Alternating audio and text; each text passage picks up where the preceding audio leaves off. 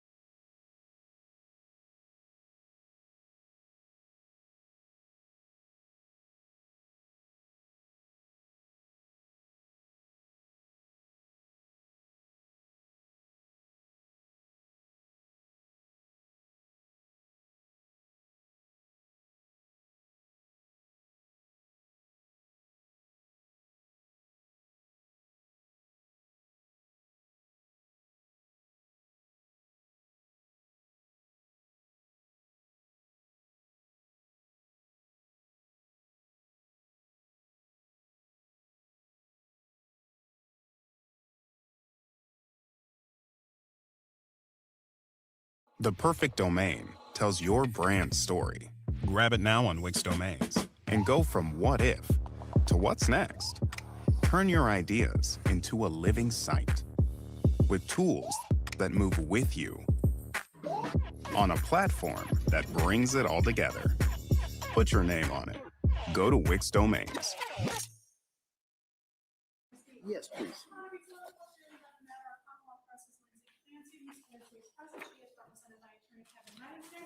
The Commonwealth is represented by Assistant Well, good morning, everyone. Good morning, Council. Good morning. Morning, Ms. Clancy. Before we get going, we may have a little bit of a delay actually starting at this point through no fault really of anyone. So I just kind of wanted to come out, so maybe we go sidebar, kind of talk about what the schedule is, and just so everybody's aware that we're trying to get this moving. So, Council.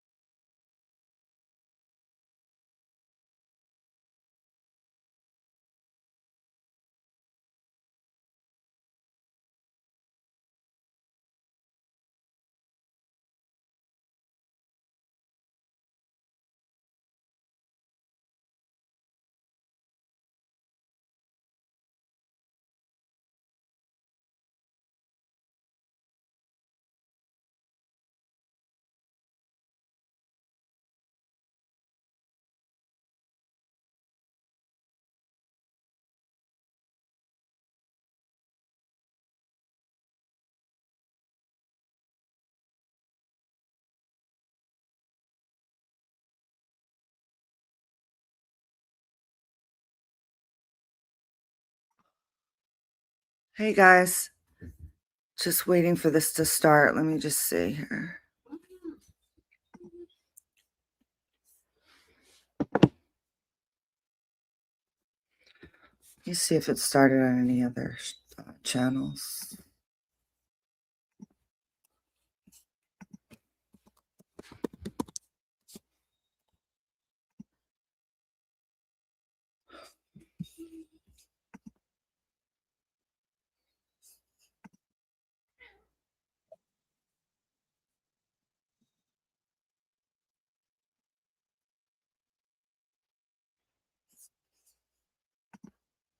Okay, it just didn't start yet, so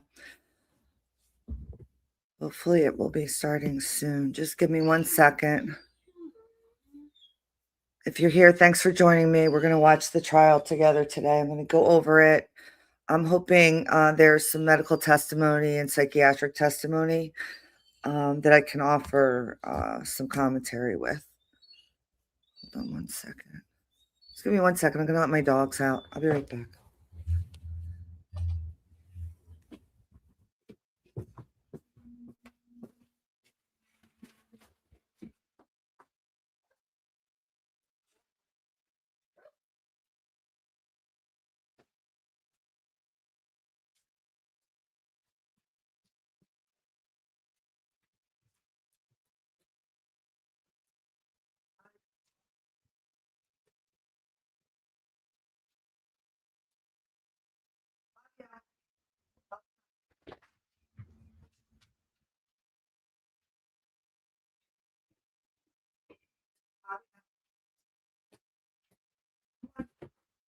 Hey, no. No. Come on, let's go.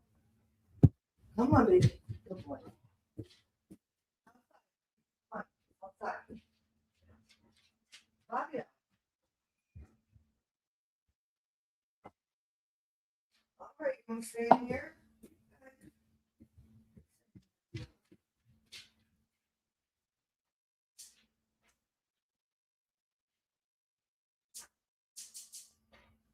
There's no food right now. Wait for your to come. Wait. You're gonna have to wait. Okay. Luckily, the dog did not drink my coffee. Sometimes he tries to do that, though. Hey. Okay, cutie. All right. Oh my goodness. All right, lay down. Come on, lay down. Come here. You silly boy, you, huh? You a silly boy. All right. No.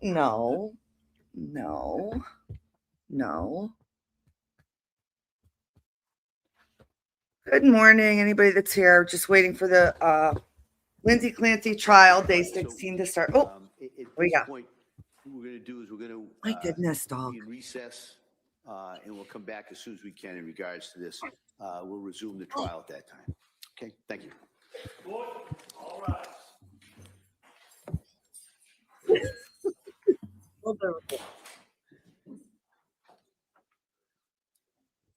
Oh, hey, what does he mean? He got here. What are we going for break for? Huh.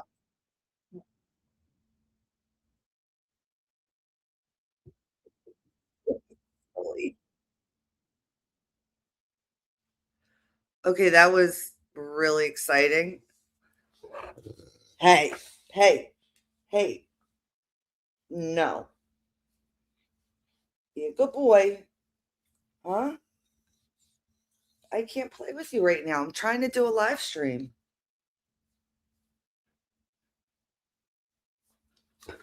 Hey, good morning. How are you, Eric? I'm getting beat up by my dog. Owie. That's not nice, Fabio.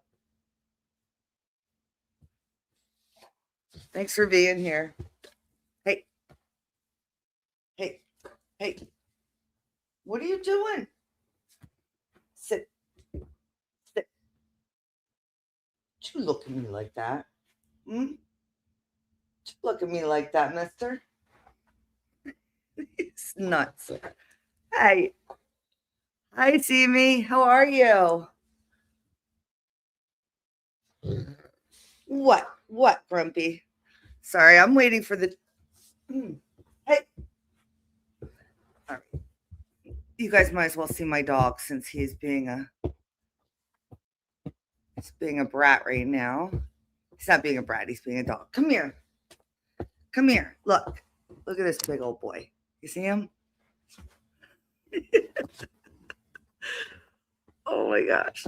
Oh, he and my parents' dog are the ones that got into a fight last time. So hey. All right, sorry guys. Let's see what is going on with this trial. What is taking so long? All right, I guess they're not started yet. Pause, right. I'm good. I'm a little tired. I had a kind of a really rough day yesterday. I had to drive up to the Catskills area in New York, and it was oh my goodness. Hey, Fabio, what is going on? He doesn't like strangers very much, I guess. Stop. Yeah, he is he's actually 1 year old, and I guess Great Danes continue to grow up until, up until they're 2. So I'm really interested in where they're going to pick up today. Do you guys remember who was on the stand last yesterday? Let me see. I'm going to add this back to the screen. I can find. I'm going to minimize myself. There we go. All right, let's see. I wasn't able to watch as much of it as I wanted to yesterday, but I did get to watch some of it. And I heard Dr. Lapasato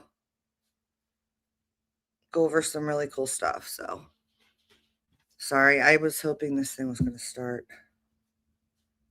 What the fuck is going on now?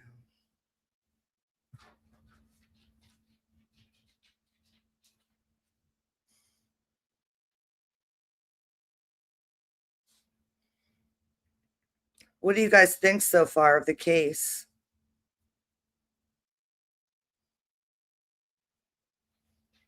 Good morning, everybody. It is Wednesday, and I think there was more. So Smith's probably like the worst example. I don't. What do you guys think so far of the case? Do you have any But like questions or thoughts on it? possible that you could feel compelled to act or be in some. Okay.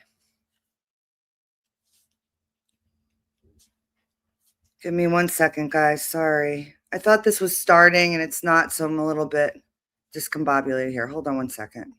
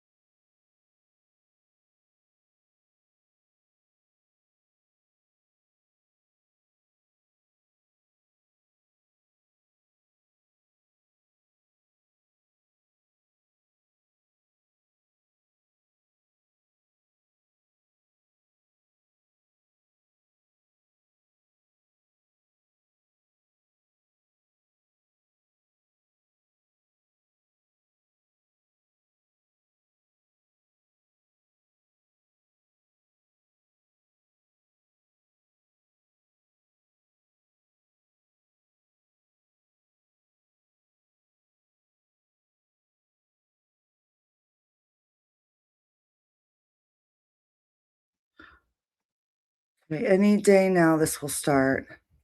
Holy shit.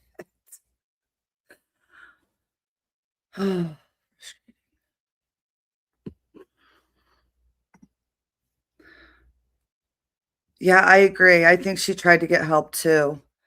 Um, from everything we see, she tried every possible way she could to get help.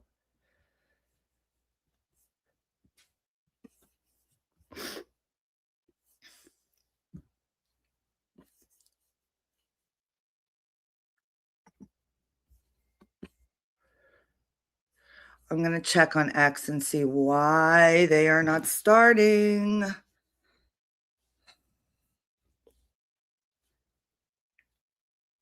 Maybe they'll give us an explanation.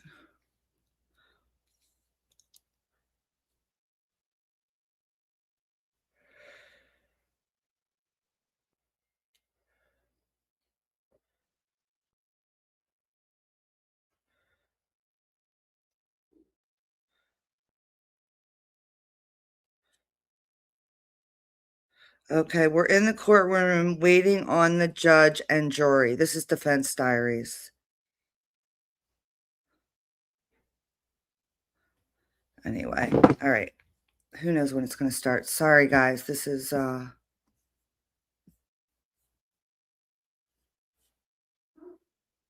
What did you guys think yesterday about when Dr. Lapasato was questioned if murder or killing was a mortal sin?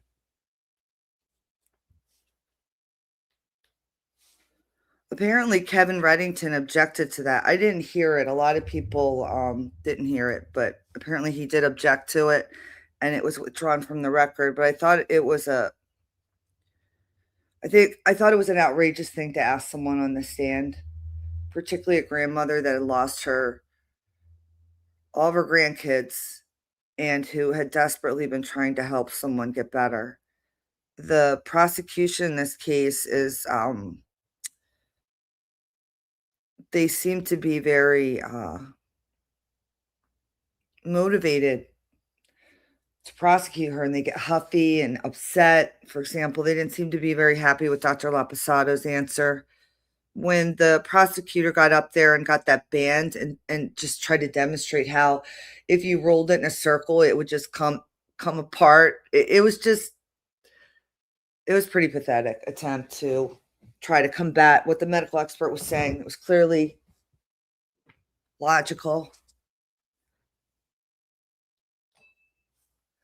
Yeah, that's what I felt like too.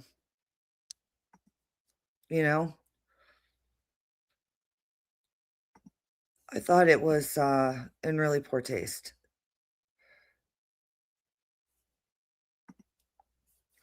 So,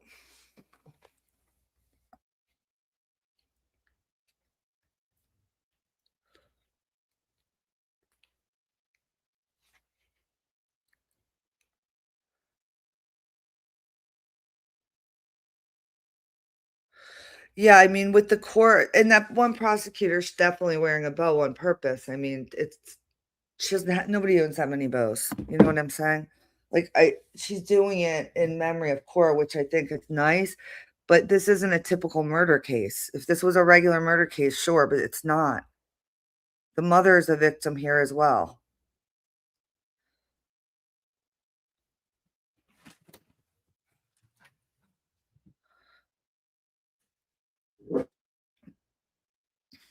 Do you guys believe she had a psychotic break?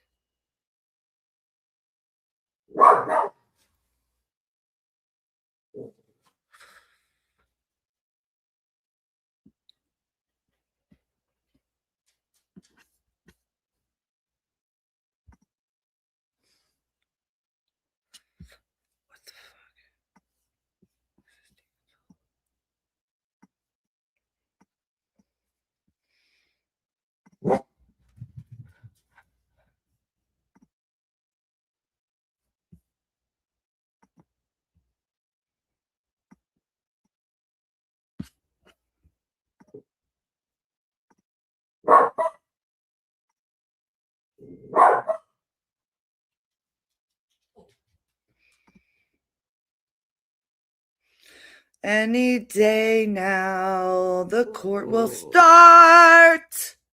Any day, these mofos will come in. My goodness, Winston. Ooh. What? No, you're not going to go outside to start a bunch of crap with the neighborhood dogs so everybody starts barking. Some people don't want to hear barking dogs every day, Winston. All right, I'll be right back, guys. Sorry. I didn't really have anything planned because I thought court was just going to start. Hold on.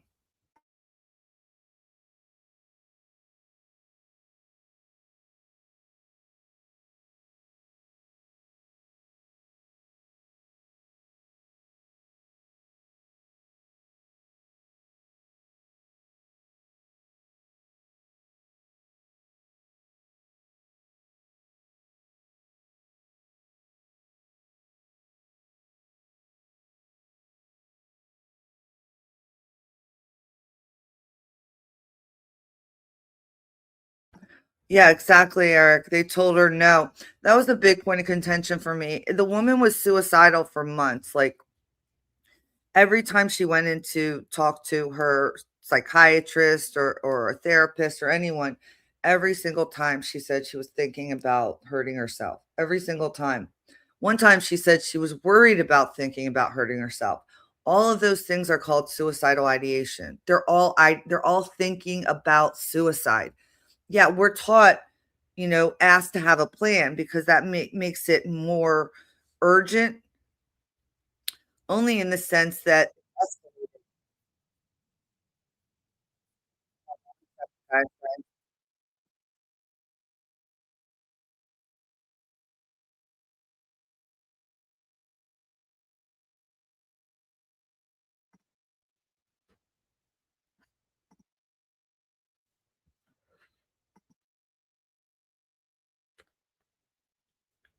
that was weird. I don't even know how I just had a commercial on there. That was super weird.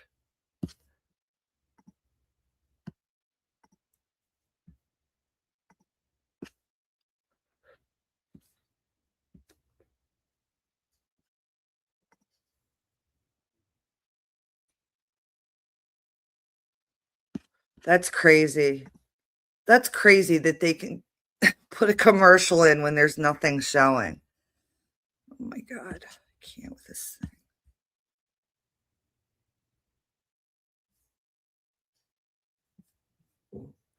Any day now, the court will start. Any mofo day.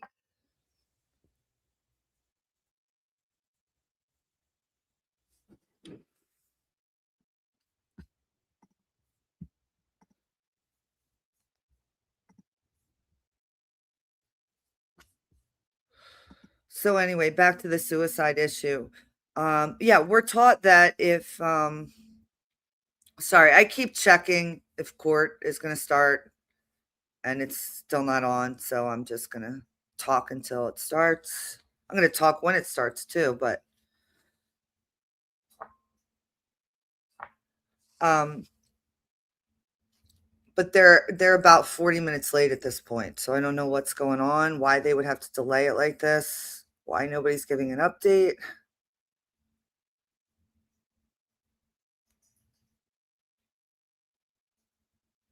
My goodness. Anybody tweeting about it? What's going on here?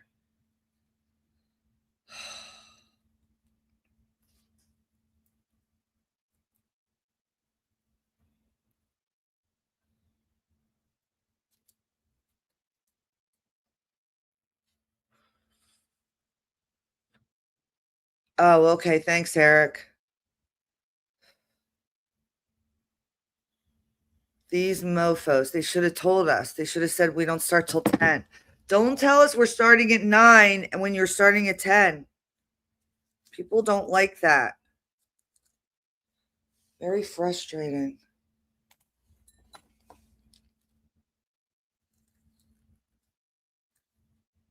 And this judge sounds like Spicoli from Fast Times at Ridgemont High. He's like, and yeah, today, guys, like, just gonna ask you a few more questions. You know, the 3 questions. Has anybody talked about this case over the weekend? He sounds like a surfer dude. It's killing me. You know, this judge is toking up in the back. He's probably surfing right now, this judge. He's like, I gotta go catch some rad waves. I'll be right back, guys. Hey, wait. I need you to show me how to convert a Word doc to a PDF again. Seriously? You know, it'd Make be sure you faster if show I a use Scribe to commercial. show We you how to do definitely it. need a commercial because we've been I sent you a step-by-step overwhelmed guide. by Whoa! this. How'd you make this? I just downloaded Great, Scribe, guys. clicked Thanks start, for the went through the commercial. steps, and Scribe automatically generated a step-by-step. Super important to show that commercial. Where's Spicoli? Come on, Judge Spicoli. We're ready to start, brother. You can catch the rad waves later. And then the 2 prosecutors are I'm getting The Shining is all I can say. I'm just getting The Shining. The elevator, the bow. Just getting The Shining from that. And then we have K-Red. K-Red is like, he's like a character from a movie. You know, I was up there the first week of this trial, and K-Red is like a character from a movie. He's just like a badass. He's like the ultimate badass defense attorney. Like if you need a defense attorney, you want Kevin Reddington. Yeah, and his truck does say NG on the back for not guilty. And apparently he has tattooed. Look, I got bedhead today. I'm a mess, guys. I'm a total mess here. No, I don't believe that at all. I think that's a complete, and I'm the queen of conspiracies, and people want to have their ideas. I'm all for it, but I think that takes away from what's actually happening in this case. Um, and I also don't find it plausible. I mean, I've heard all the reasons why people think it can happen. Like he allegedly changed his shoes and there was 15 minutes longer in the parking lot and stuff, but none of that makes it more likely that he committed this crime. It doesn't. Like what happened to his, if he did all that, if he cut her, what happened to all his bloody clothes, right? And how did he get her to land perfectly on her head so that she would get that fracture go down her spine? No, that's somebody that jumped out the window and tried to kill themselves, So none of it makes sense. Also, why would he do it? Like, why would he do it? There's you could do it so many other ways than that. Like, that's a really elaborate plan. If you're Patrick Clancy and that's what your plan is, you're not that bright because there's so many easier ways to do that shit. Also, why is he getting his new wife involved? There's like this theory because there's a new wife and she looks like her, which she does. She absolutely looks like her. But, that to me means he still loves his ex. When you marry someone new and they look like your old person, it's probably because you're still in love with the old person. So it doesn't make any sense to me. Um, there's a lot of weird things, but I think, now that I've looked at enough cases and just enough anything, look into anything, and there's going to be weird things that show up. There's going to be weird coincidences and things like that. But show me any evidence of it. I'm willing to look at evidence. I just don't see any. I see a bunch of conjecture and people trying to make fetch happen by stringing together things that are pretty meaningless, if you ask me.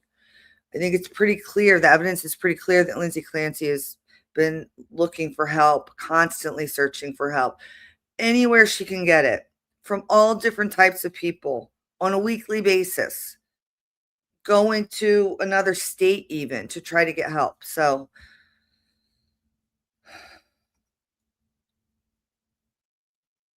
yeah, he came home and then he threw her out the window. It's not a bad thought, but I still don't believe it. I just don't. I think that it would be tough, not impossible. I think it would be tough for her to land on her head that way.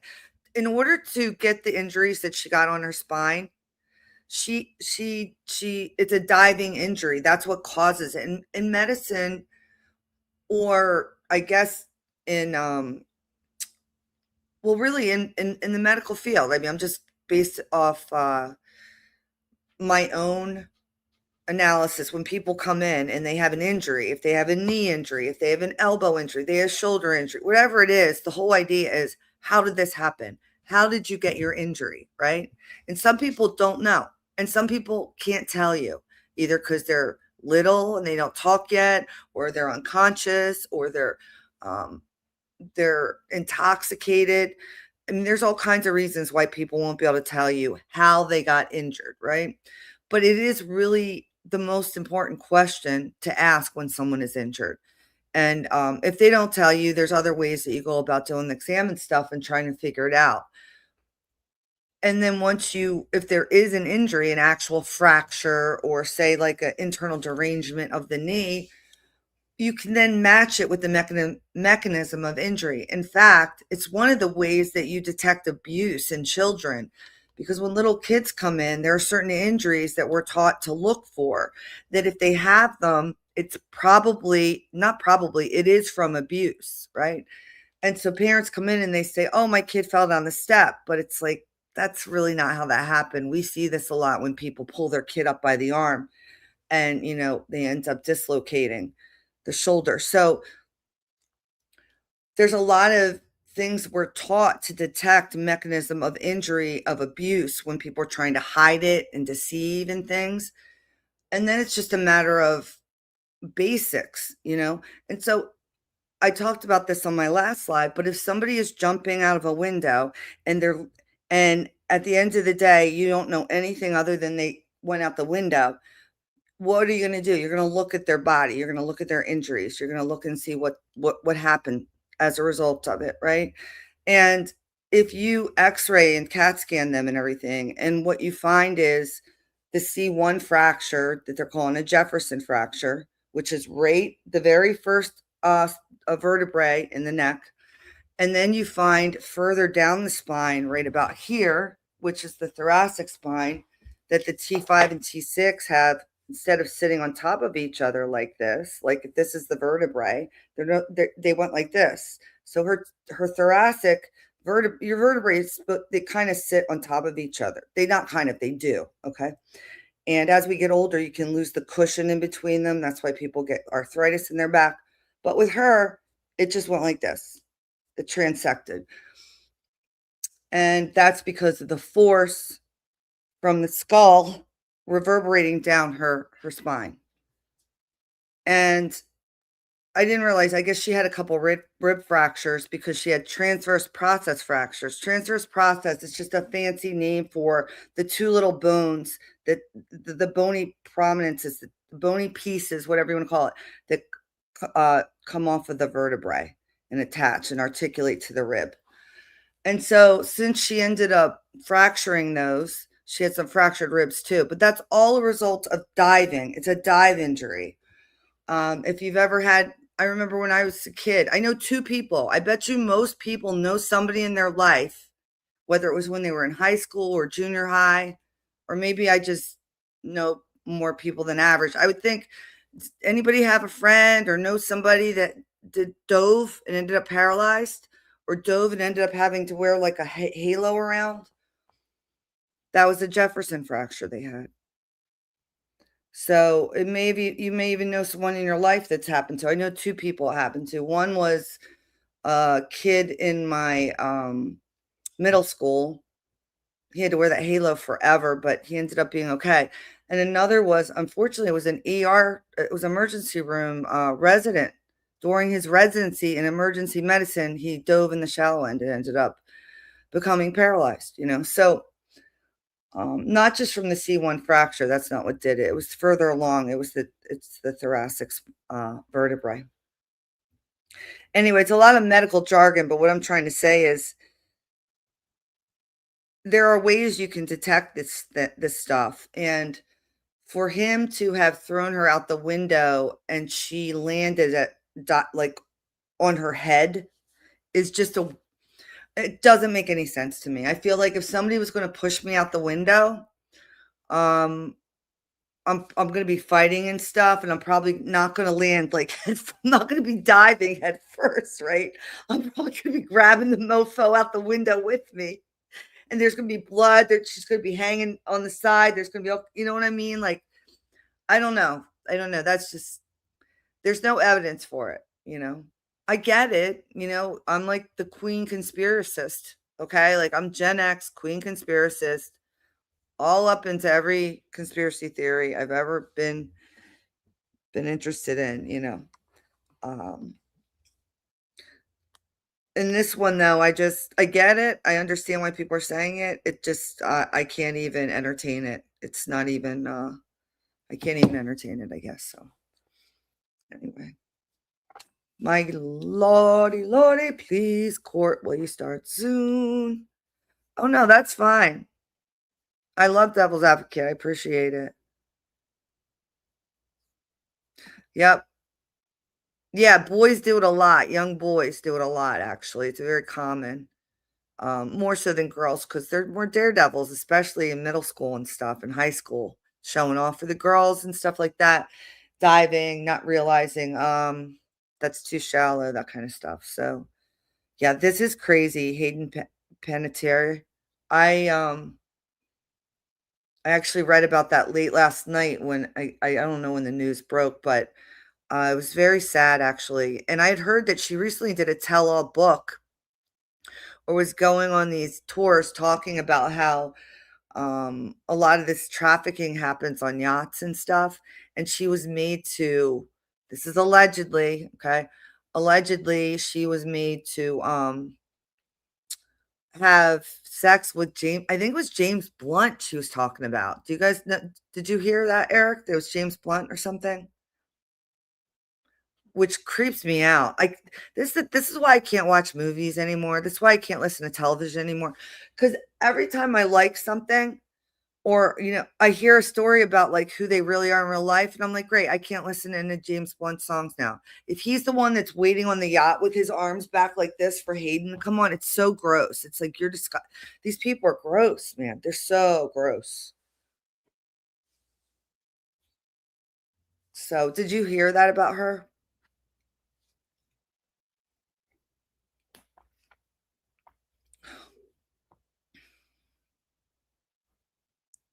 That's crazy.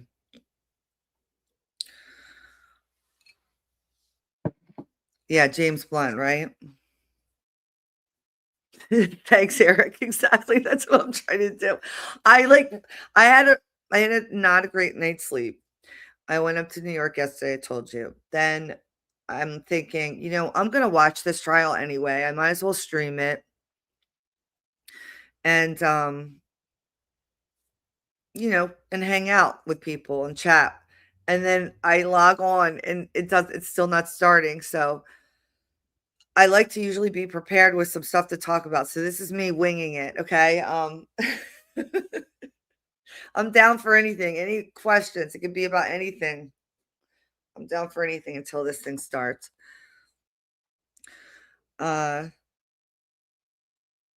Did anybody else hear there's going to be a standout on Thursday, which is tomorrow?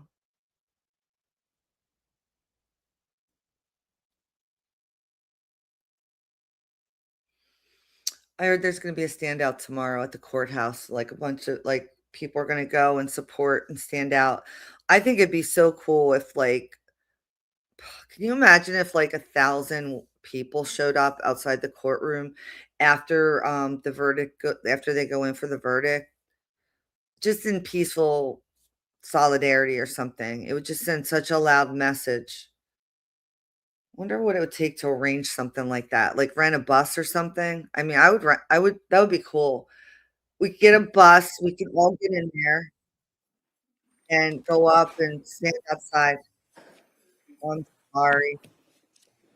All right, Back in session, you may be seated. here we go, guys.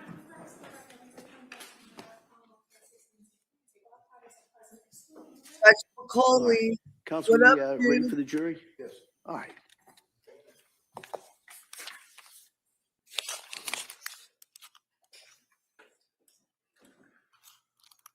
Hey, Red.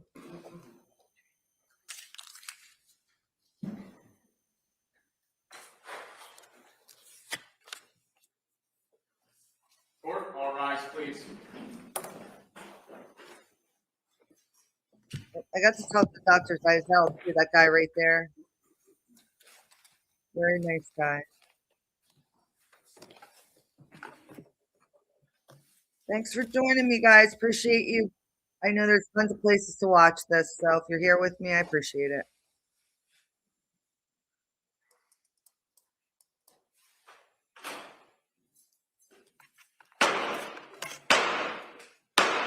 Yay. All persons having anything to do before the Honorable William Sullivan, Justice of the Superior Court now sitting in Plymouth, before the Commonwealth, draw near, give your attendance, and you shall be heard.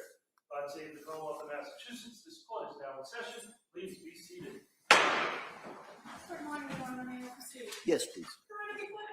We have the continuation of the jury trial in the matter of Commonwealth versus Lindsay Clancy.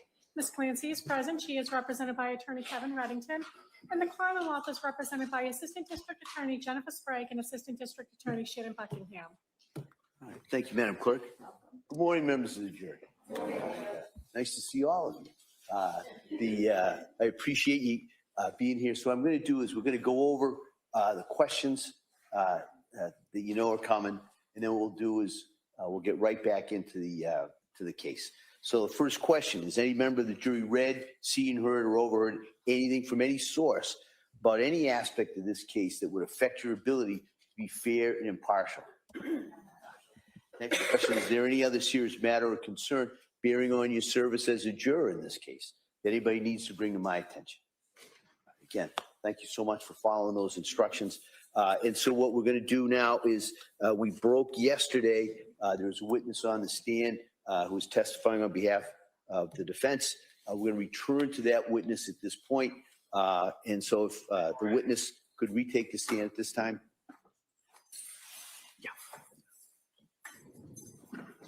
Dr. Zeisel, I spoke with him a couple times when I was up there last week.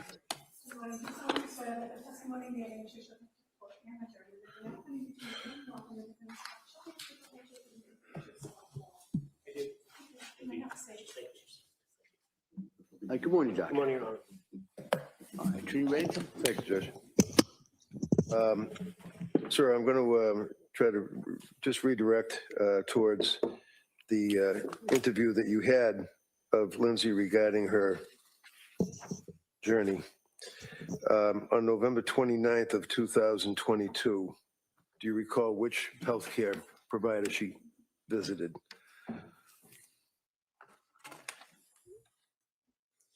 I believe that Ms. Clancy saw Ms. Gelada for treatment. That'd be nurse practitioner Gelada? Yes. Do you know what she complained on November 29th that her symptoms were? She was having issues with unstable mood, depression, and psychotic symptoms of disassociation. Did she also, on that date, November 29th of 22, complain that she had what is referred to as a flattened effect? Yes, and that was also paired with derealization. And what does that mean? That an individual experiencing derealization. Ugh.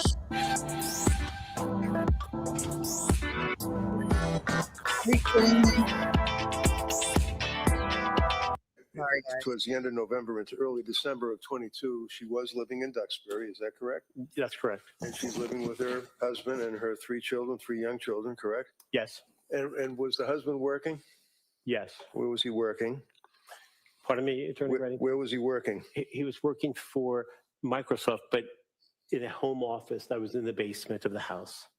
And she's obviously taking care of Callan the infant and Dawson and, Cora.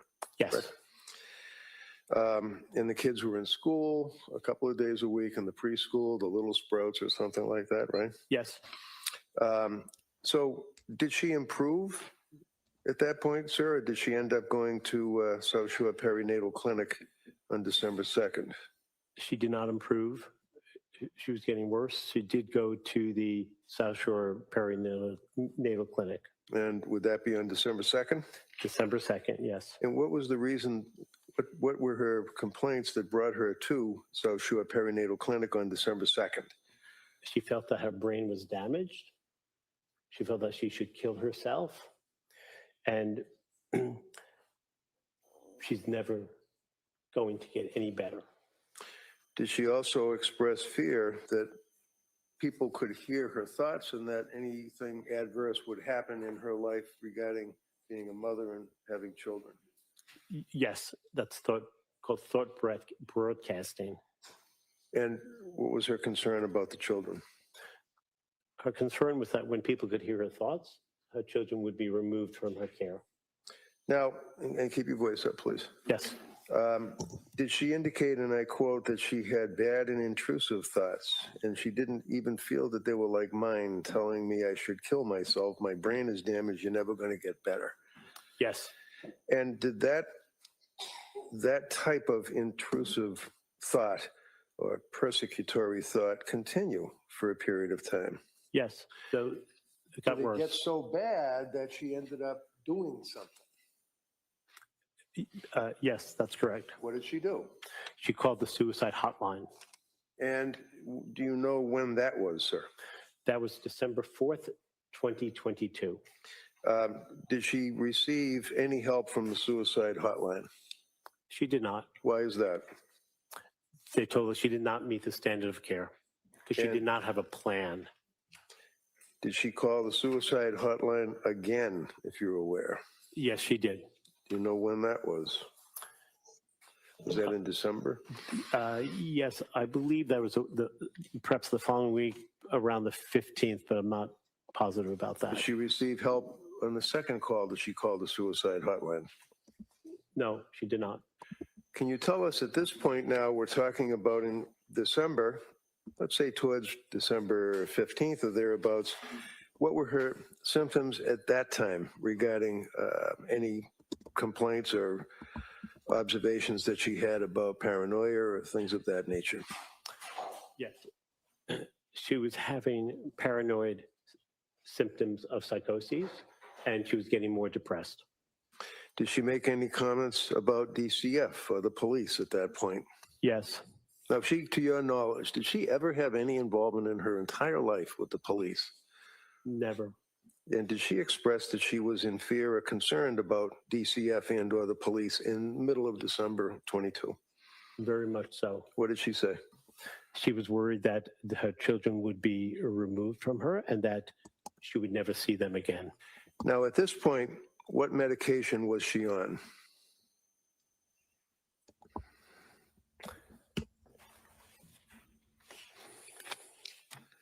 First paragraph, page 9.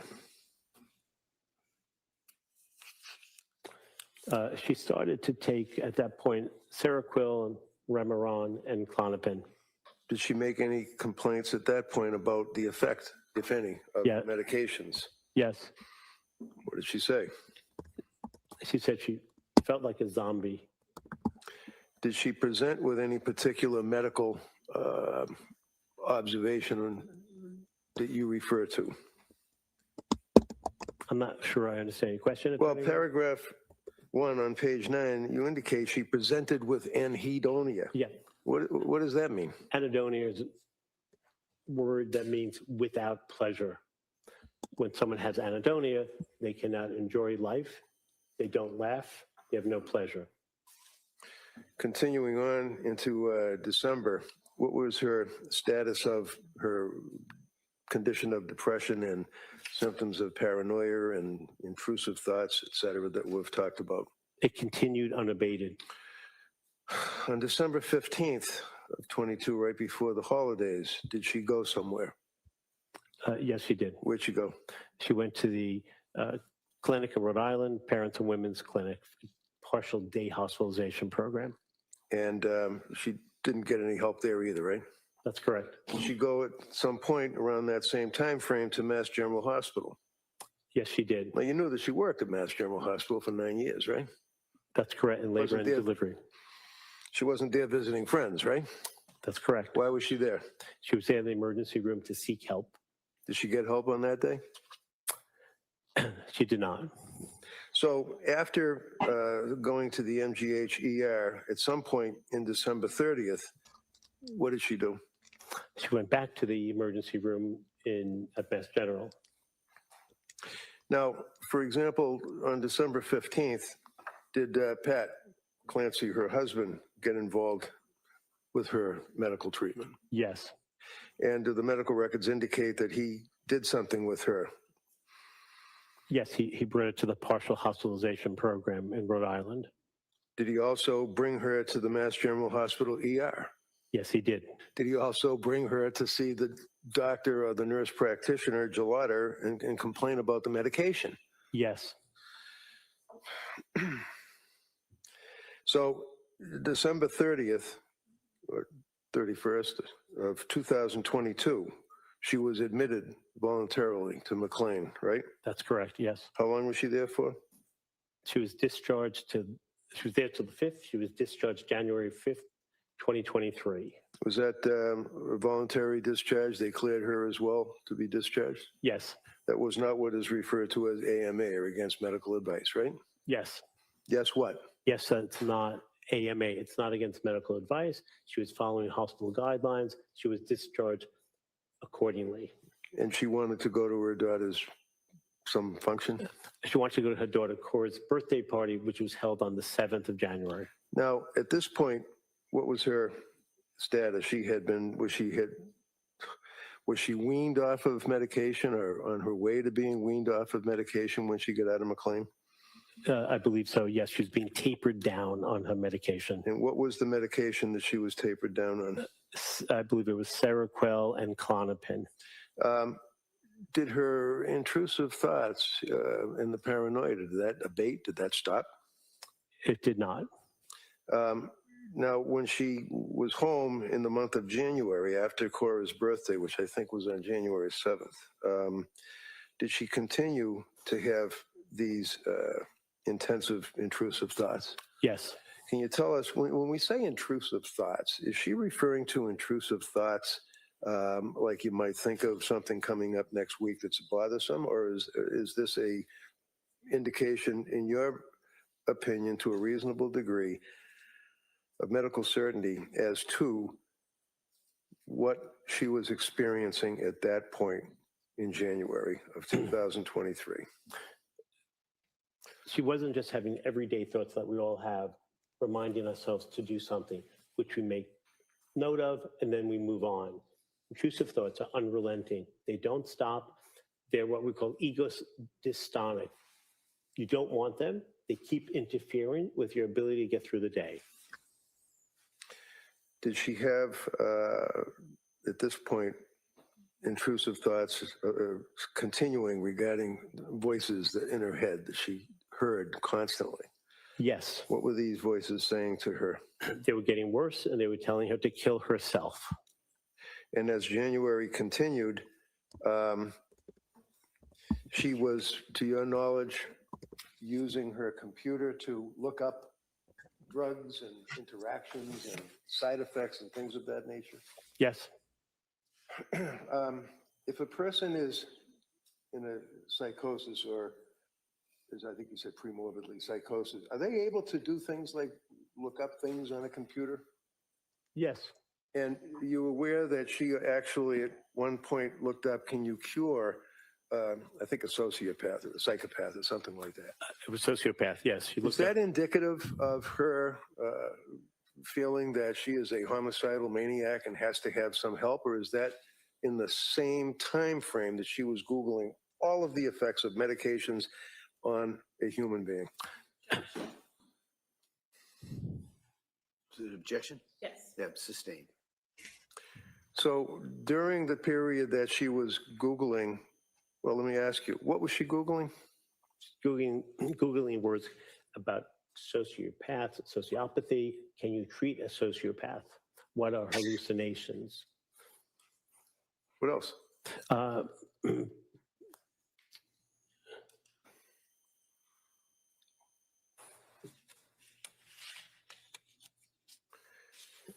Bear with me one moment, if you don't mind. Well, you had a chance. Did you look at the Google searches that she had Yes. done that's in evidence, and the jurors were able to look at it? Yes. Did she continue to Google the effects of medication, psychosis, numbness, heaviness, unable to, things like that? Yes. All things that were related to the way And if she a was person feeling. is in a psychotic state, are they able to continue to Google and use a computer to look things up? Yes. They're able to use a phone? Yes. They're People able- who are in that state can do things that they've done before. New tasks may be difficult, like changing a tire. But if you looked up things on the internet, you can look them up again. If you drove a car, you can drive a car. Now, the morning of January 24th, I believe she went somewhere. Is that right? Yes. Where'd she go? She's taken her daughter to a pediatrician, a standing pediatrician appointment. And is it your understanding, to a reasonable degree of medical certainty, that a person who's in a psychotic state is able to drive a car for a short distance, go to an appointment, and interact and talk to people? Yes, they can do everyday tasks of living. So the fact that she's not talking about the unicorns in the corner, and she's not slurring her speech, and she's not unable to walk, to your opinion, to a reasonable degree of medical certainty, does that mean that she's not in a psychotic state? It does not. Would you tell us, after she took Cora to the doctors, and the jurors have had a chance to look at the exhibits, there's photographs between her and her husband, Pat, back and forth. In the afternoon, what did she do? She built a snowman in the backyard Did with she two of her kids. later in that day Google directions to a restaurant, 3V restaurant? Yes. Is that something that a person can do when they're in that type of a state? easily. Did the Yes. voices or the intrusive thoughts to your interview and your understanding abate or stop at that point on January 24th? No, Did they continue? yes, And did she communicate by text with her husband about getting dinner and getting something from CVS? yes. And what was it? Was it Pedialyte? Pedialyte or Flexilax, it's a stool softener for her child. And that's something that was prescribed by the doctor, right? Yes, Does that make sense that if somebody is in a state where they're having these symptoms, that they're able to remember that the doctor wanted the child to have Pedialyte and she tells her husband to get Pedialyte? yes, it does not interfere with that type of everyday living.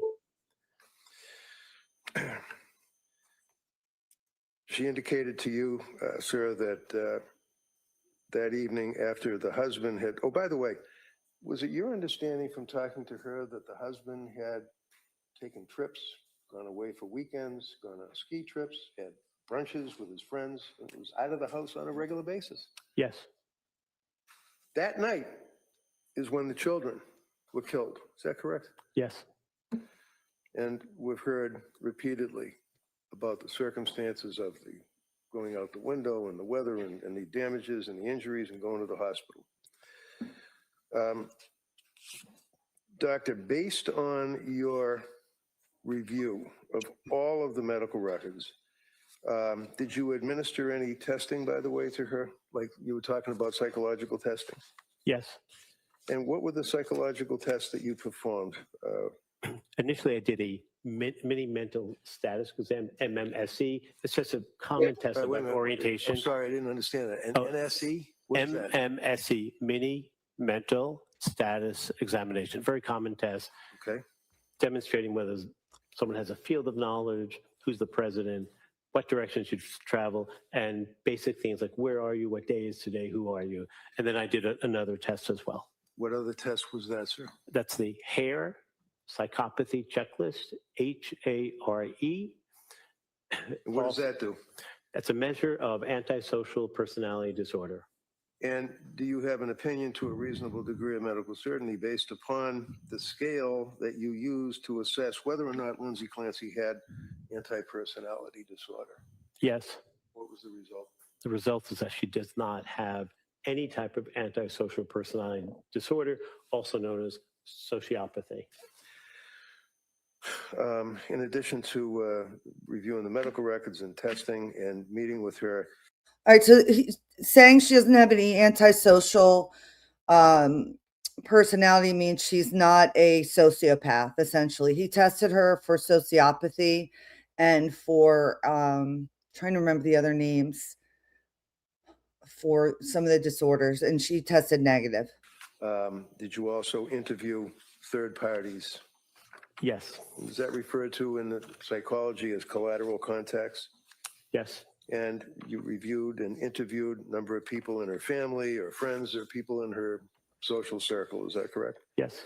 Can you tell the jurors, sir, to a reasonable degree? Well, let me ask you this. Are you familiar with Mass General Hospital doing a major research program on postpartum psychosis? Yes. And did they publish an article, a significant article regarding the circumstances, symptomology, and things of that nature of postpartum psychosis? Yes.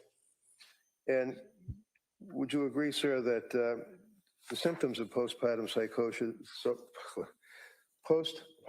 psychosis would be depression? Is that one? Yes. Did Lindsay, to your opinion, have depression? Yes. And were there indications from your review of the medical records that she felt low, flat, tearful, emotional, crying? All of those things. Yes. Did she also express anxiety, feeling tense, nervousness? All of those things. Yes. Did she also express feelings that she was withdrawn, not able to socialize with people, wanting to talk or be near others? All of those things as well. Yes. She indicate that she felt tired, heavy, without energy? Absolutely. Yes. Did she indicate that she was having a harder time taking care of her children? Yes. Did she indicate that she was having issues regarding personal hygiene, not bathing, things of that nature? Yes. Did she indicate that she had severe confusion in actually hearing or seeing things that aren't there? In her case, it would not be seeing, that would be visual hallucinations. But did she complain of hearing things that weren't there, hallucinations? Yes. Welcome to Wix Harmony. Take the speed of AI and pixel level control to go from words. In a disassociated state Yes. out of reality. Yes. Did she indicate that, did you observe that there were circumstances where she exhibited increased energy, activity, productivity, otherwise known as hypomania? Yes.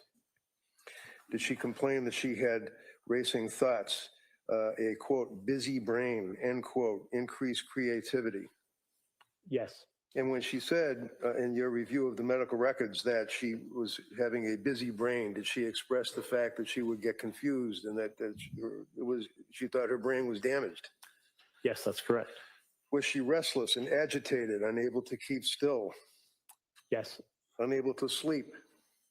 Yes, extremely unable to sleep. So can you tell this jury, sir, in your opinion, to a reasonable degree of medical certainty based upon all of what you have reviewed, all of what we have talked about, all of what you have considered, as to whether or not at the time of this incident resulting in the killing of these 3 little kids that she was suffering from a mental disease or defect, such as that she lost substantial capacity to appreciate the wrongfulness of her act, or in the disjunctive, was unable to conform her conduct to the requirements of the law? Yes. Tell the jury what your opinion is, please. My opinion is that she did have indeed a mental disease or a defect. That's a legal construct, not a DSM-5 one, but she had bipolar disorder with postpartum psychoses. In addition, she was unable to conform her behaviors to the rule of law, and she had no appreciation for the wrongfulness of her act. Thank you, sir. You're welcome. Oh boy, here comes right, the Kamal. prosecutor.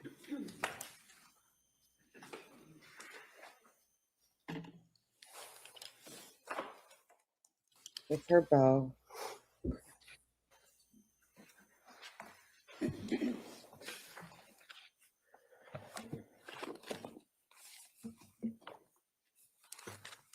Good morning, sir. Good morning.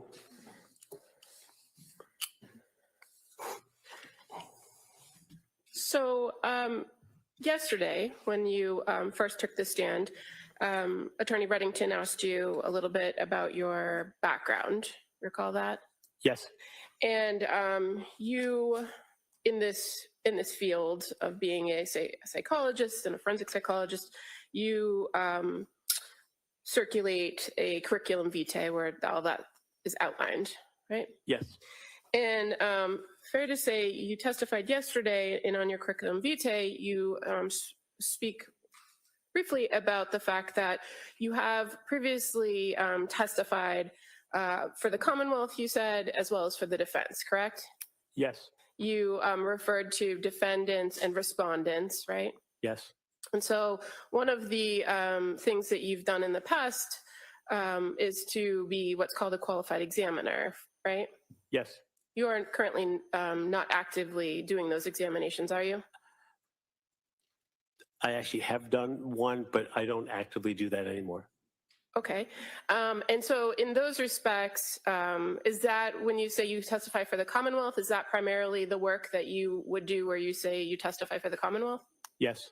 And in those evaluations that you do, is it fair to say that you're actually an independent contractor with a company that contracts with the Department of Correction on those cases? Those are what qualified examiners are. That's correct. That's how you become a qualified examiner through the DOC. Right. And but an examiner, a qualified examiner, is retained or takes work in doing evaluations in order to perform independent assessments, are they not? Yes. So they're not hired by the Commonwealth. They are, because the company that retains the qualified examiners is hired by the Commonwealth, and these forensic psychologists are then appointed cases to do these types of examinations. So it's under the big umbrella of the Commonwealth. So yeah, big umbrella Commonwealth, meaning Department of Correction, an agency that What is is she under trying the to seal of argue the this Commonwealth of for? Massachusetts. But as far as when we talk about Commonwealth, like Commonwealth versus Lindsay Clancy, that's the prosecution. In those proceedings, the Department of Corrections sometimes is the moving party, right? Yes, And sometimes it's the district attorney's office who's the moving party. yes, But it's never the defendant who's the moving party. never. And in those types of proceedings, sometimes if you opine a person is what they call sexually dangerous, you would testify for the Commonwealth, right? Yes, And if they're not, or if you find that they're not sexually dangerous, you'd testify for the respondent. yes, we're neutral. So you're not Testify with the testifying facts. for the Commonwealth. Yes, you are, You're because in- if you're as in the hired, prosecution, Oh my God. you're testifying under the big umbrella of the Commonwealth. I think it's a matter of semantics, because if you do an evaluation and you render an opinion that this patient is sexually dangerous, What do you guys think about the argument she's trying to make? I think that Reddington basically had said, was saying this guy typically, talks or supports the Commonwealth's case, but in this case, it's Lindsay. And I think she's trying to discredit that aspect, but whether I can't. Her logic is so, they don't have a case. So this is what they're going to pick apart. when you testify, you are working with the district attorney's office and you review your case with the DA. And the way I see it is that you're testifying for the Commonwealth as an independent examiner, but on that day, you're testifying for the Commonwealth or that DA's office. And you haven't done that work in closely a decade, fair to say. No, that's not true. Well, pre-pandemic, correct? That's not true. So when was the last time you testified for the Commonwealth, meaning the prosecution, in an SDP proceeding? So I was assigned a case through Suffolk County, the Sexual Dangerousness Unit, by ADA, Kelly Ryan, Kelly. And I did that evaluation on July 2nd, 2026. And have you testified at a probable cause hearing for that? No, I wrote a report which was in lieu of testifying. Where you opined that somebody was sexually dangerous? Yes. Okay. Fair to say, though, the majority of your work here in Massachusetts over the last few years is contracted with the Committee for Public Counsel Services, correct? Yes. And for the fiscal year of 2024, you were paid by CPCS in the open checkbook for approximately $340,000 worth of time and work. That's about right. We get paid a fixed rate. It's a government rate that's assigned to all examiners. And for the fiscal year of 2025, it was approximately $300,000 that you were paid through the Committee of Public Counsel Services. That sounds about right. You also indicated yesterday that you have known Attorney Reddington for a number of years, correct? Yes. Fair to say you've done quite a bit of work with him over the years? That's an expansive term, but It I just work with requires him. a yes or a no. Yes. And you've also testified that you have your doctorate in clinical psychology, right? Yes. And you testified yesterday, or you told us a lot about your military experience, but as you sit here today, you are not a prescriber of medications here in the Commonwealth, are you? I am not.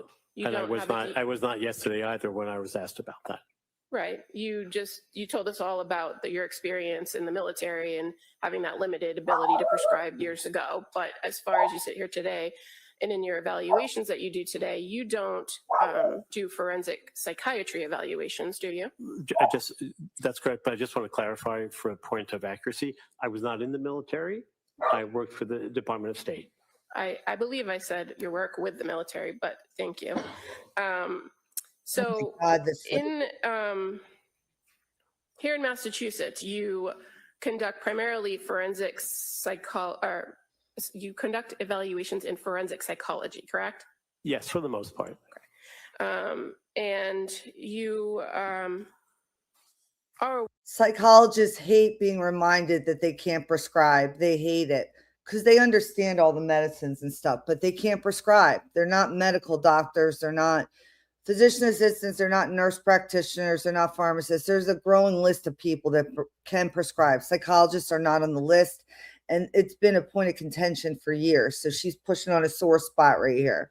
aware that there are particular standards for forensic psychologists working within the criminal justice system, right? Yes, but just to be a little more clear, forensic psychologists such as myself also work for police departments doing evaluations for fitness for duty. So although they're law enforcement, they're not engaged or accused of any criminal activity. Well, I'm referring to your role when you come into the court and you testify as you are today as a forensic psychologist. That's what I'm referring to. You're aware that there are particular standards in place by the ABA criminal justice, mental health standards is one of them, right? You're familiar with that? Yes. And you're familiar with the American Psychological Association specialty guidelines for forensic psychology? Yes. And fair to say that with those standards, they're not required, but people are encouraged to follow them, right? I think that's fair to say. And the criminal justice, the ABA criminal justice mental health standards actually identify the different types of roles that forensic evaluators have in the criminal justice system, including evaluating, consulting, and treating, right? Yes.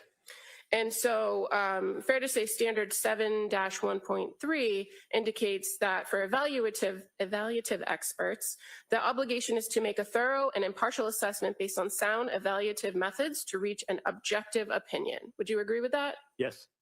And so, again, in the American Psychological Association specialty guidelines, section 1. What is your point, lady? What is your point, lady? Forensic practitioners strive to be unbiased and impartial and avoid partisan presentations of unrepresentative, incomplete, or inaccurate evidence. Would you agree with that? Yes. What is this lady's point? Can you get to the point? Is that a standard you strive to follow? Yes. Okay. In this case, you indicated that you've been with the case since February 4th of the year 2023, correct? Yes, 41 months. And you've authored a report, you said, in June, I believe, of 2026, correct? Yes. But you've also offered other reports or updates of the defendant's condition over the years. Is that fair to say? Yes. And you provided a report, an update, I should say, in July of 2025. Yes. Do you recall that? And in that report, you identify that as of July 23rd, 2025, that the defendant was residing at Tewksbury Hospital. Do you recall that?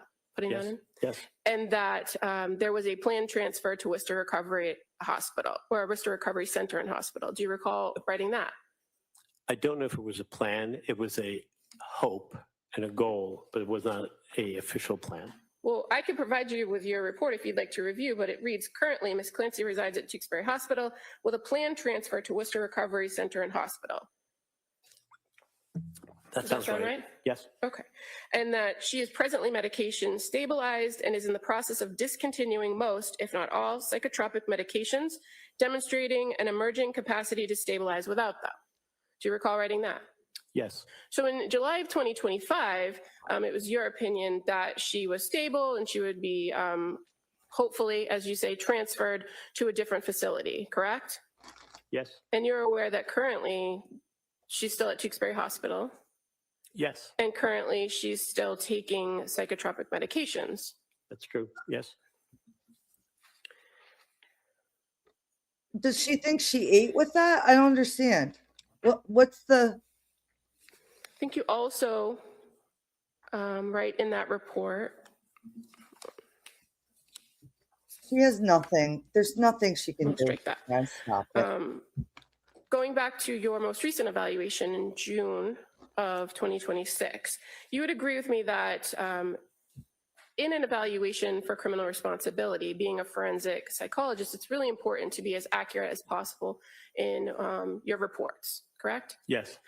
You want to make sure you get the facts right, right? Yes. Because your evaluation is not just based on what you learn from the individual you're evaluating, but also an independent review, an unbiased review of the records of the facts. Is that fair to say? Yes. Okay. So in your report, you indicate that the period of evaluation that you had with this individual is approximately 45 hours. Do you recall writing that and testifying about that yesterday?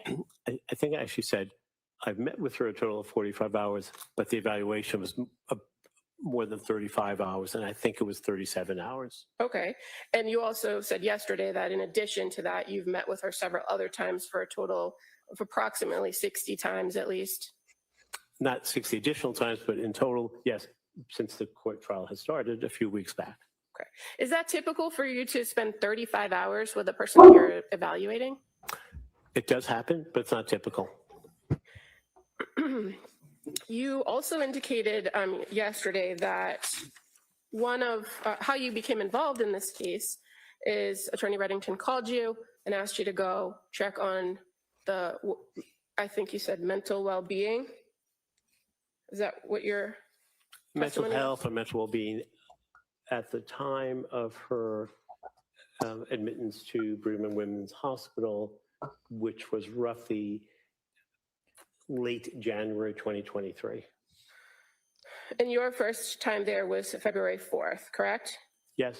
Were you examining her as a potential patient at that point? I was examining her as a colleague and friend of Attorney Reddington to see how she was faring. There was no predetermined notion whether I would be interested or willing or even offered the opportunity to take the case.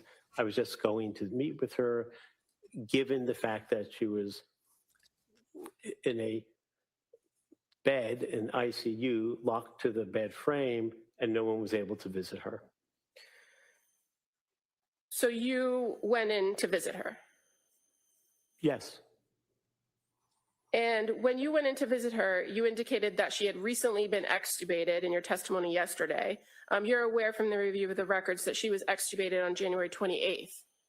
Yes. That's so recent. The difference between January 28th and February 4th, I didn't know the date at that time, but I knew she was able to breathe on her own and express And you're aware, verbal language. Yes, expressive language. You're aware that she had been communicating with staff at the hospital, including psychiatrists, right?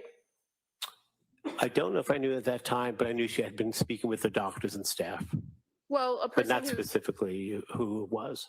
A person who goes through major trauma and is at a hospital and has made suicidal attempts, in your opinion, it would behoove the hospital to have that person Oh yeah, it would, lady. But guess what? Guess what? They miss this stuff all the time. Shaq's like, oh, of course they're going to do the right thing. talk to a psychiatrist, correct? Wouldn't that be ideal? Yes.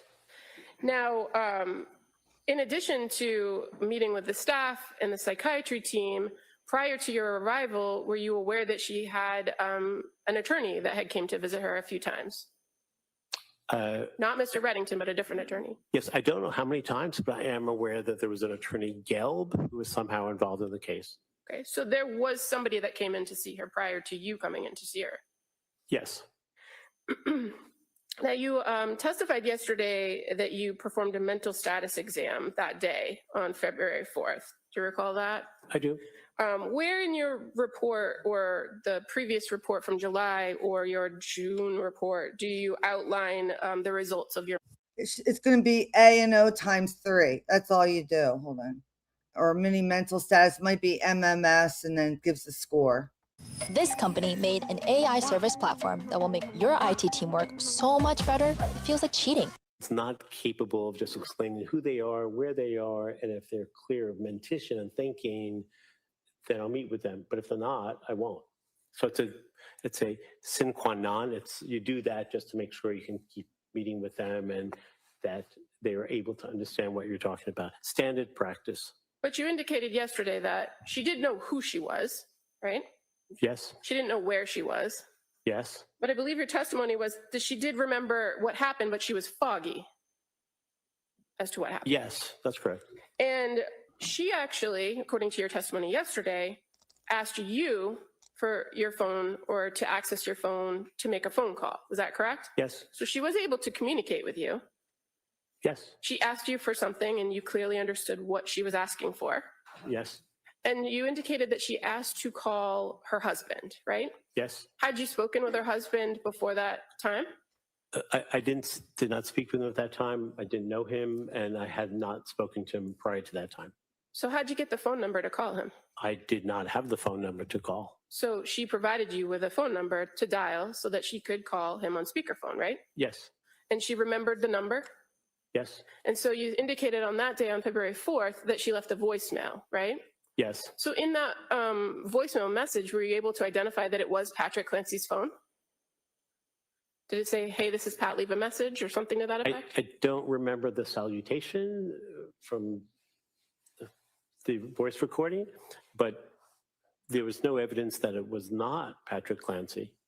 And as far as her confidence in the number, she gave it to you with no issue, did she not? That's correct. She didn't have her own cell phone to refer to, did she? That's correct. Or a pad of paper where all the numbers were written down? She didn't. You indicated that she left a message. Do you recall what the message was? She expressed a love for him, wanted to know how he was doing, and that was pretty much it. And again, you said that you didn't write down what the mental status exam was, but the fact that she was able to relay that message, was it clear and coherent what she was saying? Yes, mental status exams are multiple levels. Different things are asked. If you don't know where you are, it doesn't mean you can't have a conversation with someone. And she was able to have a conversation with you that day. Yes, Now, you said you went back on February 6th and met with her again, correct? yes, And you guys made another attempt at calling Patrick. yes. Again, did you remember the number? No, Did you have it stored in your phone? no. Did she provide you his phone number to call? Well, it was in my phone. I could just look it up in my phone. I didn't write it down. I didn't enter his name. Either she gave it to me again or I just looked it up from 2 days prior. But you don't recall, as you sit here today, which it was, do you? No, And you didn't write a report about that interaction, did you? I did not. So in this second phone call, you were able to actually hear that she was talking with Patrick on the other end, right? Yes, And at that time, when you were now second time meeting with her and having this phone call, were you aware that she had already changed her healthcare proxy from Patrick to her parents? I did not know that. Did you talk to Patrick in between the 4th and the 6th to find out if he had tried to come in to visit her? I didn't speak to him at all, so I knew nothing about what his plans or intentions were. Your testimony yesterday was that she had called him to tell him that she loved him and to see where they were at, right? Yes, That was your testimony? Meaning what, their relationship? that I made no interpretation of what that meant. She left the message and we left it at that. But in that subsequent conversation that you were a witness to where they were speaking on the phone and she told them about these voices or explained about the voices, did she ask about the kids?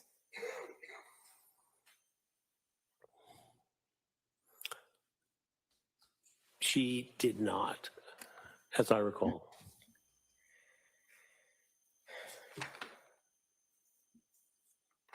Now, in all of the times over the course of the last few years that you've met with Miss Clancy, how many times has she told you since the incident that she's heard a voice currently? She has not heard voices since the event took place in 2023. And you've now testified that over the course of a period of time that she did hear voices, right? Yes. And is that based on one of these 35 hours worth of conversations you had with her? How do you know that? Well, they were collateral contacts.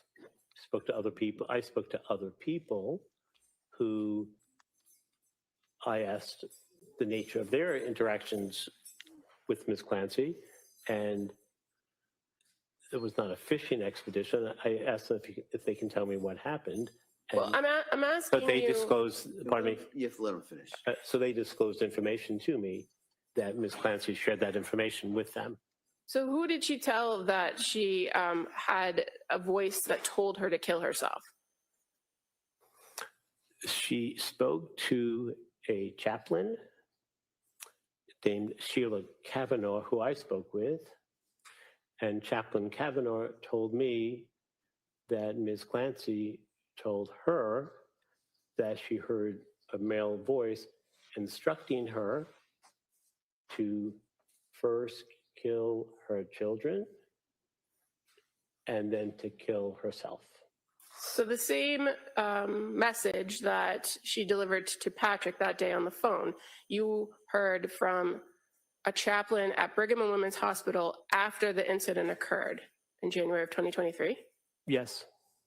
And so from all of the records that you reviewed of her treatment and all of the interviews with her family, who did she tell that she heard voices telling her to kill herself? I believe she told family members. Which family members? I believe she may have said that to her mother. She, I believe, told her husband that she felt like killing herself as well.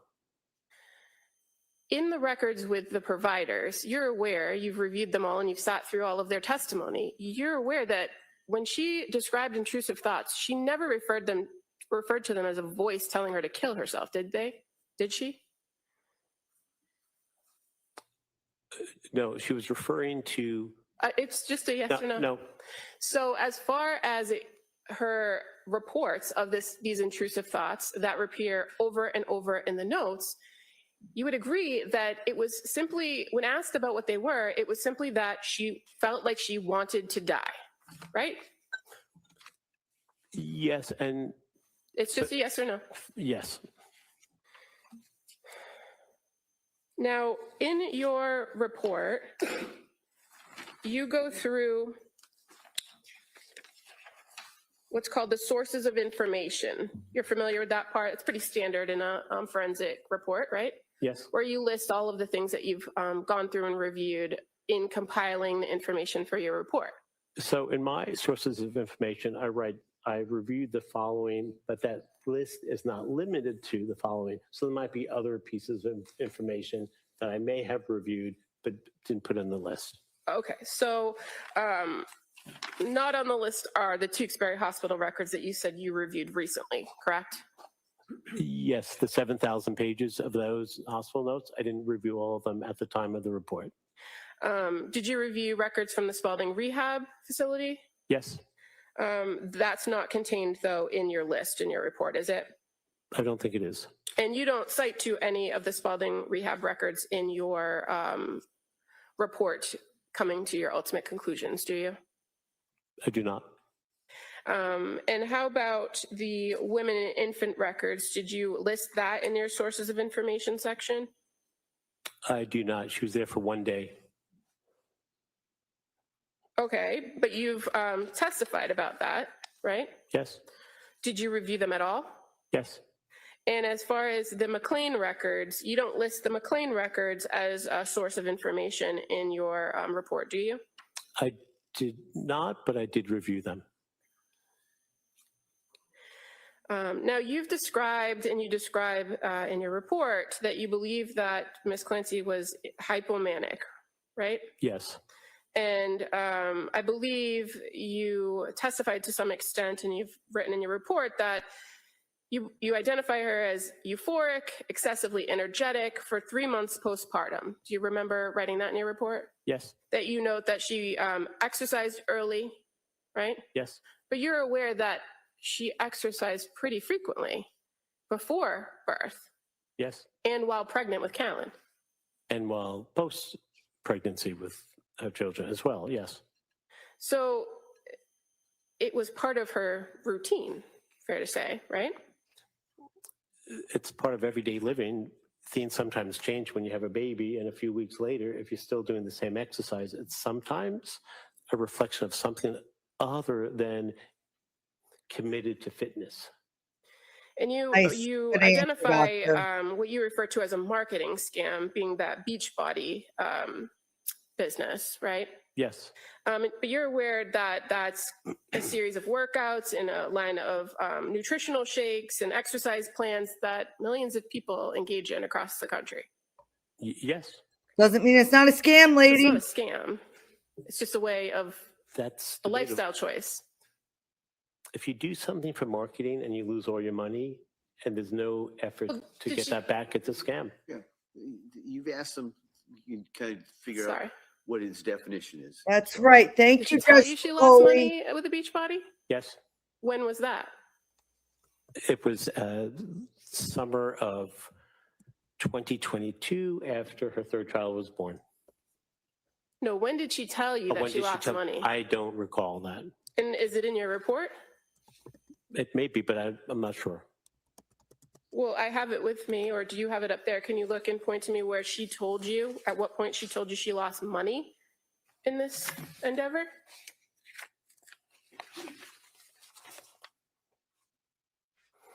I don't know where it is. If it's here, it didn't seem relevant whether she lost money in a scam after her child was born Well, in terms of the big picture of what we're here for today. you described it as a scam because you said she lost money. So wouldn't it be important to know if she actually lost money? I don't really think so. Okay. You also identify the 5-mile race that she completed. Was it a 5-mile race or a 5K race? Well, I wasn't sure which it was. I was told initially it was a 5-mile race. After my report was submitted, it may have been, with reflection, a 5K race. And you've sat in the courtroom each and every day of this trial, so you've heard all the testimony about the evidence, right? Actually, I've not been here every day, but I've been here most days, yes. You're also aware that prior to the kids being born, that she considered herself a runner, Yes. right? Yeah, but to run 5K or 5 miles, it's a difference between 1.6 or something. What's a 5K? 3.5? I forget. Either way, 5 days after you give birth, get out of here, lady. She had a treadmill at her house. She went to the gym and used the treadmill. She ran other races. Yes. Now, in your report, you indicate that I think it's ridiculous. part of the timeline of her medication and her decline is the September time period where she was prescribed the Zoloft, right? Yes. And you indicate that she had reported, and it's reflected in the records, that she increased the Zoloft, and that's when she couldn't sleep for 48 hours straight, right? Yes. And you're aware of what the instructions were, having reviewed everything in this case, what the pill bottle said as far as the plan for the Zoloft? I'm not sure specifically the incremental plan to go from 25 milligrams to 50 milligrams of Zoloft.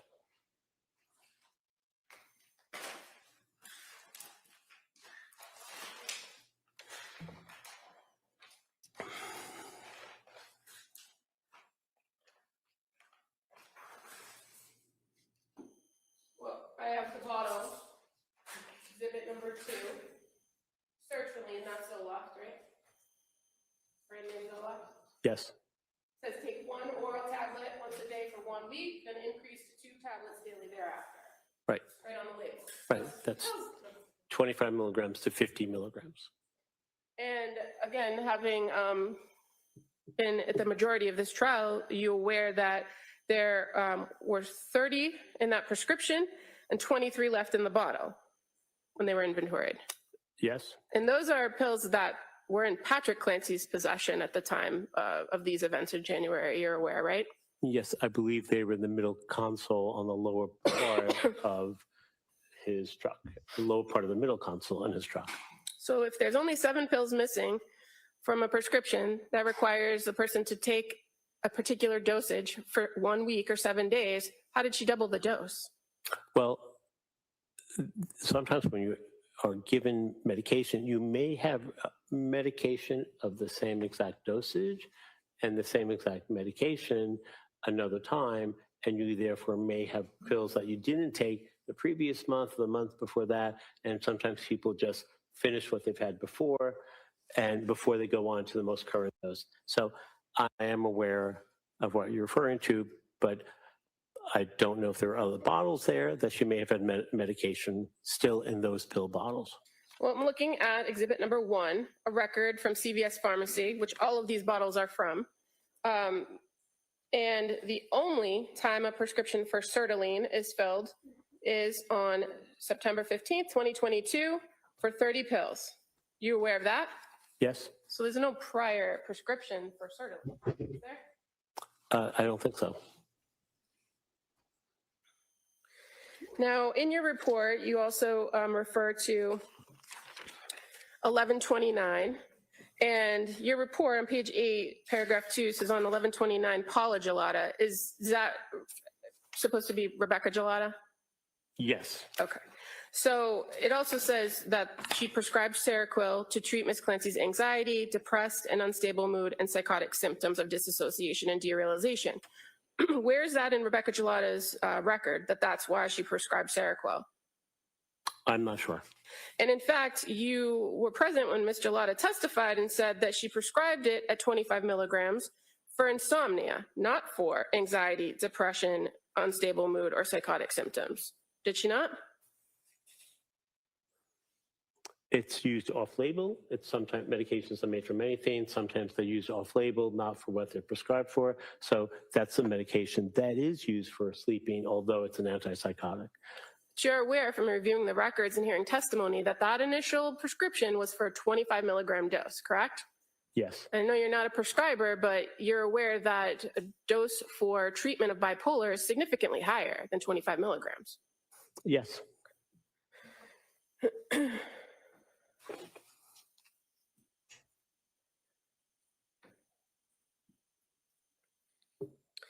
Now, you've described in your testimony in this court repeated auditory hallucinations about wanting to kill herself or that she should kill herself and that she is damaged or her brain is damaged, right? That's correct. Now, did you have a conversation with her in one of these 35 hours about that particular voice or thought or belief? So when I meet with Ms. Clancy, it's not as if I have one conversation on one of the 35 hours. To have thoroughness and exactitude, one does what we call intra-rater reliability. In other words, over the period of time, to confirm what someone says to you to help endorse the veracity or accuracy of that, you'll ask that question in a multitude of different ways. So I don't just ask once, did you hear a voice on that day? I asked in different ways over time, and her answers pretty much remain the same. So when you quote in your report, when questioned about the nature and content of these horrible thoughts, Ms. Clancy stated, quote, like a really bad and intrusive thought that I didn't feel like it was mine, telling me I should kill myself, your brain is damaged, you're never going to get better, end quote. Where does the quote come from? Where does the quote come from? Right. She had said that to me. To you, at some point. Yes. Okay. And this is well after the incident occurred, correct? Yes. And you reviewed all the records to know that she did not endorse that she was hearing a voice to any of her providers between September and January 23rd of 2023. So when someone... Yes or no, sir? That's a difficult question to say yes or no from, because sometimes if someone says something that's inaccurate, it's not an affirmatory or a negative response. That's misleading. My question to you, though, was where in the records from September to January 23rd or 2022 did she tell any of the providers she saw that she heard a voice telling her to kill herself? It's not in the records. Okay. And you're aware that she has spoken to several forensic psychiatrists and psychologists over the course of this case, right? Not just yourself. Yes, she spoke to 3 retained experts in April 10th and April 12th of 2026. And then on June 12th of 2026, 1,172 days after I initially met with her, then 1,1220 days after I met with her. That's the third example.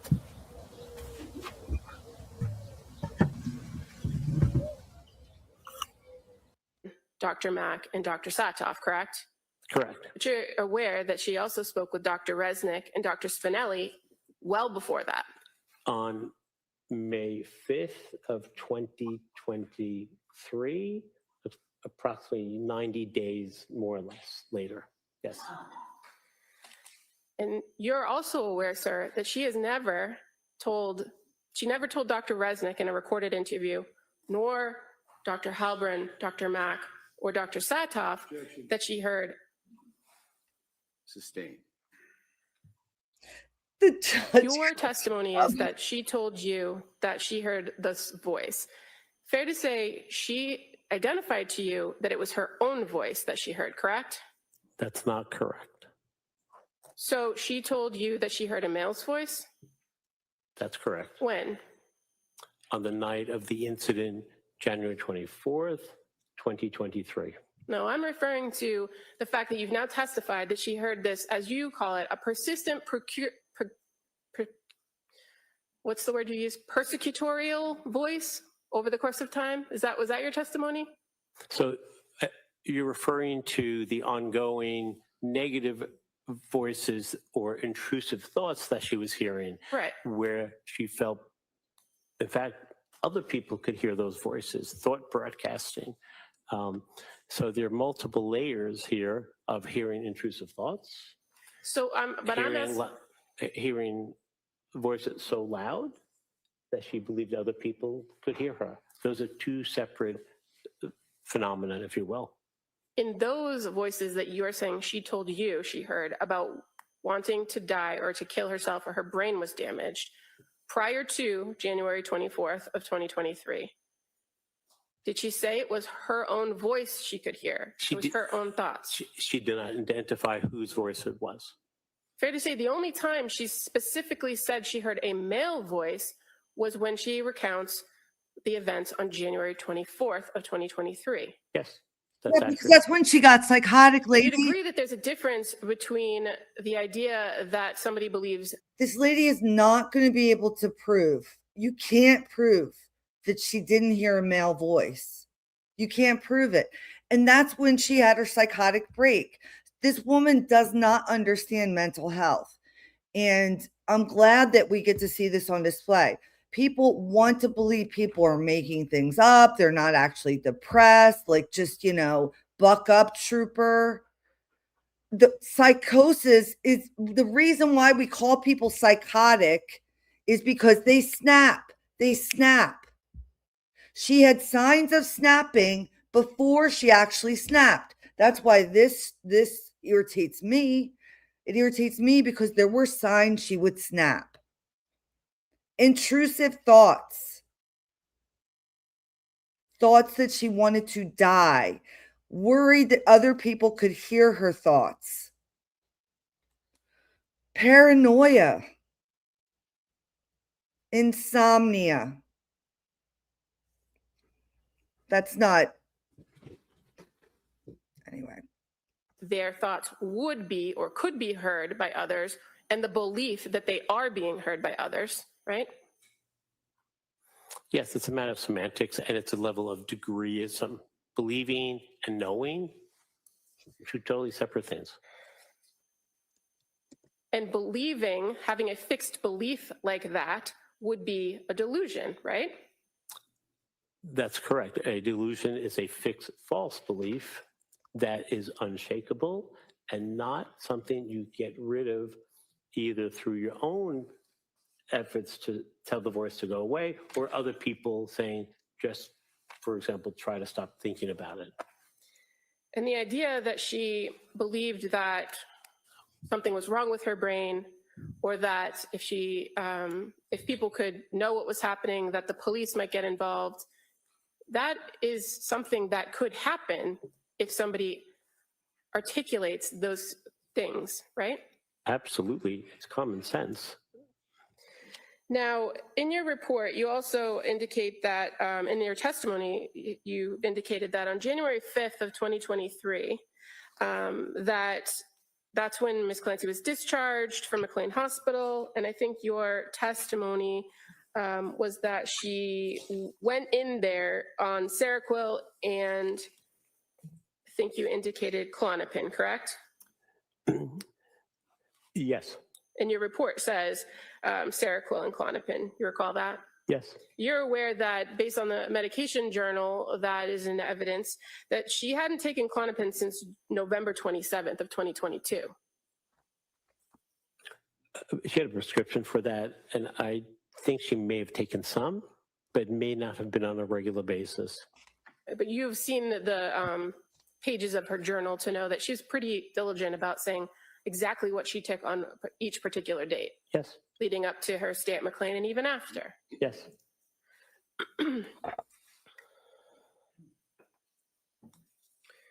Now, kind of sticking with these medications for a second, you have testified, I think this was yesterday, you testified that you were familiar that after Dawson's birth that she had sought some medication, correct? Yes.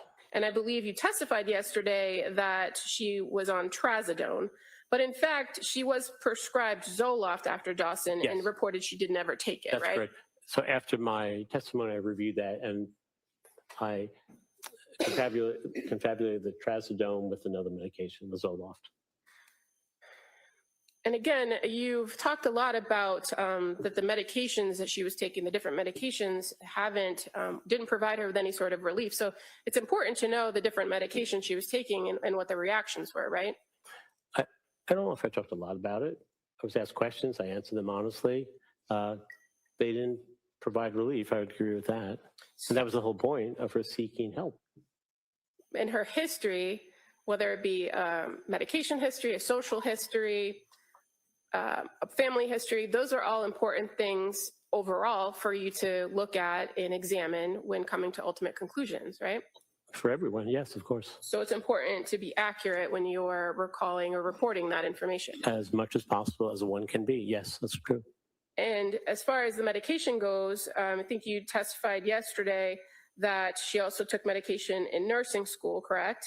Yes, she did. And having met with her as many times as you did and reviewing all these records, you're aware that those were in fact Prozac, Wellbutrin, and Propanol that she took in nursing school.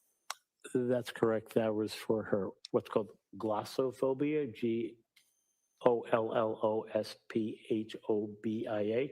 It's fear of public speaking, most common fear for Americans. 85% of Americans have public speaking phobia. Pretty commonplace. But yes, those are the medications she took while she was in nursing school to go through the program. But that's not what you testified to yesterday. I think I mentioned only one or two medications, had taken 3. Okay.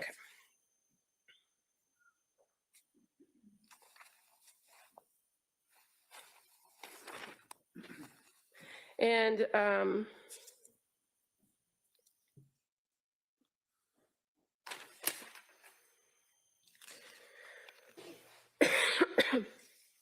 you also mentioned today in your testimony, you were asked about the date of December 15th. And I believe your testimony was that's the day she went to Women and Infants. Is I that believe correct? so, yes. Would it if I show you the record, is it fair to say she didn't go to Women and Infants on the 15th, but it was actually December 20th? Right. I believe she went to the Mass General Hospital ER on the 15th. And you said in your testimony today that at the Mass General ER, she did not get any help. Do you recall that testimony? She declined admission to the inpatient. She didn't want to do that. So You didn't not get help. So Go ahead. thank you, Your Honor. We have something called the subjective baseline, the cognitive appraisal theme. Help is in the eye of the beholder. If she felt she didn't get help, that's how she felt.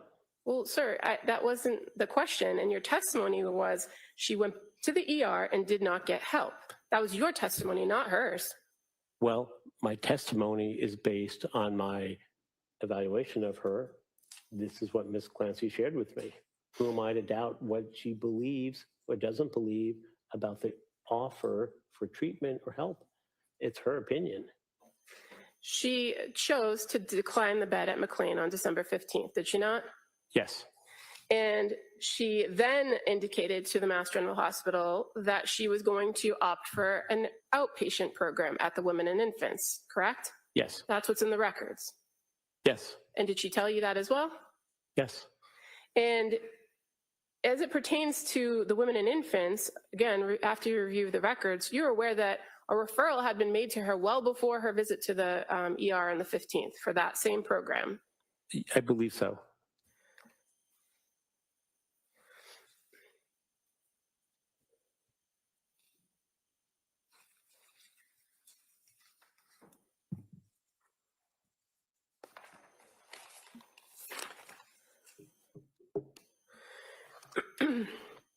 Now, you've indicated in your testimony that it's your opinion that her diagnosis is bipolar disorder with psychotic symptoms, correct? Yes. And fair to say, you've reviewed, prior to your report, you had reviewed Dr. Resnick's report. I'm not.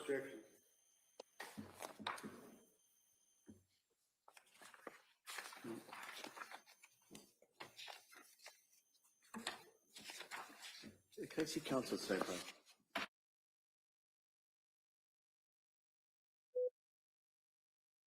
So I just wanted to answer a question that I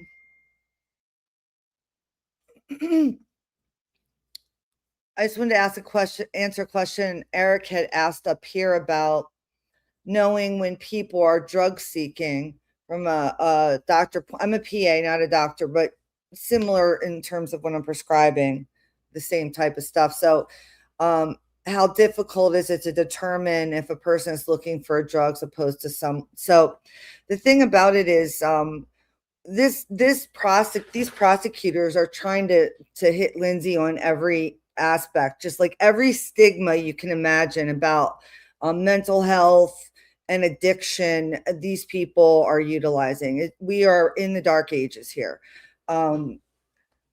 There are drugs that people seek to get prescribed, and the drugs they seek to get prescribed all have one thing in common: street value.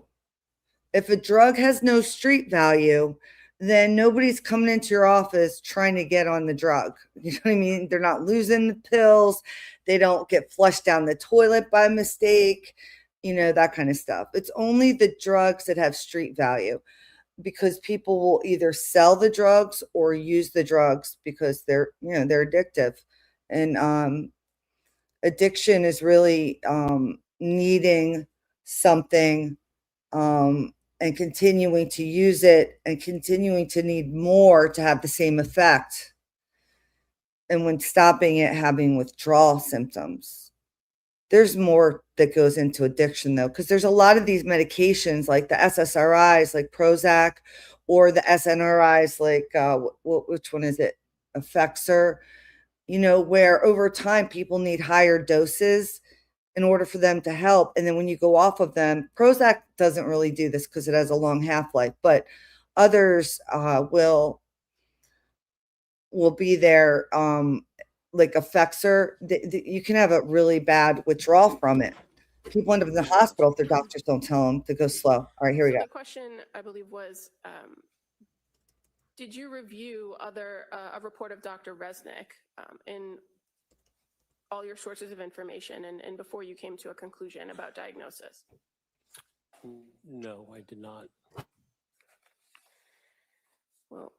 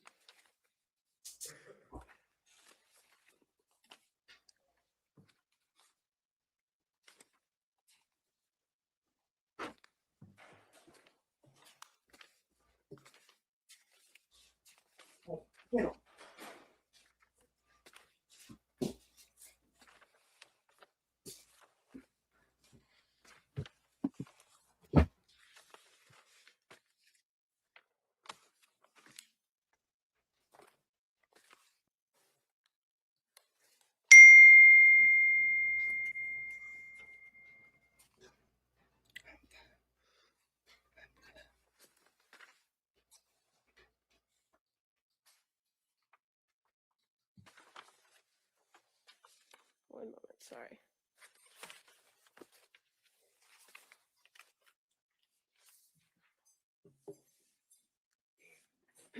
On page 4 of your report, where you... One second.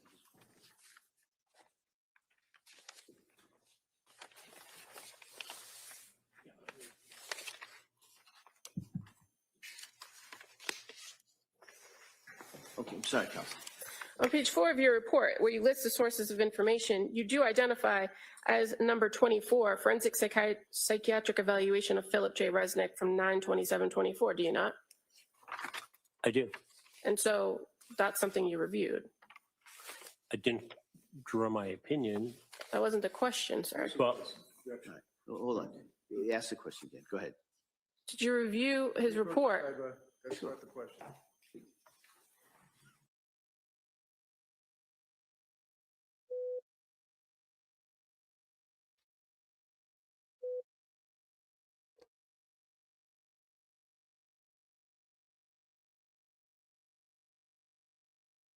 What is going on here?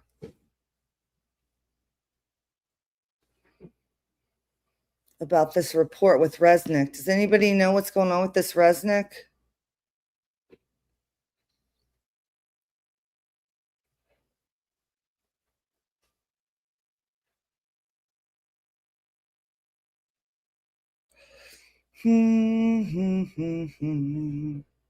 So anyway, Lindsay was acting basically the opposite of someone who's drug seeking. You know, she was saying she was worried about being addicted to benzodiazepines, which the most well-known benzo is Xanax. Everybody's heard of Xanax. It's probably the most abused. But Valium's another one. So the question, sir, is did you review Dr. Resnick's report prior to authoring your report or coming to your conclusions about diagnosis? I reviewed part of that report. And in my report, I perused through the reports. I did not review all of that report from Dr. Resnick or Dr. Spinelli, for that matter. Okay. Now, in talking about your review of records, you indicated that there are several thousand pages of Tewksbury Hospital records, correct? 7,001 page. And did you review all of those? I would say I looked through them, but I did not read every word on every page. They do have a tendency to hang together and are replicative as well. Were you aware that on May 26, 2023, that the defendant was observed by staff in a note stating that she was visible along the unit hallways, self-propelling her wheelchair with her one-to-one staff? She had a visit with her mother who brought dinner for her. They ate and played games during the visit. Are you aware of that? On May 26th. May 26th of 2023. May 23. So 3 years ago and a few months? I don't know that. I don't remember. That would have been approximately 4 months after the incident and on the date of Callan's first birthday, right? Yes, but you asked if I remember that event, and I don't. You don't, or you do? I don't remember that she was seen with her mother on that day, who brought food, and she was seen using a wheelchair to travel down the hallway at the hospital. I don't remember. If I tell you that was read from page 176 of the Tewksbury Hospital records, would you agree with that? I would not doubt that. And What's the average cost of a phone bill per month in the U.S.? Costs about $70 to $100 per month. Most people are paying way more for. that the defendant was observed at Tewksbury, monitored on one-to-one for safety, that she accepted medication, meals, and snacks. She spent time in the TV room or sitting outside her room, utilizing phone, and visited with family. Do you recall that, reading that note on page 613 of the Tewksbury records? Of 2023? Yes. Honestly, I don't. And that would have been Cora's birthday. Okay. But would you agree with me that if I read that from page 613 in the records, that that would be within that 7,001 page of the record? I would not doubt that. How about on January 24th, 2024, where she's observed in a note from Tewksbury State Hospital on page 674, saying, where the note reads, patient was visible in the milieu, engageable with both staff and select peers. Patient accepted select medications as her baseline, that she was pleasant during interactions, self-propelling in wheelchair in the halls, spending much of the morning and early afternoon in her room and hall on her electronics. Do you recall reading that record? Not specifically. And January 24th, 2024 would have been the year anniversary of the incident, correct? Yes. But if I read from page 674, you would agree with me that that's part of the Tewksbury record. Yes, I believe it's part of the record. And on May 26th of 2024, from page 922 of the Tewksbury record, patient monitored one-to-one for safety. She's been monitored for high suicide risks, accepted medication, says BFK, and snacks. She spent some time in the TV room or sitting outside her room utilizing phone. Would you agree that that's a fair reading of page 922? I have no reason to doubt that. Okay, and that she's also observed on that same day, visible on the unit while utilizing her phone outside her room, was able to make her needs known appropriately. Patient was observed playing dominoes with peers in the TV room. That was later in the day on May 26, 2024, which would have been Callan's second birthday. I would believe that that record's probably accurate. I don't remember looking at that record specifically. How about on September 30th of 2024, page 1,229 of the Tewksbury record, where it's noted that she was visible in the unit, attended startup/coffee group, assisted with she was assisted with ADLs as needed. She was in safe behavioral control for the duration of the shift. And that later it reads, patient visible in the hallways, seated in her wheelchair outside her. She's trying to say that this woman, that she's fine. Like, she killed her kids. Now she's in a mental hospital in a wheelchair. Is she supposed to wheel around sobbing hysterically? Like, is that what she's supposed to do?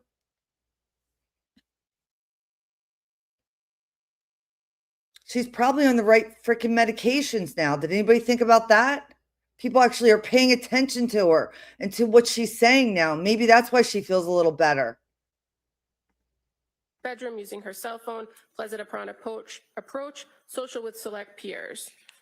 That would have been on September 30th, 2024, which would have been Dawson's 5th birthday. Do you recall reviewing that in the record? Not off the top of my head, but I have no reason to doubt that it's not an accurate record. December 24th, 2024, page 1,442 of the Tewksbury records. It says the patient was visible on the unit utilizing her phone. Her parents were in to visit and they brought dinner with them. Patient accepted medications and fluids. Patient in good behavioral control, maintaining safety. No SIB noted or reported. What do you have reason to doubt that that's on page 1,442 of the Tewksbury record? I have no reason to doubt that that's not an accurate reflection of what took place that day. And what's SIB? Self-injurious behavior. And so December 24th, 2024, that would have been Cora's 7th birthday, right? Yes. So January 24th, 2025, from page 1514 of the Tewksbury records, where it reads inpatient treatment goal, to work on my mental health and to feel better. Says she participated in morning ADL routine with staff assistance. Patient was visible on the milieu at times in the hallway utilizing her phone. No SIB has been reported this shift. Does that, do you have any reason to doubt that that's contained on page 1514? I have no reason to doubt that. And that further observations on that day were that the patient was visible on the unit. She was social with select staff and peers, and also seen utilizing her phone. Her parents were in to visit and brought her dinner, or excuse me, and they brought dinner with them. That was again on January 24th, 2025, which would have been family and use a phone. the second anniversary of this How incident, correct? dare she do that? May 26, 2025, page 1782 of the Tewksbury records. It says,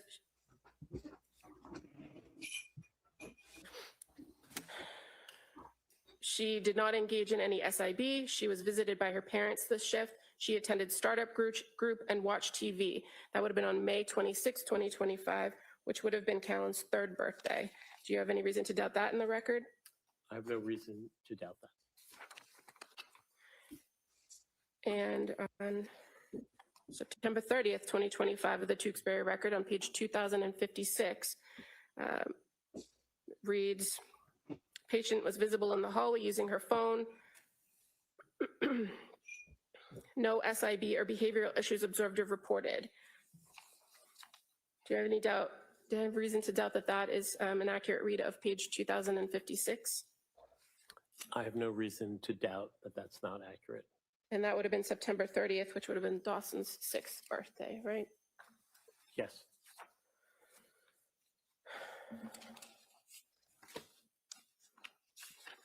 And on December 24th of 2025, page How much of this the is patient coming notes in to? the Tewksbury Hospital records. How much? It reads, ate breakfast, refused lunch, took snacks, utilizing phone, assisted with ADLs, spent some time in the TV room, attended PT, resting in bed after lunch. Do you have any reason to doubt that is contained within the Tewksbury records on page 76? No. And December 24th would have been. The whole purpose of all of this is so people understand that if they find her not guilty, this is the life she has, right? She's trying to make it sound like this girl's just like living it up over here in her wheelchair. God forbid she self-propelled herself. Holy shit. Somebody should be pushing her instead. Nobody should be visiting. She shouldn't be looking at a phone. And why isn't she starving herself to death?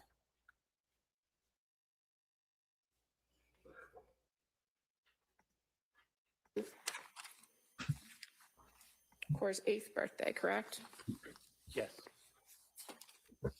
This is so fucked up. I'm 152 sorry. of the Tewksbury records, January 24th, 2026, this year.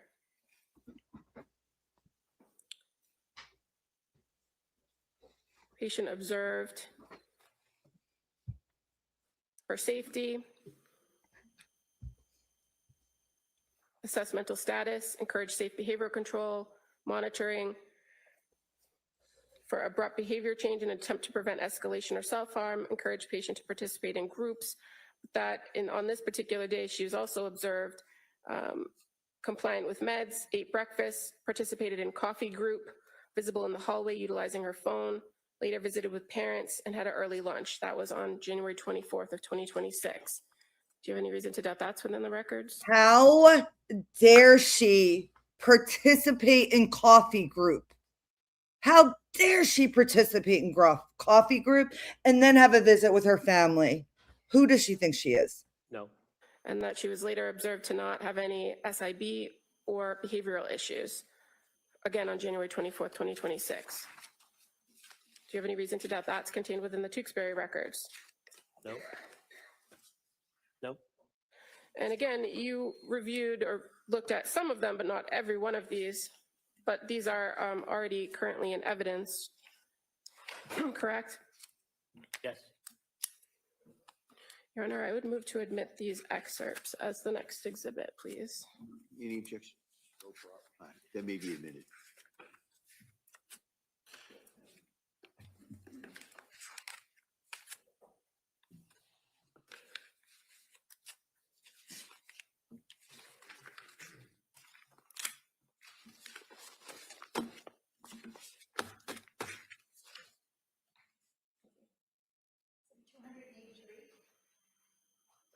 Thank you.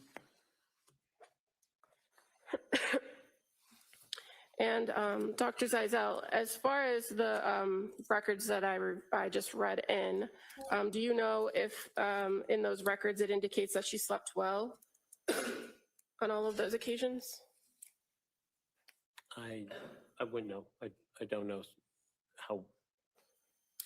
Well, you would agree that noting her sleeping habits based on this particular individual's history would be an important thing for the hospital to monitor, correct? I would agree with that.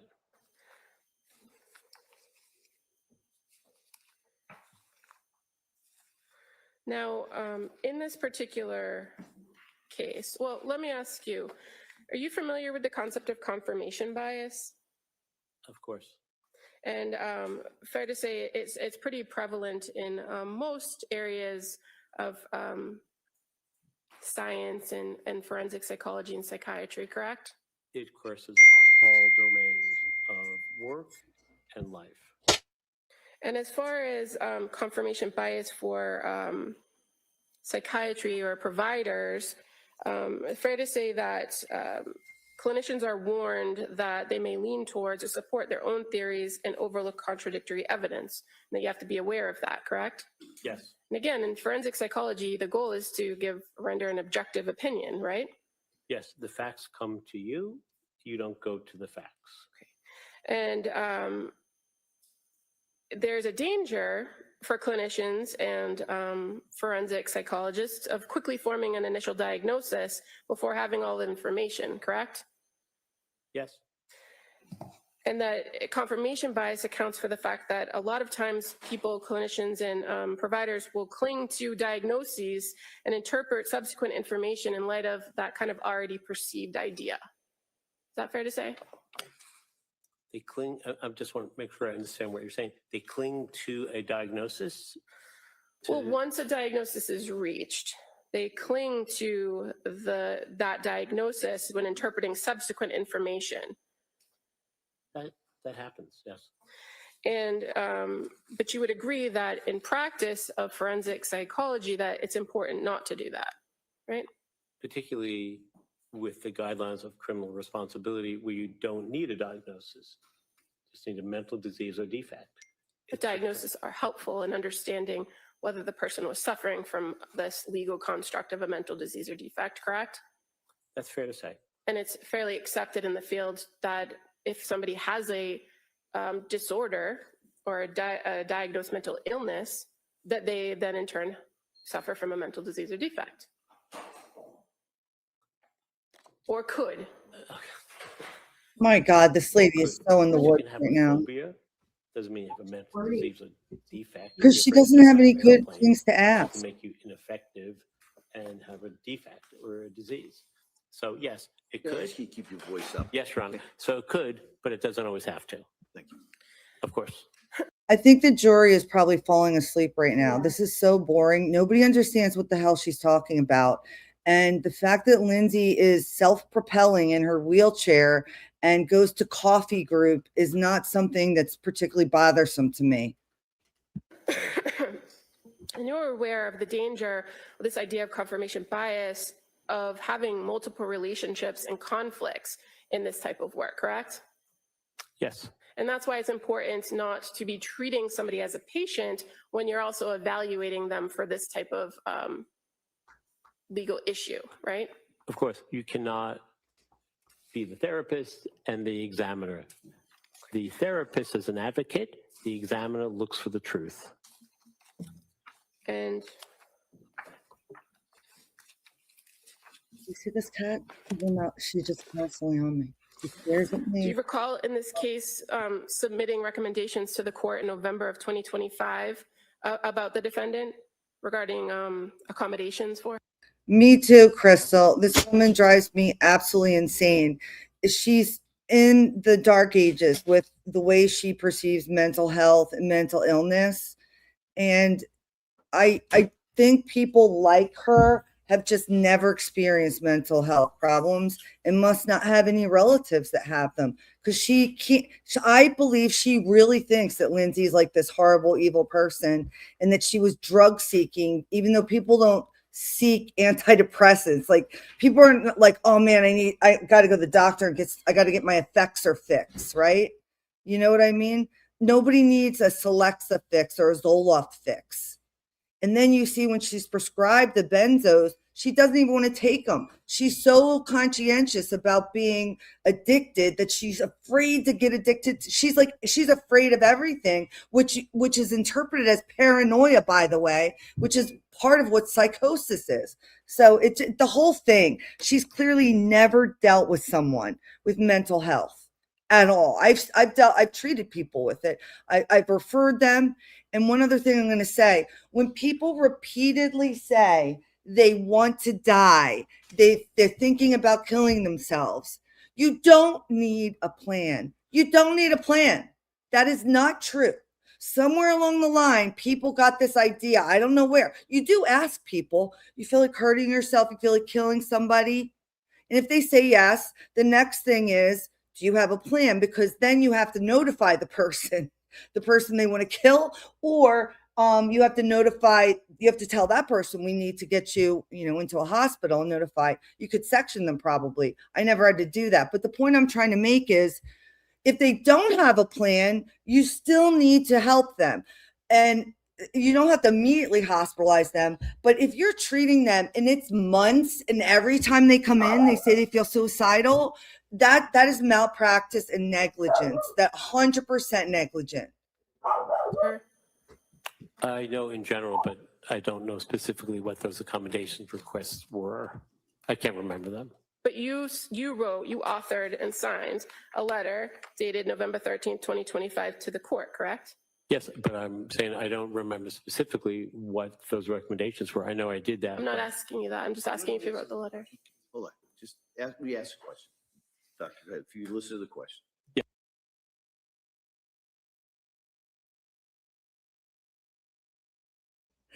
Judge Spicoli's like, come on, man. Come on. I got to get my tan's fading a little bit, guys. Can you hurry up, please?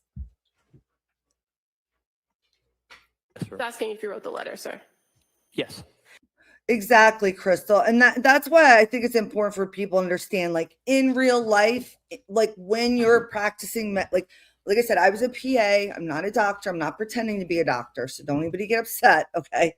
But as a PA, you do practice medicine for the most part. Depending on what field you're in, you have a lot of independence. And I was in primary care and internal medicine. When I was in the ER, I had less independence initially because I'm not an ER trained, but then the doctors, they get to trust you and then you get more independence and yada, yada. It depends on your state and all this stuff. But in Connecticut, they love PAs because we have a lot of good PA programs there. The point I'm trying to make though, is I've had people come in that are depressed. A lot of primary care people treat depression. They were trying to get us to treat bipolar for a while. That's why I know about all these other drugs. On top of which, I have an undergrad degree in psychology. I've always been interested in that field.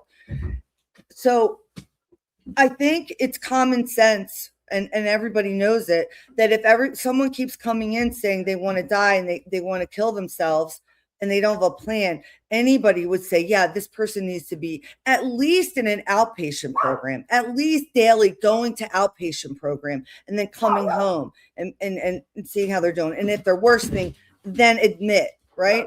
If it was anything else, it was any other problem, your sugars are getting high. Oh, your diabetes, your sugar's 250. Okay, but your A1C is fine, so we'll just let you keep riding that 250 until what? They go into like some kind of metabolic derangement. So like it doesn't work that way in real life.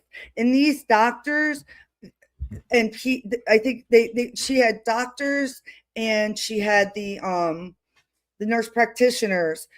And yeah, you check the box off, right? That's part of the problem too, is there's all of this need to document. It's defensive medicine. It's like I have to document all of these things so that if something happens, I don't get sued. But what happens is when you're so worried about getting sued and documenting, you're no longer caring about the person in front of you. You're seeing them as an enemy, not as somebody to collaborate with. This is the problem with modern medicine. It's not that you collaborate and you want the person to tell you what they want and you give it to them. That's what was happening with Lindsay. Nobody said, take this medicine. She didn't trust anybody because they were all too wishy-washy. They were assuming she knew what she wanted. They wanted her to direct her own care. It drives me crazy hearing these people. Well, we thought about this. We thought about that.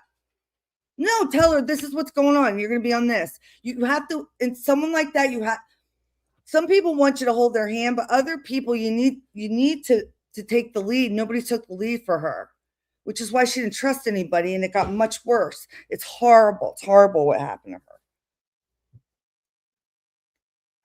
Tangent. Sorry. And in that letter, you refer to providing essential clinical findings regarding the transportation of my patient, Lindsay Clancy. Do you recall writing that? Yes. And so at various points throughout over the years of this case, you have referred to it as your patient, have you not? I wouldn't be, I think, able to define her as something else. She was a patient who I did a forensic evaluation of. Well, you referred to the court outside of this evaluation you're testifying about to her as your patient in this letter from November 13th of 2025. Right. I evaluated Ms. Clancy, who was a patient. If I evaluated her, then she's my patient, as she is other doctors' patients at Tewksbury and other places that she's been at. But you call her my patient in the letter. I wrote the letter. Whose patient would I be referring to if I'm speaking about Ms. Clancy, given that she's my patient? Yes, I wrote she was my patient. That's correct. And you're aware of, again, the APA guidelines on forensic psychology, where it warns therapeutic forensic role conflicts. Providing forensic and therapeutic psychological services to the same individual involves multiple relationships that may impair objectivity and or cause exploitation or other harm. You're aware of that, section 4.02? Yes. And in this particular case, since the beginning, Crystal, I got to meet him when I was up there last week. I talked to him a couple times. He's so approachable and nice, and just a great guy, just a really, really great guy. I had so many questions for him, and he entertained me for probably about 15, 20 minutes the first time. The second time, I could tell everybody it was a Friday, and they were just not having a great day, so I didn't bug them too much, but super approachable. Just like Kevin Reddington, very approachable. If you're thinking about going up there, if you're nearby and you're thinking about going there, when people get out of court, like Kevin Reddington's very approachable, very nice guy. So anyway. you've appeared regularly in court hearings, right? Yes. You've appeared with Attorney Reddington at arraignment proceedings, At his request, yes. both here and at Tewksbury State Hospital, where you were sitting next to the defendant. Yes. And you also, on February 8th of 2023, participated in a news conference, did you not? Yes. It was outside the courthouse here. Yes. And you gave an interview with the Daily News where you commented on this. I just made a comment. That's correct. And free speech. At this time, Your Honor, I'd like to play a clip of the news conference, please. Mr. Reddington? Why not? All right.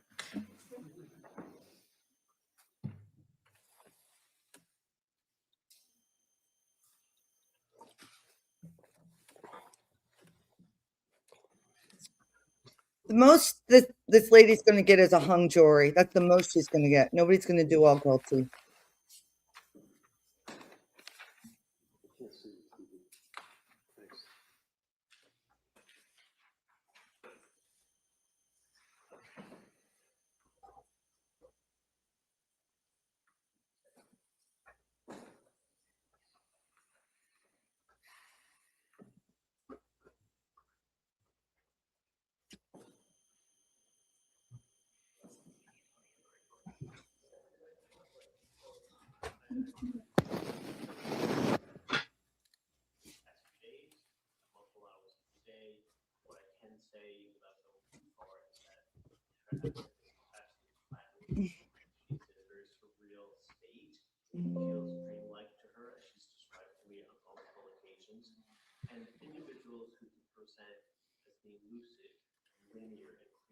I can't hear it.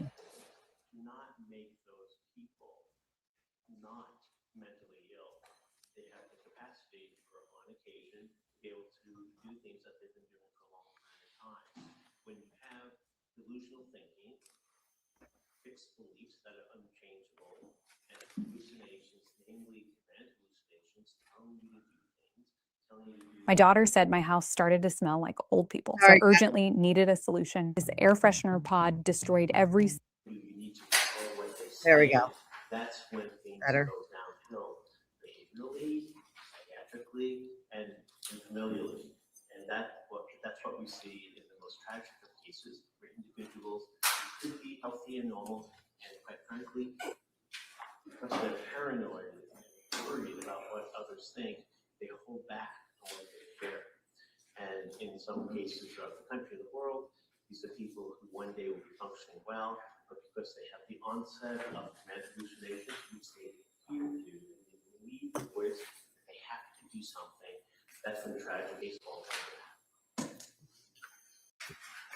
So, sir, on December 8th of 2023, when you provided that your observations, you had met with the defendant on 2 occasions, correct?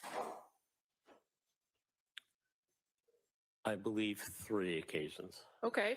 Had you any of the records that have been presented in the course of this trial? No. Any of the records that are listed in your sources of information? No. And as you sit here and testify today, you've testified to the same conclusions, correct? What I said was individuals like that present this way. I was not referring to Ms. Clancy. I said individuals who have these symptoms like the ones I clarified present that way. That was not an assessment of Ms. Clancy. That was an assessment of people who go through major mental health crises. But as you sat here today, you've talked about the fact that she had delusional thinking, the fact that she had command hallucinations, the fact that she believed that these voices and that she was paranoid and worried. You've consistently testified about that throughout the course of yesterday and today, correct? So it's a yes or no. You make it impossible to answer that question. All right, the next question.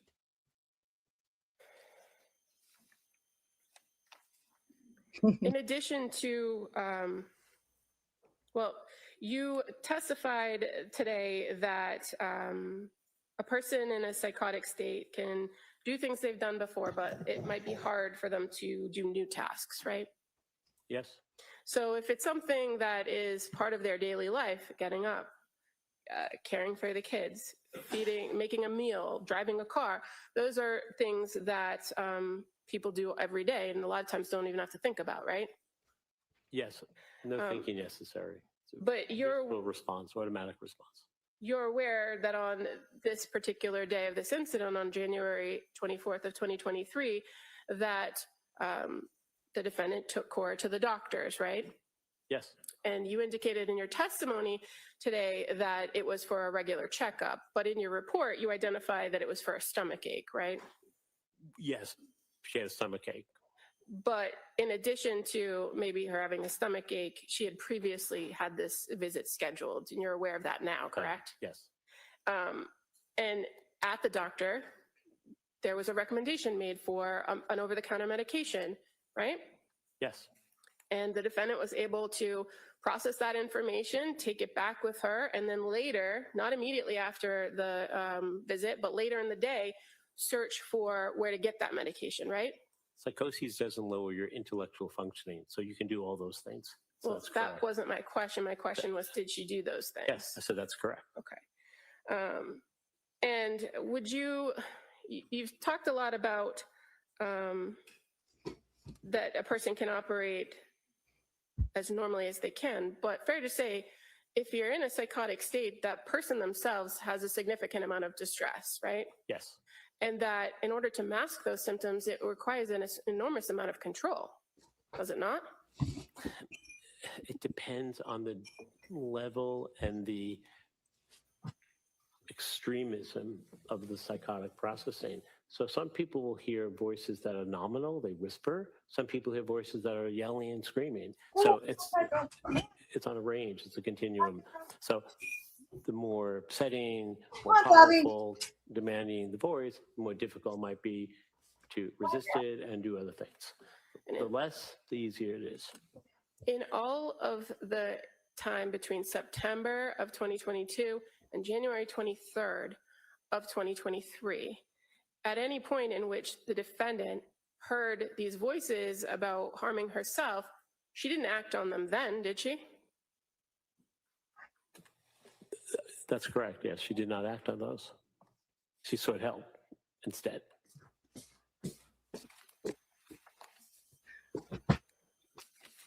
Sorry, guys. Moment, please. My Great Dane is on my bed and will not get off. He's too big. I can't pull him off. Your Honor, I would move to admit the recording played as the next exhibit. I'm sorry, what? The recording that was played, I move to enter it as the next exhibit, please. That may be admitted.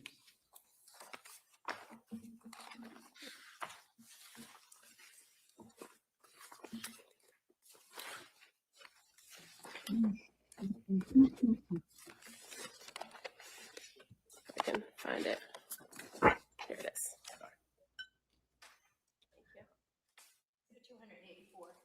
Thank you.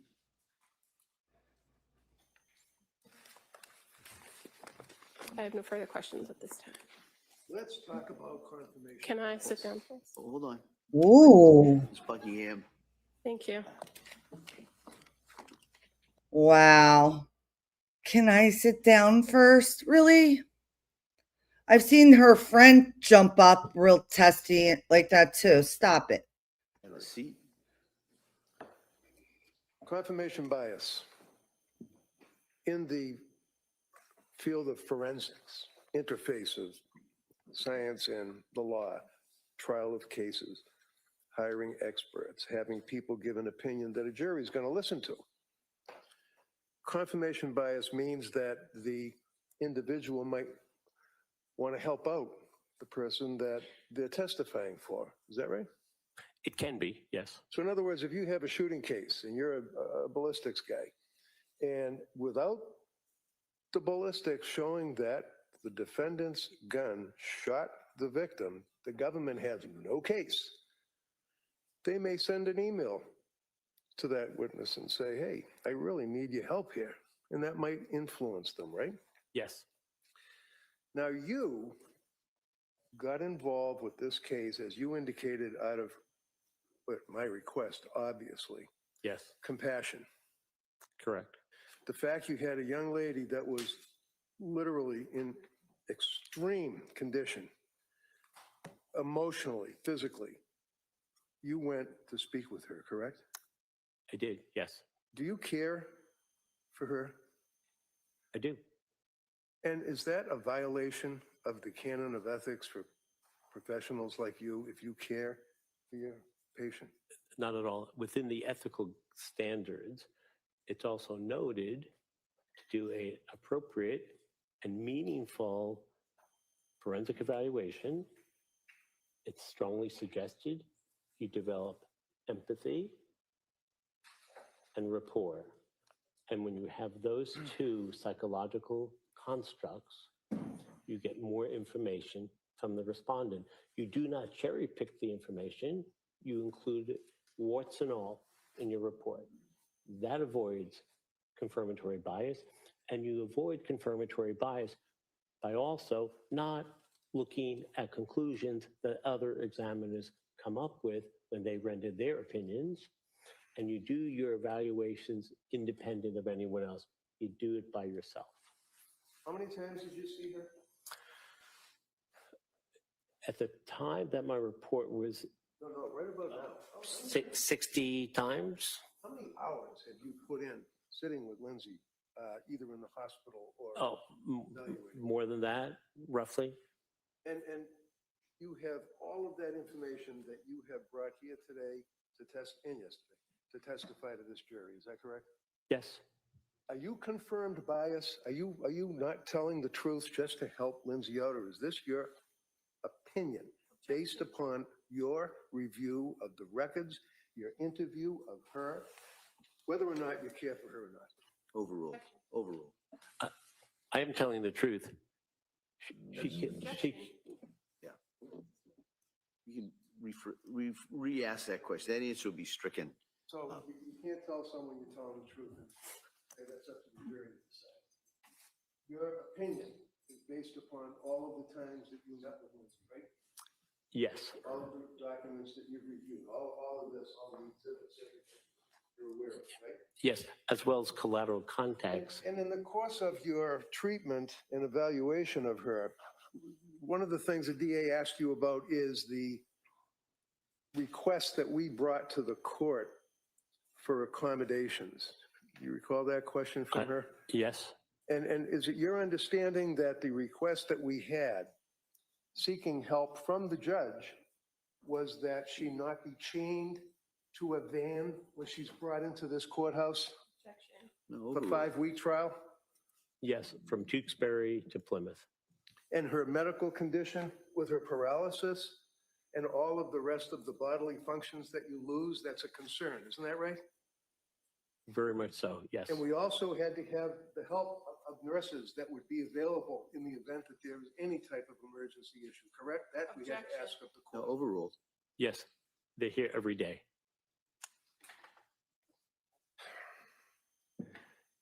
So confirmation bias, can you tell this jury, is your opinion based upon money? Maybe you like me, maybe you want to help her, or is that based to your best ability as a professional of many, many years? Yes. Confirmation bias is coming up with a conclusion before you reach an opinion. It's in Latin a tabula rasa, a blank slate. You draw no conclusion. The conclusion finds you. And if you don't do that, you are at risk of having confirmation bias. I'm going to ask you a hypothetical and see if the hypothetical fits within your understanding as an expert of confirmation bias. Let's say hypothetically that a young woman is involved in an incident such as this that results in the death of her 3 babies.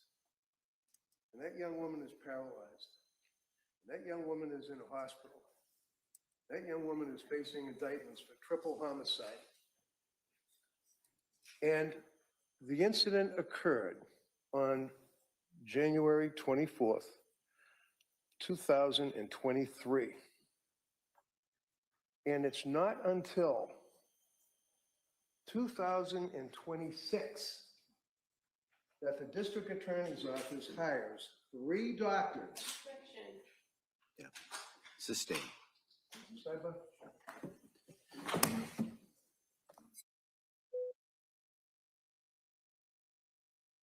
Oh, he's hot. He was hot with that one. All right, let's see.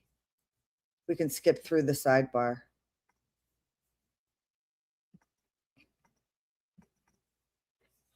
Let's see.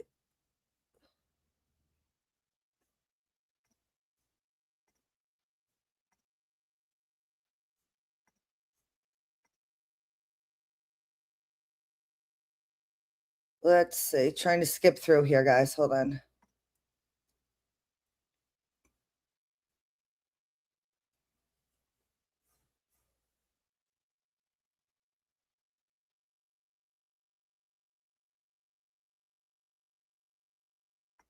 All right, please, your next.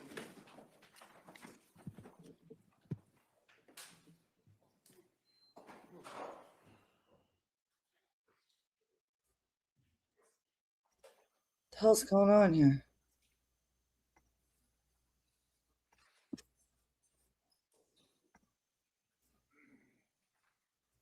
Yep.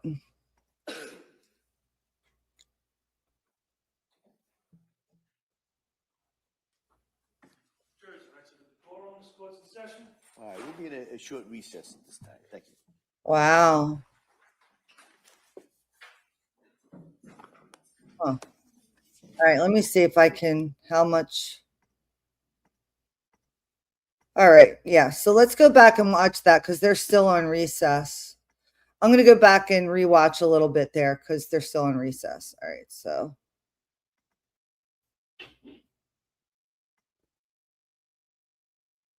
Let's get The ready. less, the easier it is. In all of the time between September. I'm going to get to Reddington. And rapport. Maybe you like me. Maybe you want to help her. Or is that based? Let's get right back here. Hold on.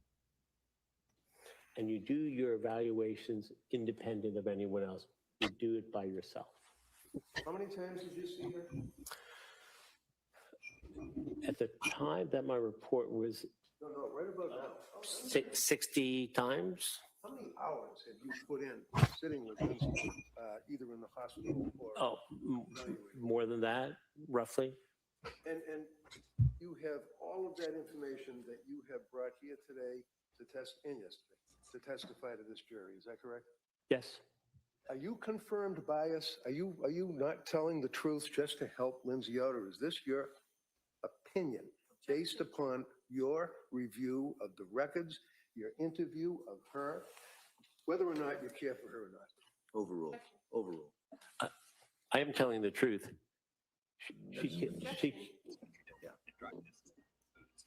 You can re-ask that question. That answer will be stricken. So you can't tell someone you're telling the truth, and that's up to the jury to decide. Your opinion is based upon all of the times that you met with Lindsay, right?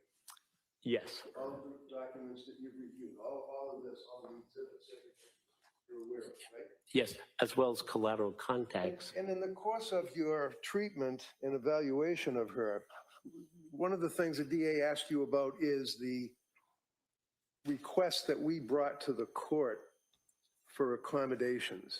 Do you recall that question from her? Yes.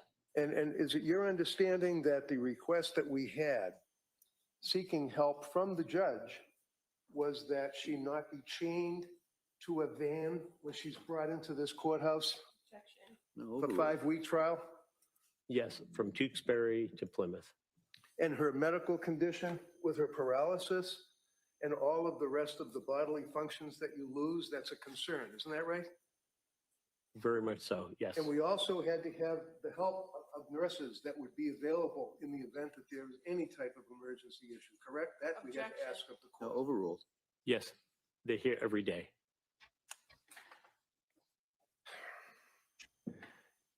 So confirmation bias, can you tell this jury, is your opinion based upon money? Maybe you like me, maybe you want to help her, or is that based to your best ability as a professional of many, many years? Yes. Confirmation bias is coming up with a conclusion before you reach an opinion. It's in Latin a tabula rasa, a blank slate. You draw no conclusion. The conclusion finds you. And if you don't do that, you are at risk of having confirmation bias. I'm going to ask you a hypothetical and see if the hypothetical fits within your understanding as an expert of confirmation bias.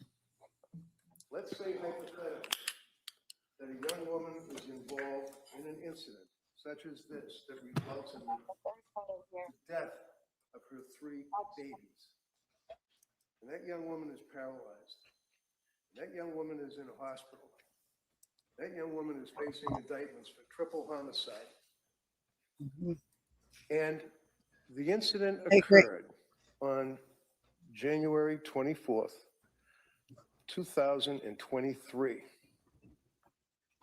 And it's not until 2026 that the district attorney's office hires 3 doctors. Sustain. Sidebar? What the heck is this about? I don't know what they're talking about here.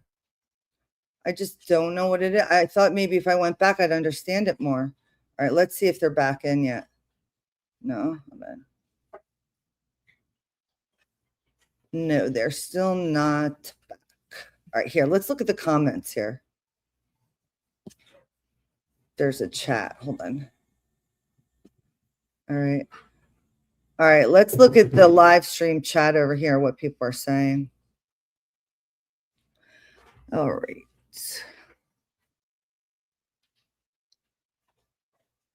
That she said she has thoughts of killing her children, sent her husband out on a calculated shopping and dinner trip, admitted she killed her children is maybe the evidence. Let's see.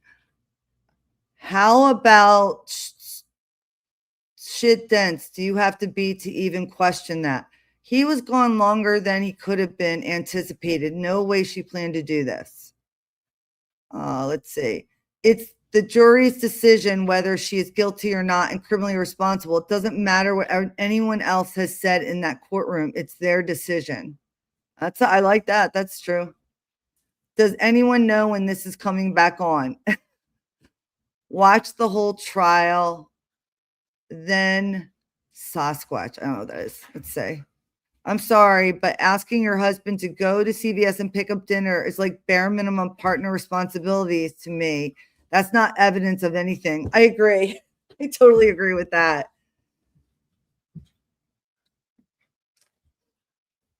Exactly. Okay, I got you now. Yeah, I missed that. Thank you.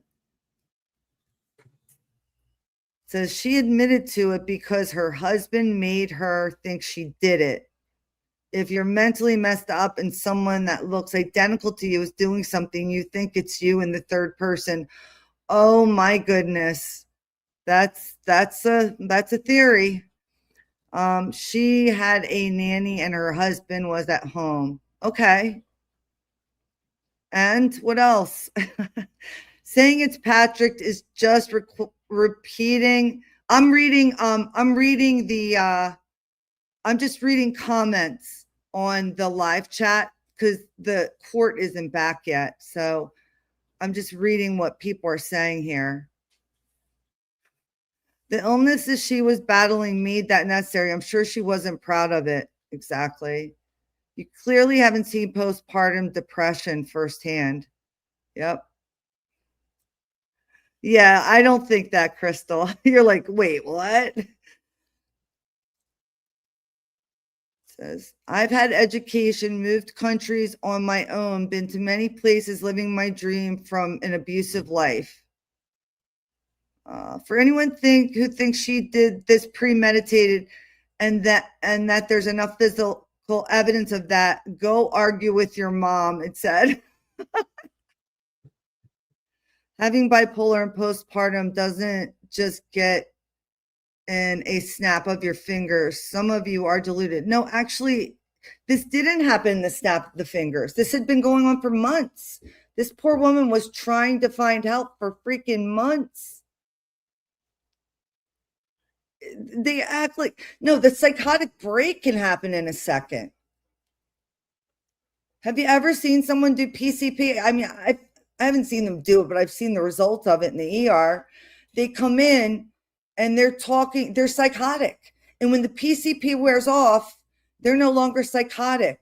Well, when people have a psychotic episode, it's the same thing. It's just some chemical in their own body that's causing it and their thoughts. and she was on different medications that can cause psychosis and suicide. They say it's rare, but I don't think it's as rare as they say it is. And I am going to still do a show where I go over these antidepressants, the different classes of them, the more common ones, their mechanisms in which they work, and what black label warning means, and other things, because I think it's worth people being informed about these medicines. When your doctor prescribes them, I know they don't give you informed consent. They're supposed to. They're supposed to tell you about all these things. And the worst is when you're an educated patient and you're worried about taking a medicine. The doctor gives it to you, wants you to take it. You're too afraid to ask. So you go home and you research all this shit. And then you're going to get more worried to take the medicine. And that's what it sounds like happened with Lindsay. They assumed she knew things because she was a nurse. You can't do that. Even if it's a doctor in front of you, you have to just treat them like a patient. You can't treat them like they know something. You have to still treat them like a patient. That's where you get into trouble. And I think that played a role. The fact that she was a nurse, I think, played a role. I think they didn't give her that benefit of doubt that, like, she was. How many times do you have to tell somebody you want to kill yourself before they, like, do something about it?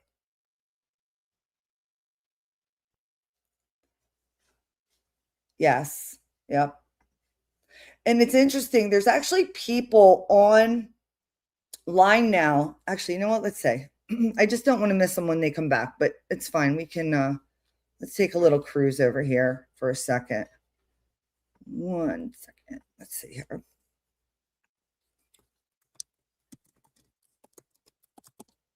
Okay, let's look at this.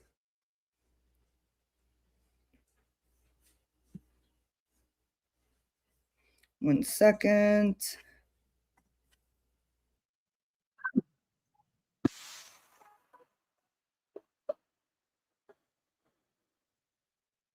One second.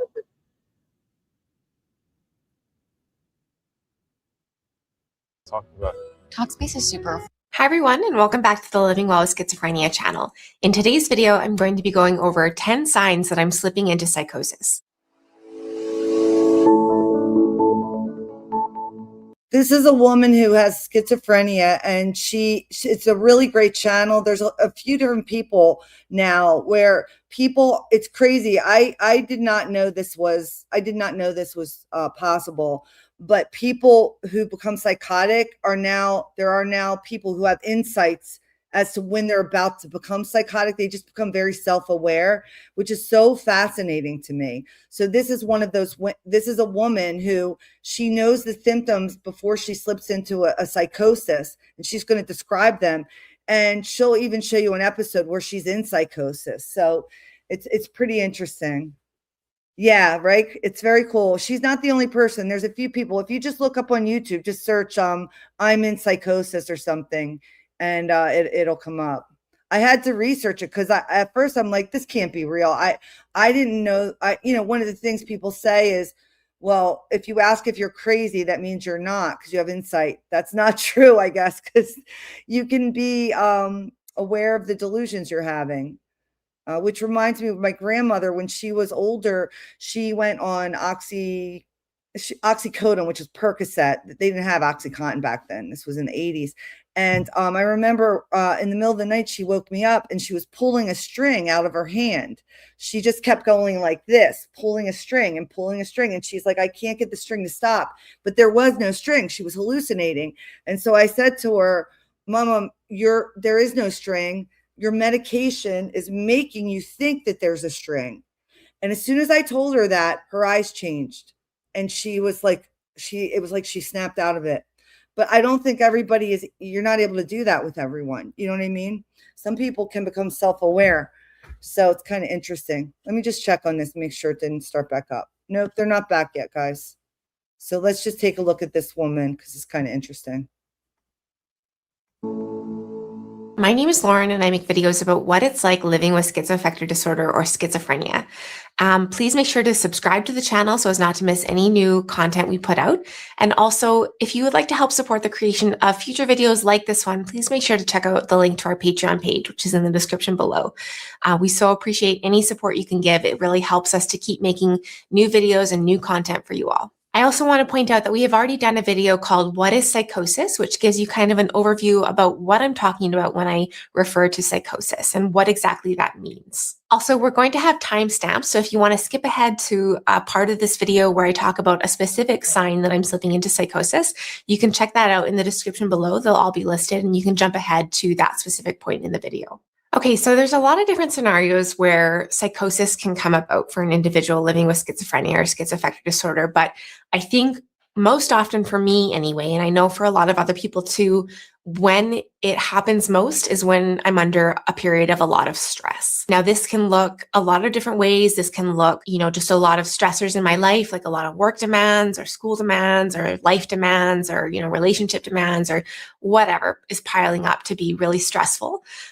Or it can take the short shape of med changes or something like that, which is putting literal stress on your body. Another thing that really affects me in terms of slipping into psychosis is season changes. And I know that this is true for a lot of other people too, where there are certain season changes that really affect individuals. For me personally, it's primarily fall time. So right around now is when I need to be really mindful of, my symptoms and I need to be really intensive about my self-care and all that kind of stuff so as to prevent slipping into psychosis. And I know for a lot of people, springtime is really hard, but it's different for each individual. And it's really important to just be aware of, if seasons affect you and to be aware of when you need to be a little bit more diligent about your self-care and about taking care of yourself. All right, so diving right into the signs that I'm slipping into psychosis, the first one that I want to talk about is disturbed sleep. Okay. So this typically looks like for me when I'm not getting enough sleep.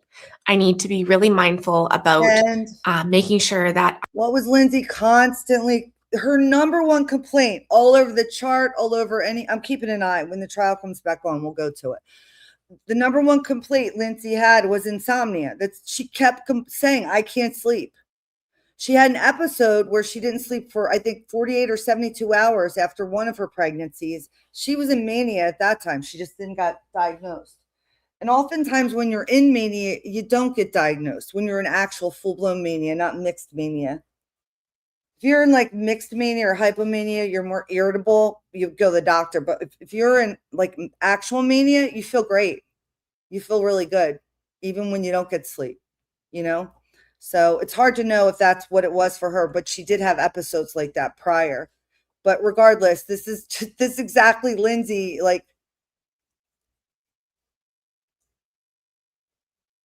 doesn't mean that everybody has these things are psychotic. It just means that if you're predisposed to it, these are the things that are going to tip you into it. She's noticing these things. I am trying to get to bed at the same time, roughly every night, and trying to wake up around the same time too, so as to get however many hours I need each night, and to hopefully keep up somewhat of. I will tell you that from mental and they're back. They're back. We'll finish watching this a little later. Hold on. Stop that.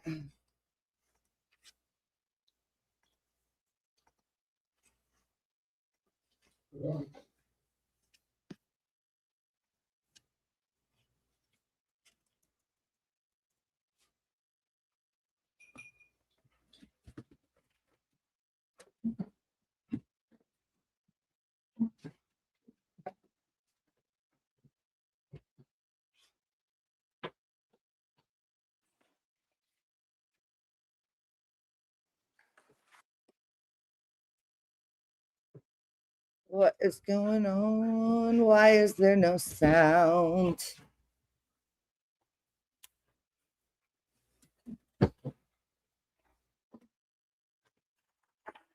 What is going on here? Hold on, let me see. Sorry, guys. Why is this?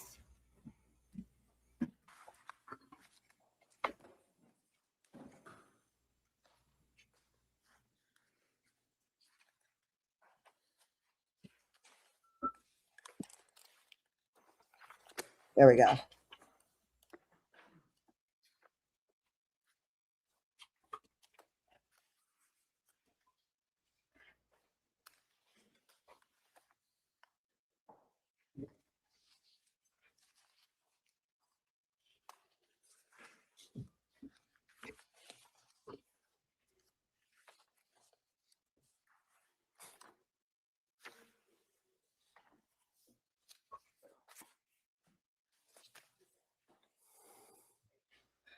I feel like the judge runs back there and does like a couple big bong hits.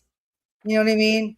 I think when he hits his limit, the judge is like, yo, all right, guys, like, dudes, like, we got to do a break. I'll be right back, guys, all right? And then he goes back into his chambers and he lights up this giant water bong and he's like, that's what I think the judge is doing. And then he's like, all right, dudes, we're ready to come back now.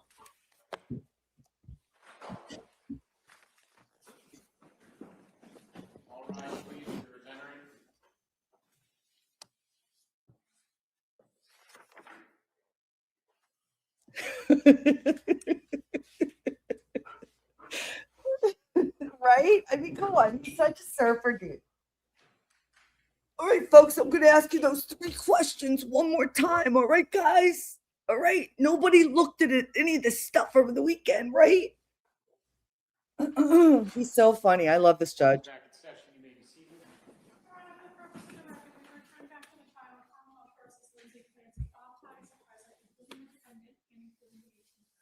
right, we'll return now to redirect counsel.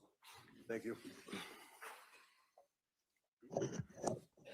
So as it relates to the concept of confirmatory bias, sir, in your opinion, with your experience, does the period of time within which an expert is hired by one side or another to evaluate a person and give an opinion, in other words, if it's a compressed period of time as opposed to an expanded period of time, is that one indication of confirmatory bias? Objection. Overall. It depends on the examiner and the situation. It can be, but individuals who pay attention to that concern should maintain healthful boundaries and not have any confirmatory bias. What does that mean? It means stay in your lane. That's better. Now, one of the things that the district attorney did is took the 7,001 pages of the records from Tewksbury Hospital and read excerpts from them to you. Is that correct? Yes. And Lindsay, after she was taken from South Shore Hospital to Brigham and Women's, then from Brigham and Women's to the rehab, Spalding Rehab, she ended up in Tewksbury. Is that correct? Yes. And Tewksbury's been very good. I mean, in your opinion, have they been good with her? And Fantastic. Fantastic. But nevertheless, that is still a facility that is a state facility, right? Yes. And the district attorney asked you about the plan to have Lindsay go to another facility, Worcester, I think it was. Worcester Recovery Center Hospital. Is that a relatively new facility? It's, I believe, the newest facility in the Commonwealth. And did we have Lindsay evaluated, have her transferred to Worcester Hospital? Yes. Was she allowed to make entry into Worcester facility? She was not. Why is that? She was not allowed because she Overall. She was not allowed because she has pending criminal charges. That'd be this case here, right? That's this case here. And the district attorney took the 7,000 pages in one of the records and apparently went through them to the anniversary of the death of her 3 children, correct? Yes. Went through them to highlight each birthday of her 3 children. Is that correct? Yes. In your opinion, you've been in a lot of mental institutions and facilities in the Commonwealth and out of the state, correct? Yes. Is it your understanding to a reasonable degree of medical certainty that the fact that a woman who is paralyzed is propelling herself down the hall from one room to another is indicative of anything? Not at all. The new way to own your brand with Wix Harmony. Showcase what you've got.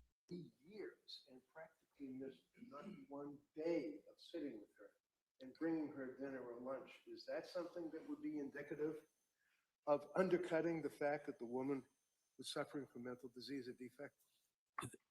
That's indicative of love.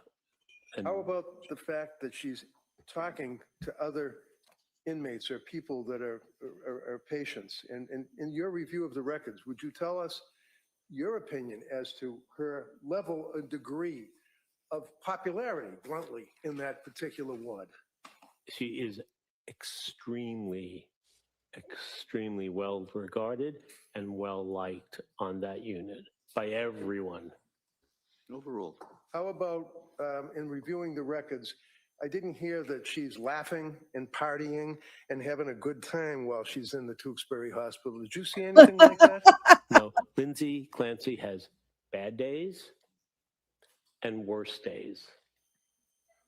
And when you speak with her and meet with her, doctor, has she ever mentioned her children? Because apparently, according to the questioning that you underwent, she never talks about her kids. She does speak about her children. What does she say? She really loves them and misses them and thinks of them every single day, almost every moment of the day. And finally, doctor, I'm holding up what has been marked as Exhibit 1 or I don't know, for identification. Have you seen this before? Yes, I have. And in your dealing with Lindsay and interview of collateral contacts such as Patrick, do you know what that is? Yes, I do. What is it? This is called a wish vase. And what does that mean and what is it? This is a vase that Miss Clancy and her husband purchased in Hawaii when they went on their honeymoon shortly after getting married. Yeah, sure. See sidebar, please. It's okay for them. It's okay for them to bring a witness in like the nanny just so they can show one little snippet of that beautiful little baby with the bottle to tug at the heartstrings of the jury. That's not a problem, right? How many times this woman wearing a big bow in her hair, okay? That should be a grounds for mistrial. How is she allowed to do that? That's like, remember during Karen Reed, if someone wore a certain color shirt or whatever, what if everybody shows up with bows, right? Like that's not okay. All right. So now he wants to show something to show that who she is and her character, and that's not okay. Fuck out of here.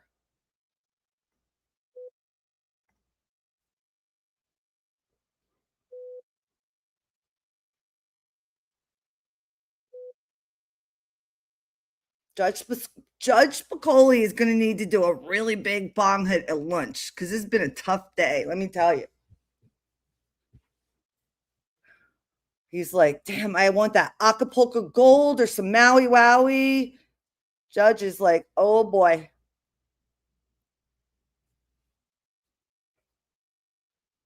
He can't with these ladies anymore. He cannot.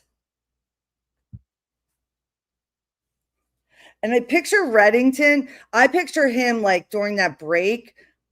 This is going to sound funny, but I just picture him like in some kind of like yoga pose where he's just like going like this or whatever. And he's going, and he's just like focusing himself like a Jedi or something. That's what I picture Reddington doing during the break. Spicoli's hitting a bong. Reddington's doing like some kind of a pose where he's just like centering himself so he doesn't lose his shit and like beat everybody up in the courtroom. And then the two ladies, what are they doing? They're probably in the bathroom together with little like voodoo dolls and stuff, like stabbing it and doing weird shit. lighting candles, cackling, throwing kittens into pots and boiling them. Oh, we got to get back. The judge is back now. They got to run back in. Oh shit, we got to go. You cats stay right there. We're going to boil you. We're going to eat you and skin you. They're definitely cackling. So everybody's doing they're all just kind of trying to chill out right now.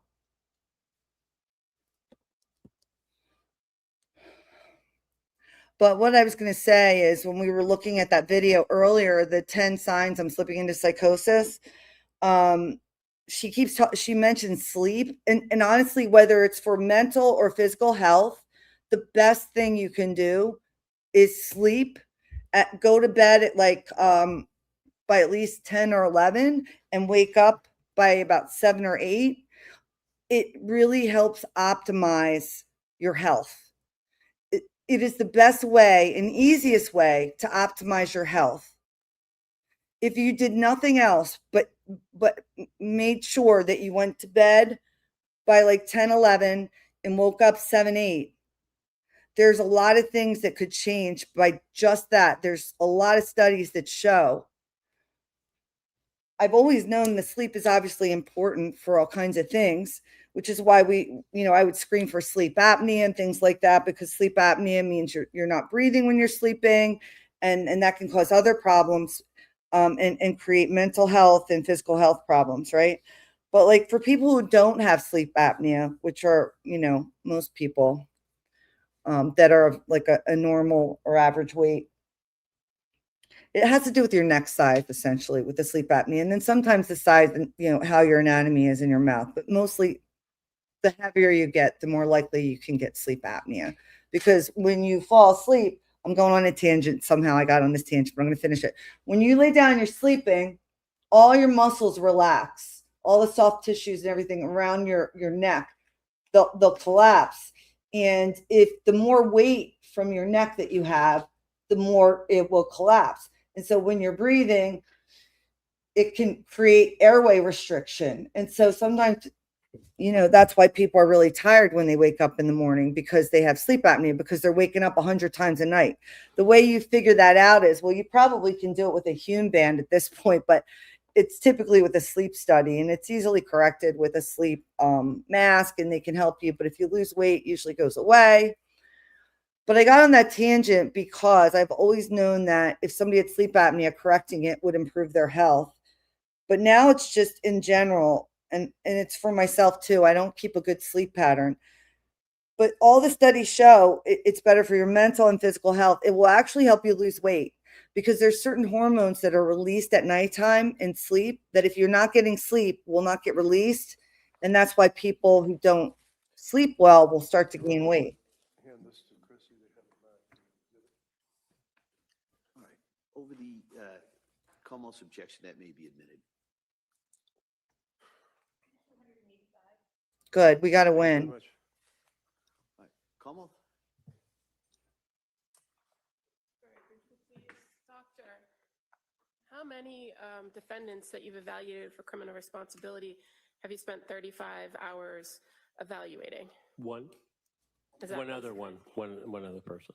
And how many other defendants have you evaluated that you've testified that you care deeply for them?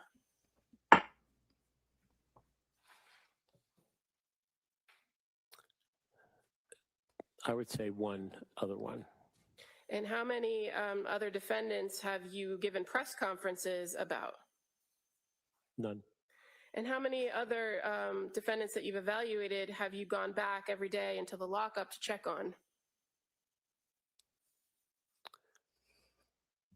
I was sequestered on all those other trials. I was not even allowed in the court. Now, you were asked about confirmation bias and given a hypothetical about so if somebody was asked to examine a gun, right? You recall that line of questioning? Yes. You were hired by the defense in this case, were you not? Yes. Okay. And as far as your conversations with the defendant about her children, you're also aware that she continually refers to this situation as my tragedy, does she not? That moniker of my tragedy, that's just one of the things that she'll say. All right, thank you. You're welcome. And what's the reason that, with the understanding of the court permission, that you go to the lockup and see her during this trial? I go to the lot. Sustained. Well, while she's in Tewksbury, counsel kept referring to SID, SI. What is SI? SI is suicide intention or suicide ideation. In Tewksbury, Sui- excuse me, in Tewksbury, has there been a concern of suicidal ideation? Yes. And what, as a result of that, SI, as counsel kept repeating to you through the records, is her status at Tewksbury? She's on a constant one-to-one to ensure that Ms. Clancy doesn't take her own life. And that is somewhat similar to the reference in Brigham and Women's Hospital when you were talking with her, that there was a nurse that was sitting in the corner of the room at all times. Is that right? Yes, that's correct. Inferentially was able to hear any conversation that you had with Lindsay, right? I asked those people to leave. Thank you. Counsel, can I see just one?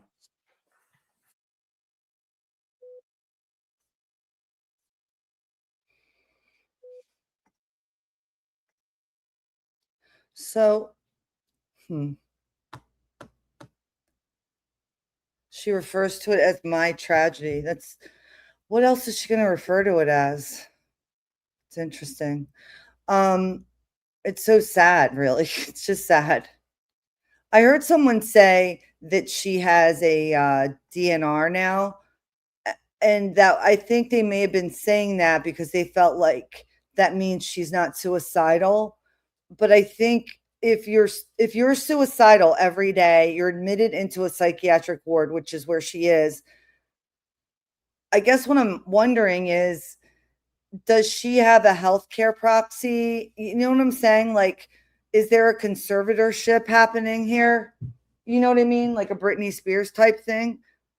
And that her parent, because how can you say? Finally, I will ask you again, what, to your understanding, is the purpose of you during this trial going back, as the counsel asked you about, to the lockup with Lindsay? To ensure that Ms. Clancy is stable and competent to stand trial. Any concerns as far as her SI? She's in good hands at the moment, but there's always a concern that sits directly below the surface. Thank you. You're welcome. Attorney Buckingham, please. Dr. Zeisel, in 3 years, she's never made an attempt to harm herself, has she? Other than January 24th, 2023. No. All right. Anything further? That's not the own she thinks it is. Hold on. All right. Thank you, Doctor. Thank you, Your Honor. What?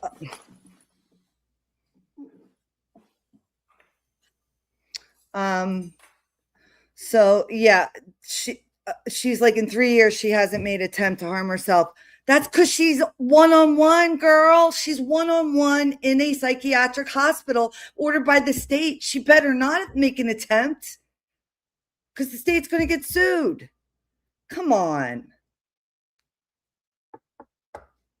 She thinks she ate with that one. That's a lot of times what they do. They come up with a question and they think they're owning it. It's like, you're just playing yourself.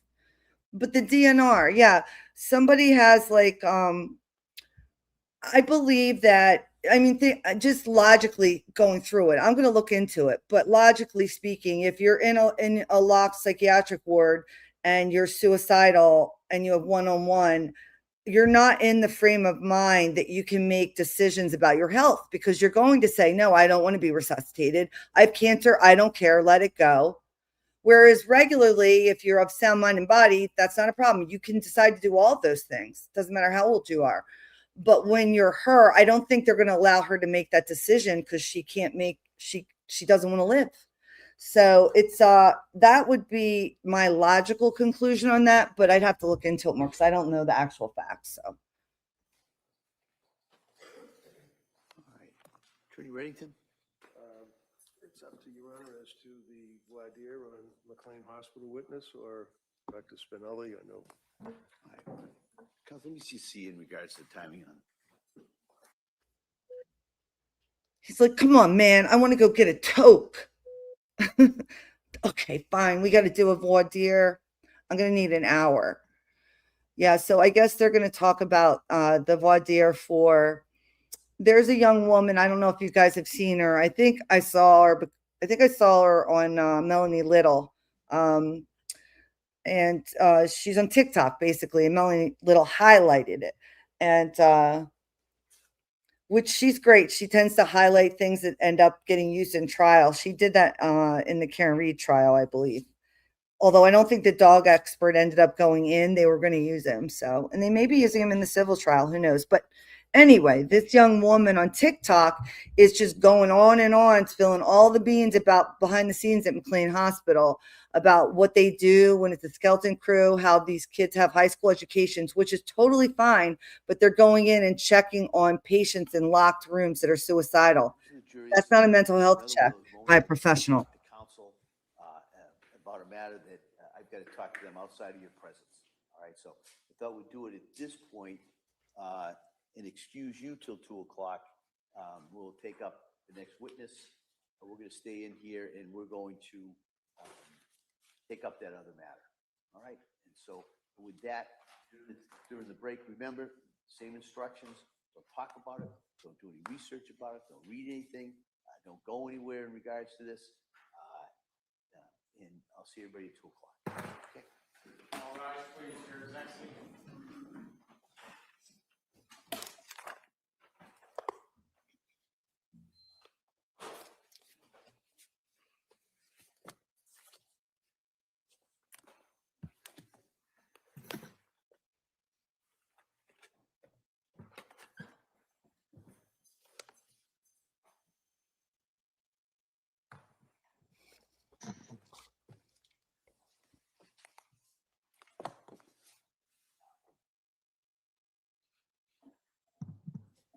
Jurors have exited the courtroom. This court's session. Please be seated. All right.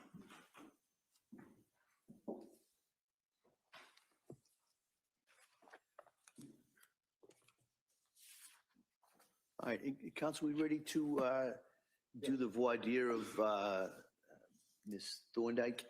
Thank you. She should be right outside.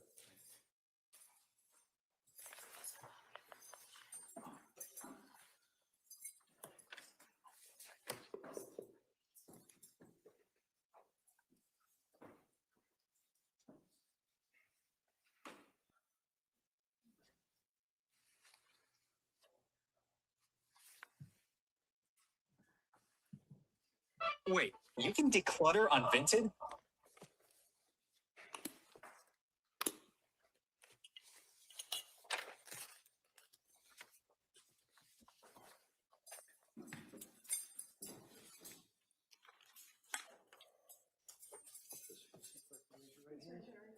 You solemnly swear that you shall make true answers to such questions that shall be put in this matter.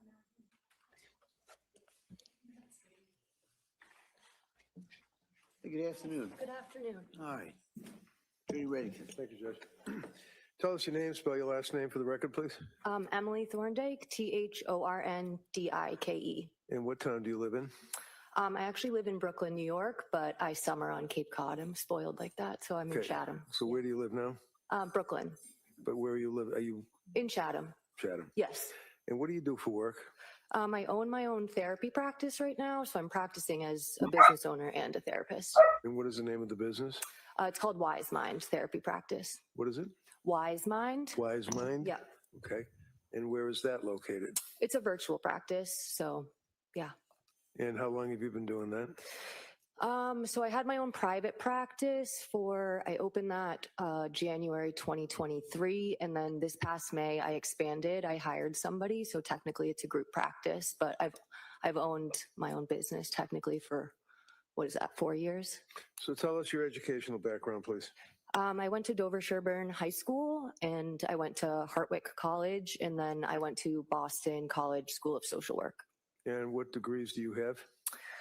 So I have my master's in social, I have my BA in sociology. I have my master's in social work, and then I have two social work licenses, I guess. You have to get one before the other. So I only go by a licensed independent clinical social worker. So, but you have to get it's very confusing. You have to get two licenses essentially. You have those licenses? Yes. Within the Commonwealth of Massachusetts? Yes. Now, your employment, can you tell us what your employment history was since I guess you got your master's at BC or something? Since I got my master's at BC, I did my final year internship at McLean Hospital at their trauma program. And then once I graduated, got my MSW, my master's of social work, and then my social work license, I was offered a per diem position at that program. And I did that position for, I think it was 2 to 3 months. And then I was rehired. I went back to the short-term unit at McLean, which I had previously worked at. So when you say the short-term unit, is Yes. that also referred to as the STU? Yes, we call it the STU. It's just short-term Yeah, she seems like real, like, activated here. unit. It's also referred to as AB1, which is admissions building first floor. Now, are you familiar with this case of Lindsay Clancy? I'm only familiar about it from what I watched before I was sequestered, but other than that, I don't know This is the girl from McLean on TikTok. This is hilarious. Okay. the case at all. And when you say what you watched before you were sequestered, what Yes. does that mean? What did you watch? I think it was not this past Thursday, but the one before that. I'm not going to recall the date off the top of my head, but that's when, you had told me that I'm sequestered and to no longer watch. She wants to spill. I love this. This girl wants to spill all the beans. All the beans. Let's hear it, girl. We want to hear all of it. Tell us how bad it was. She wasn't there when Lindsay was there, but, Watch the trial or consume any of it. So what were you watching? I had just been watching like the day-to-day, like the live stream and just, yeah. Why is that? I'm interested in the case. I honestly got into sort of watching trials from the Karen Reed trial, and then I wanted to watch this case. And obviously, I worked at McLean, so I was curious to watch it. And when did you work at McLean? I started there in 2014, and then I left there in December 2021. So how many years is that? Oh, 7 years, 7-8 months, I think. And what was the nature of your work? What'd you do? I started as a mental health specialist there, which I think you can sort of try to summarize as those are the counselors are sort of directly on the unit with the patients. Our main role is to keep patients safe, really. So you're doing a lot of safety checks. You are putting eyes on patients to make sure they're not trying to harm or kill themselves. And we do crisis intervention. So when those things are happening, because they do, we are the ones to intervene. And unfortunately, there are a lot of restraints that happen on those units, and that's one of our main jobs. So the STU, that you referred I to, know, right? Are there a couple of them at McLean? Or? So I'll try to explain it. When I first started there in 2014, it was one unit with 28 beds. During the time I was there was a renovation. They expanded the unit. It's a little confusing, but in 2016, I believe it became two separate units operating the same way. So there's short-term unit north, and then there's short-term unit south. And now south has 22 beds and north has 23. So that's why you'll see AB1S or, so they're the same unit, but there's a south side and a north side, if that makes sense. When you were working in that particular unit, is that the same unit that Lindsay Clancy was in for the 4 to 5 day period? Yes, I worked on both north and south for a significant amount of time. And for all those years that you worked there, did you work days, nights, weekends, holidays? So days and evenings, I preferred the evening shift, but you're supposed to do both, day and evening. I didn't do night. Sometimes you get mandated and you have to work an evening and a night shift, which is always pretty brutal, but I was day and evening. Now, how about the staffing at STU, your experience? So there's always I can sort of start with the week, I guess. There's always 4 mental health specialists and 4 nurses during the week for the day shift. And then in the evening, it's 4 mental health specialists and 3 nurses. And then there's one 1.5. It's hard to explain. There's at night, there's 3 mental health specialists, and then there's 1 nurse on north and 1 nurse on south, and then there's a nurse that goes in between at night to help both sides. And how many beds are in the north and the south? STUs? North is 23, south is 22. And which one was Lindsay in? South.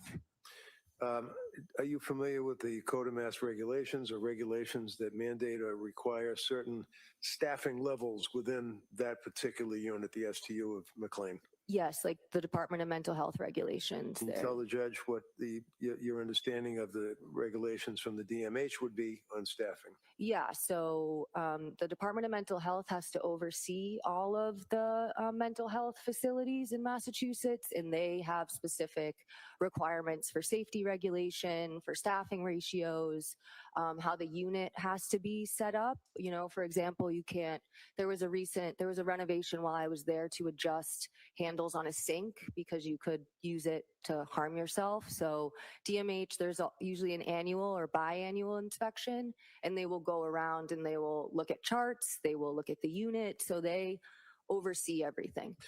And they mandate how many doctors or nurses or safety people would be on a particular unit? Yeah, they definitely have those requirements. And what's your understanding of those requirements? I believe, I don't want to, I'm not sure exactly. Like I know McLean follows those regulations, but I guess there's potential that McLean might go higher than the ratio. I'm not sure. So you have to at minimum have a certain amount of staff, but I'm not exactly sure on that. Are you aware in this case that McLean forwarded to the district attorney's office and the court certain discovery? Yes. Indicating how many doctors, nurses, and Yes. safety workers. Did you have a chance to read that? I did. All right. Is it your understanding that the requirements of the DMH and minimum staffing on, well, let's say on weekends and holidays, for example, does that change year to year, or is that pretty static? It's never changed. This company made an AI service platform that will make your IT team work so much better, it feels like cheating. 2023 it was, so that was how it was when I started.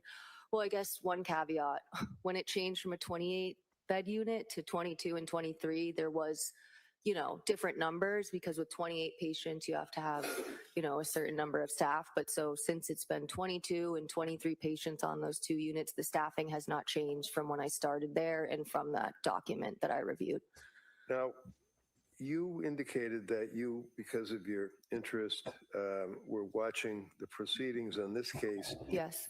On what, YouTube or something? Or yeah, whatever TV? you can, yeah. YouTube. And you had the occasion to hear the cross-examination of Patrick Clancy by the district attorney, is that right? Yes. You mean the direct? I'm sorry? The direct. Of Sorry, Clancy. you're right. It's been a long week. Okay, direct examination. And the focus was on the fact that when Lindsay went into the hospital, it was on New Year's Eve. Is that correct? Right. And that she was there for that holiday weekend, and then I think the following Monday was a holiday. Yes. Okay. And you heard the direct examination of the district attorney asking about McLean being #1 hospital in the country, McLean having all of these services available to the inmates that are in there, treating them, offering all these fantastic programs on the holiday weekends and the holidays, as opposed to what Patrick had testified to. Did you see that? We re-asked that question. I think I understand, but. Okay, when you were watching on the television. Yeah. You saw, or the computer, you saw the questioning of the district attorney of Patrick Clancy. Yep. You heard Patrick Clancy make reference to the fact that his wife admitted herself into the STU on a holiday weekend, New Year's. Yes. Was there all that weekend. Right. Into a holiday. Right. And the district attorney then questioning Patrick inquired as to whether he was aware that it was the best hospital in the country, that there were many doctors and nurses and staff available and programs available, and Lindsay wasn't interested in any of that, right? Yes, that's what I took from it. Now, in your 8 year, however many years of experience that you had, is that what your understanding was in that unit? No, no, that's not what I was understanding. No. So tell the judge what your understanding was from your experience, hands-on, day after day, working in the STU for all of those years. Right. But you also were a supervisor of the STU at one time. I actually wasn't. I became a social worker there. So I guess you could, one way to look at it is that, you know, the social worker and the psychiatrist, you are the treatment team. So you're making all the decisions for the patients. And so the nurses and the mental health specialists, I don't like to create a hierarchy, but they are operating underneath you. So in a way I'm supervising, but I was never a direct supervisor. Right? You came out with a TikTok or I did. a reel or whatever you call it. Yeah, TikTok. And would you agree with me that you were pretty angry when you did that? Yeah, definitely emotional. So tell the judge, why were you emotional when you did that TikTok? Well, it's a lengthy TikTok. It's about 10 minutes. And I was emotional because I felt like what was discussed in court was not aligned with what my experience was. I noted several things. I'll try to summarize some of them. There was mention that there's individual therapy on the unit. There is not. There was mention of seeing a doctor every day. I felt like there was some misleading of that. You do see a doctor every day, but on the weekends and on a holiday, it's one doctor who's seeing all of the patients. The meetings can be as short as 1 minute. Many patients decline those meetings. And the doctor who's there on the weekend and holidays is seeing 23 patients. So I felt it was misleading to indicate that there's sort of a in-depth doctor session when it's very brief. How about program? Those twins are making a voodoo of this girl right now. They are in the mix of making a voodoo doll of this girl right now. Those DAs with the bows. That are offered, like making things out of clay and crayons and stuff like that. Yes, there's clay on the unit. It's called Model Magic. It's a non-toxic kid. It's Oh, what's going on here? On the unit, there is a lot of coloring. There's a specific group that I saw in the documents I reviewed called Music and Mandalas. Mandalas are basically adult coloring books. The designs are kind of abstract. You could compare it to like looking through a kaleidoscope or something, and you color them in. And Music and Mandalas is a group where you play music and the patients color.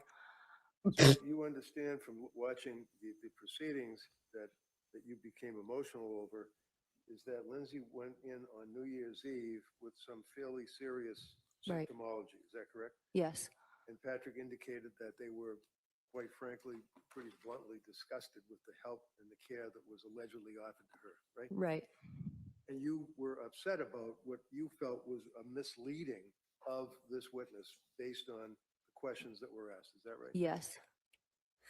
And Patrick had made reference to the fact that she was doing coloring and she was in the groups that were sitting there dealing with the clay and that basically they felt that it was not bluntly any help. Yes, and there's very minimal like family contact when the main treatment team is not there. So it's not abnormal that families wouldn't be getting like regular or like in-depth updates of what's going on. You're sort of supposed to wait until the treatment team comes back, whether it's on a Monday or in this case a Tuesday, since Monday was a holiday. That's the team who's going to be working with the patient. So most updates and communication with family and with providers aren't going to happen over the weekend either.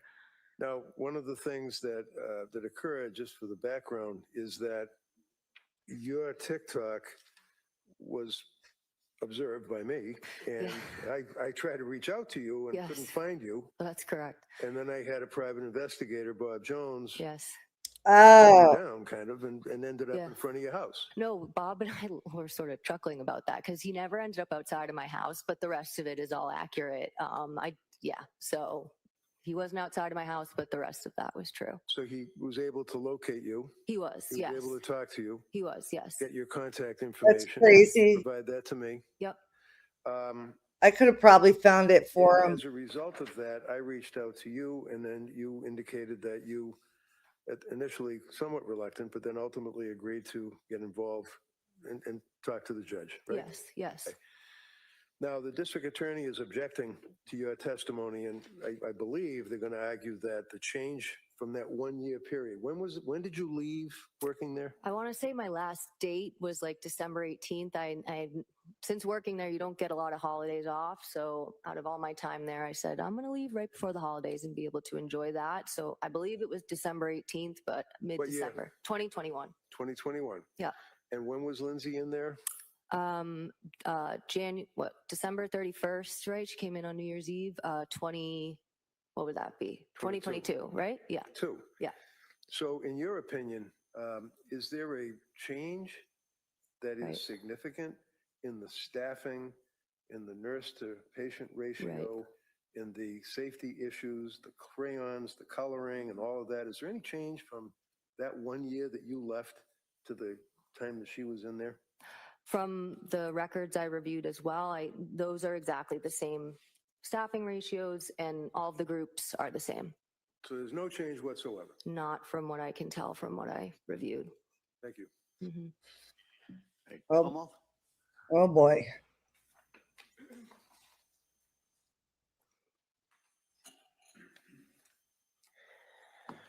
Good afternoon. Hello. So you are currently a social worker who does their own licensed independent clinical social worker, right? That's the license. Title, When yeah. you're saying that's really what you kind of go by. Yes, I'm a social worker by trade, you could say, but I'm practicing as a therapist. And you do that virtually? Yes. So you don't have a brick and mortar where clients come and engage in therapy with you, right? No, rent is expensive. So right now I'm all virtual. And you indicated that in your time at McLean Hospital that you first started as a per diem, and that was as a mental health specialist, right? I didn't start per diem there. I started at a 32-hour position. The per diem, there's another position I held at McLean, which is called a community residence counselor. That was a per diem position. And then the social work position I took after graduating and before I went back to McLean, the short-term unit, that was a per diem position. So the per diem role that you had, how long did you do that role? On which unit?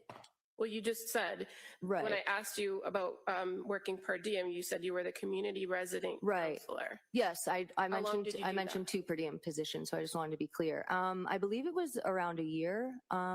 It was on the side while I was working on the short-term unit. That was the main unit I worked on, but since I was 32 hours, I was interested in that particular McLean program, so I picked up a shift, every so often, but I was primarily on the short-term unit. As what, though? As a mental health specialist, yep. And so you said once you got your master's, you took on a role of clinical social worker there, right? So yes, I did. And that was in September of 2019? Yes. And you said you had a chance to review the records that were sent over by McLean, right? Right.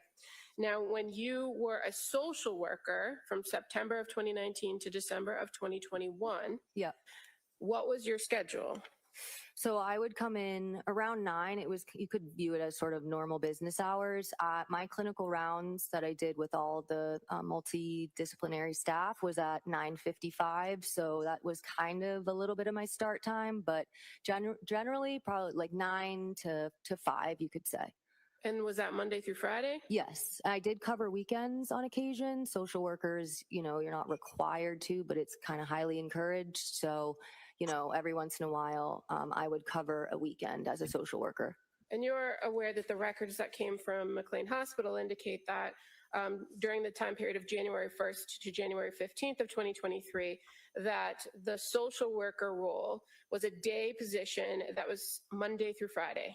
Yeah. And that on January 1st, which was a Sunday, there was no social worker there.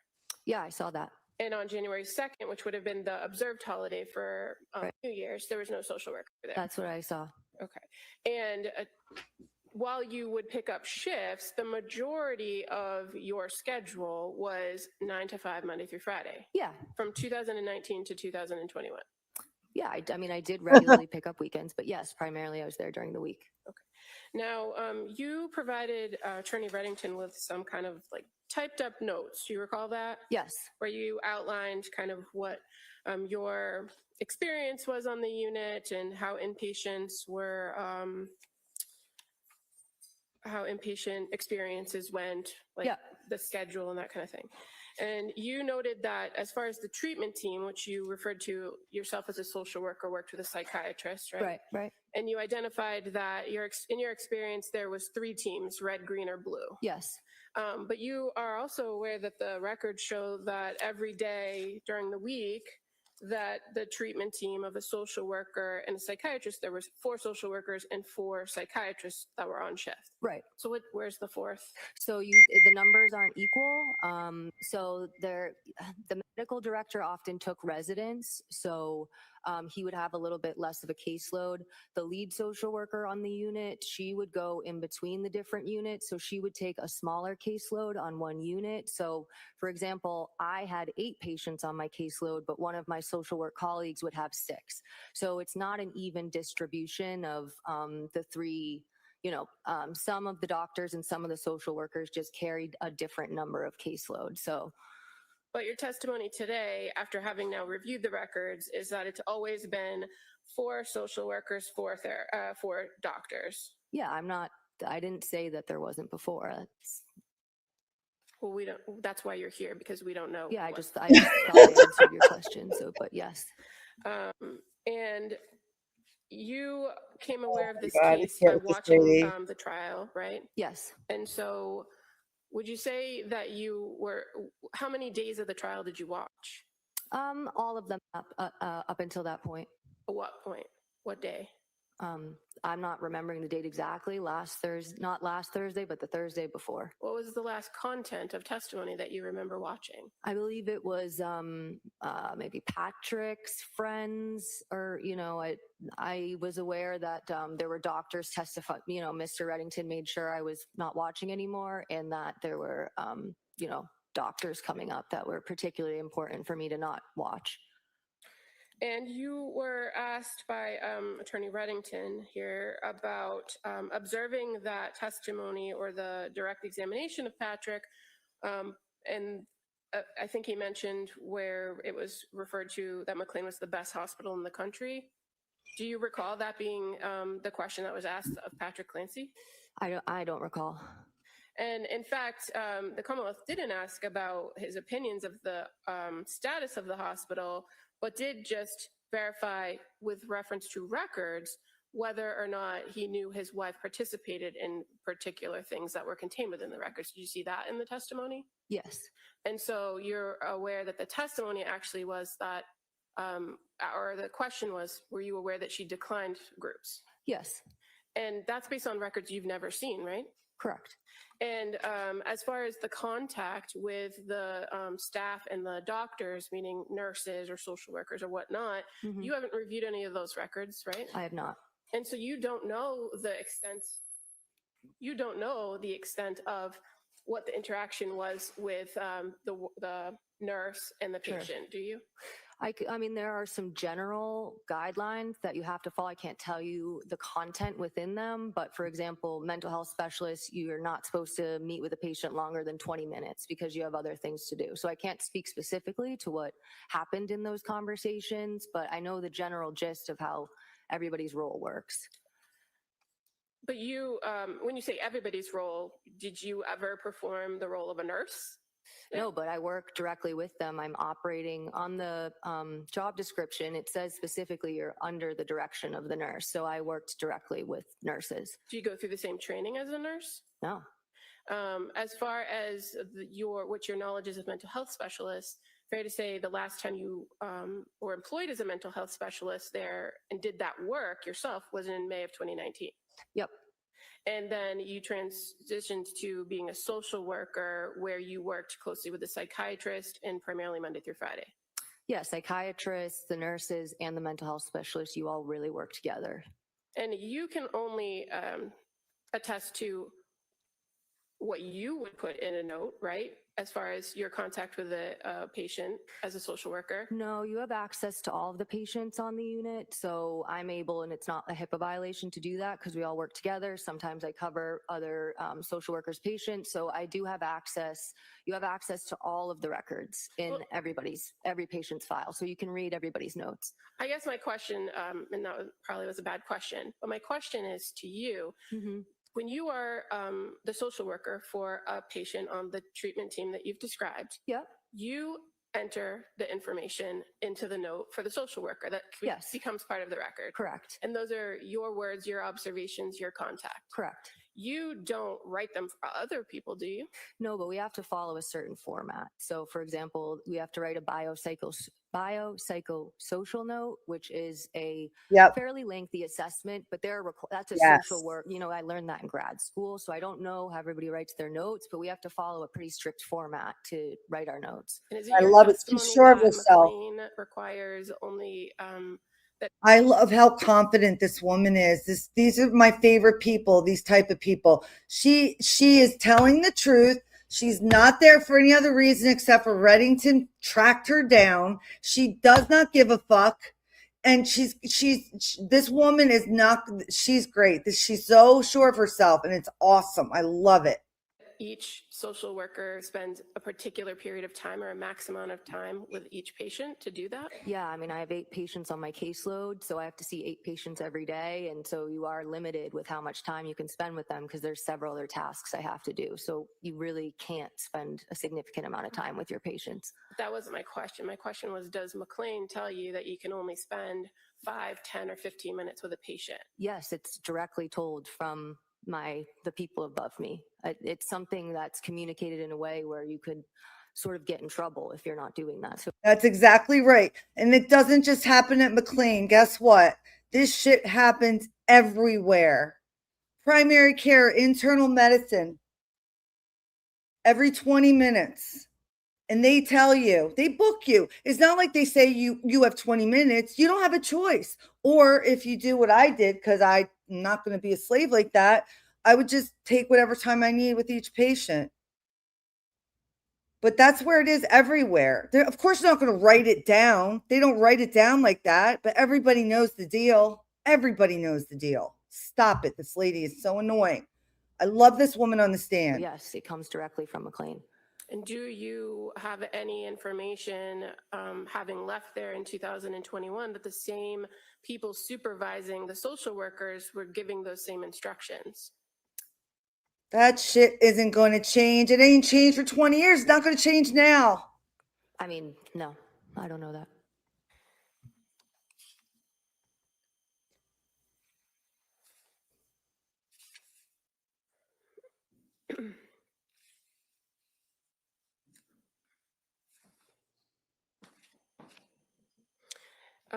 Do you know anything about how many people were actually occupying beds between January 1st and January 5th of 2023?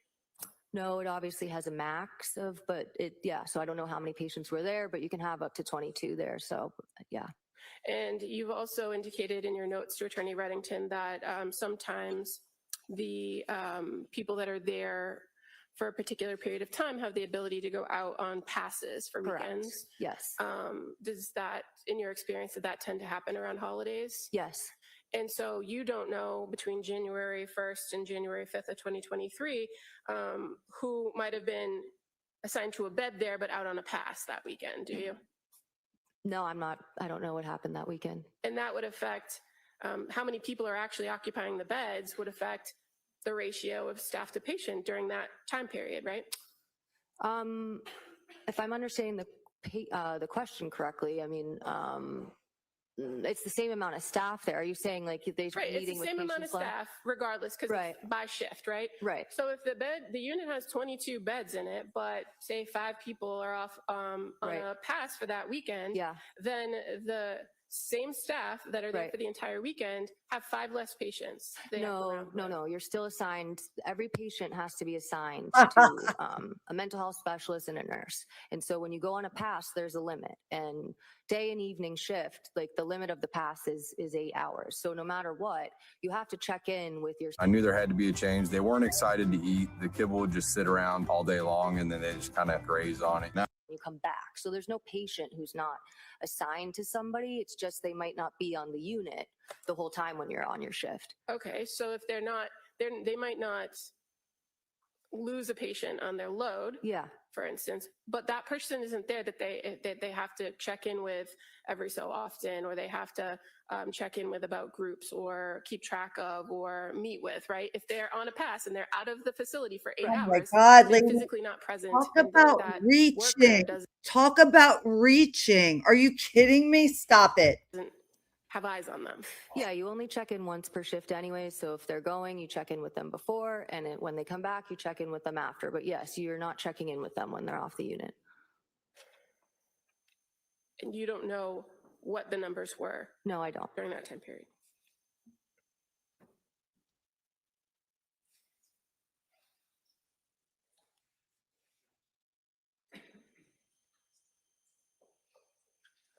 I don't have any other questions. Thank you. All right. Mr. Rankin, I'll hear you on the motion. You may step down. Thank you very much. Thank you. Your Honor, I think it's obvious that the witness has the educational background. She certainly has the experience, interestingly enough, of that very unit that Lindsay was on for that period of time. She's well aware of the staffing, indicated to you that the staffing ratio to patient, et cetera, has not changed according to the items that the government has brought here today. That at the time that she was there, it was on a weekend. She indicated about the weekend staffing, the holiday staffing. Indicated that they have these coloring programs and programs that Patrick was relating to, and indicates this skeleton crew, if you will, in a sense, on that particular period of time in the holidays, which is very corroborative of what Patrick had indicated in his testimony. So, I'm not looking to bring her in to disparage McLean Hospital. They've done a good job of that themselves. I'm bringing her in to just have evidence as to what Patrick's testimony was relating to what his wife went through when she was in McLean, to corroborate the fact, as opposed to what was raised on direct exam with the government when they were questioning him about all of these wonderful programs that she apparently was not interested in participating in, which is very, very, I would argue, improper inference for the jury to consider. All right. Kamal? Your Honor, would object to the witness, and even now after the voir dire, I think it's clear that the best evidence of what the defendant was provided by way of care, treatment, however you want to call it, is the record in and of itself. It's the record from McLean that documents each and every contact she had with each and every person that was on staff during the time period she was there. Now, just to be clear, there's been some indication that she went there on the 31st of December, but the records are clear to say she was transported, and she didn't arrive at McLean until the early morning hours of January 1st. So that's when the records start, and they document her each and every day and each and every step of the way, consistent with how Dr. Goodhart described the process of how you're intake and then how you go through the day and what the general schedule is and the contact with the treatment team. This witness is offering no more information than what's contained within the record, and no more information that's what's contained in the records that were just received for the trial subpoena. And I would suggest to you that the fact that she, in her last role as a social worker from 2019 to 2021, where she was a day staff person that worked Monday through Friday, that wasn't there on the weekends, that she does have a limited amount of information, and it's attenuated, more attenuated than we had initially believed, from the dates in which the defendant was at this particular hospital. So I would suggest, or I would object and argue that the best evidence is the records in and of themselves, the records that now have been subpoenaed that can be admitted to identify the particular staff. I'd also like to point out that counsel is referring to offering this to rebut certain inferences or certain statements that the Commonwealth made in the direct examination of Mr. Clancy, but no one has said that McLean is a #1 hospital. That wasn't the testimony. That wasn't the question put before him. It was simply what he knew, what he observed, and if he knew what was contained within the record. So there's been no presentation of evidence that would suggest that a person needs to come in to dispute that the groups are the groups. The court and the jury can see from the record what the groups were, and they can make their own decisions based on interest, which this witness can't testify to because she's not. So I would object for her to being called as a witness for those reasons. All right. All right. Well, I'm looking at this really as a kind of two issues. First is late disclosure of the witness, and I'm not, and that goes into a whole different analysis, and also analysis under Rule 403, which is relating to relevant evidence. And as that rule, proposed rule says, evidence may be excluded if its probative value is substantially outweighed by the danger of unfair prejudice, confusion of the issues, or misleading the jury, or by considerations of, well, that part doesn't apply. First off, I find this witness credible. I find that, and I appreciate her being willing to offer the information that she has, but that's not always the whole finding on this. And so under cases such as Taylor versus Illinois, Commonwealth versus Dunning, Commonwealth versus Steinmeier, a couple other cases, I have to look at a number of factors. The first is prevention of surprise. Well, the Commonwealth has been aware of this issue for at least a week or so, so I'm not considering that evidence of bad faith. There's no bad faith I see from either side in naming this or calling this person at this time. There's the prejudice to the other party. I think there's just limited prejudice, if any, to the Commonwealth. However, though, the final two are the issues that I think are more relevant in this. One is the materiality of the testimony in this. And I find that there's limited materiality, it's hard to say, because mainly this witness. That last bong hit was really big, Judge. I think you took too much of a hit on that Acapulco Gold. Hadn't worked there for a year. So there's at least a gap between when she worked there and when the relevant time period is here. There's also, I imagine, different personnel.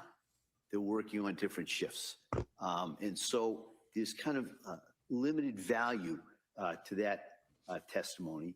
I also, I don't remember any five-star type inferences. In fact, so I'm not going to, that's going to be measured by the jury. But I didn't see any mentions that this was a five-star facility. And then also the concern is, or the factor is, the effectiveness of less severe sanctions.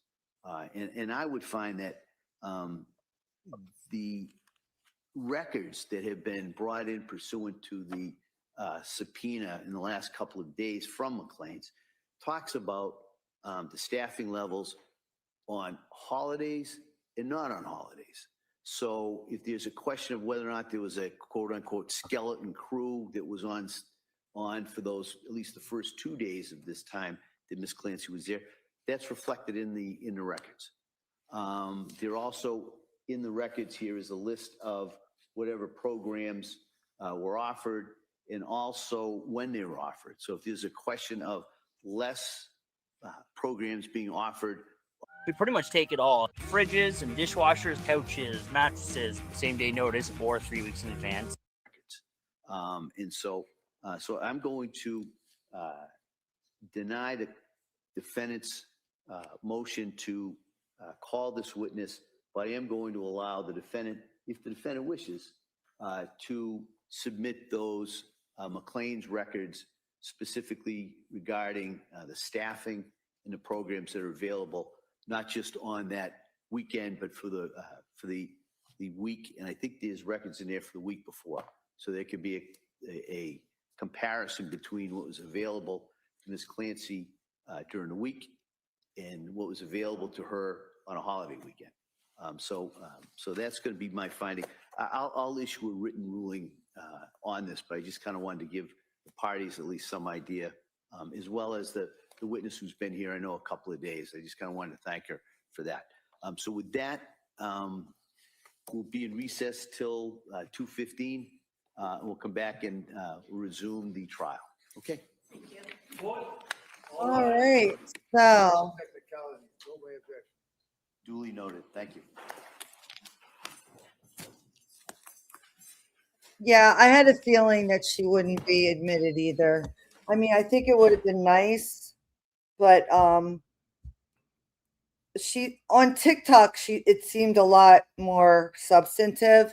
I don't think it would have made a big difference, to be honest. Hold on 1 minute. I have to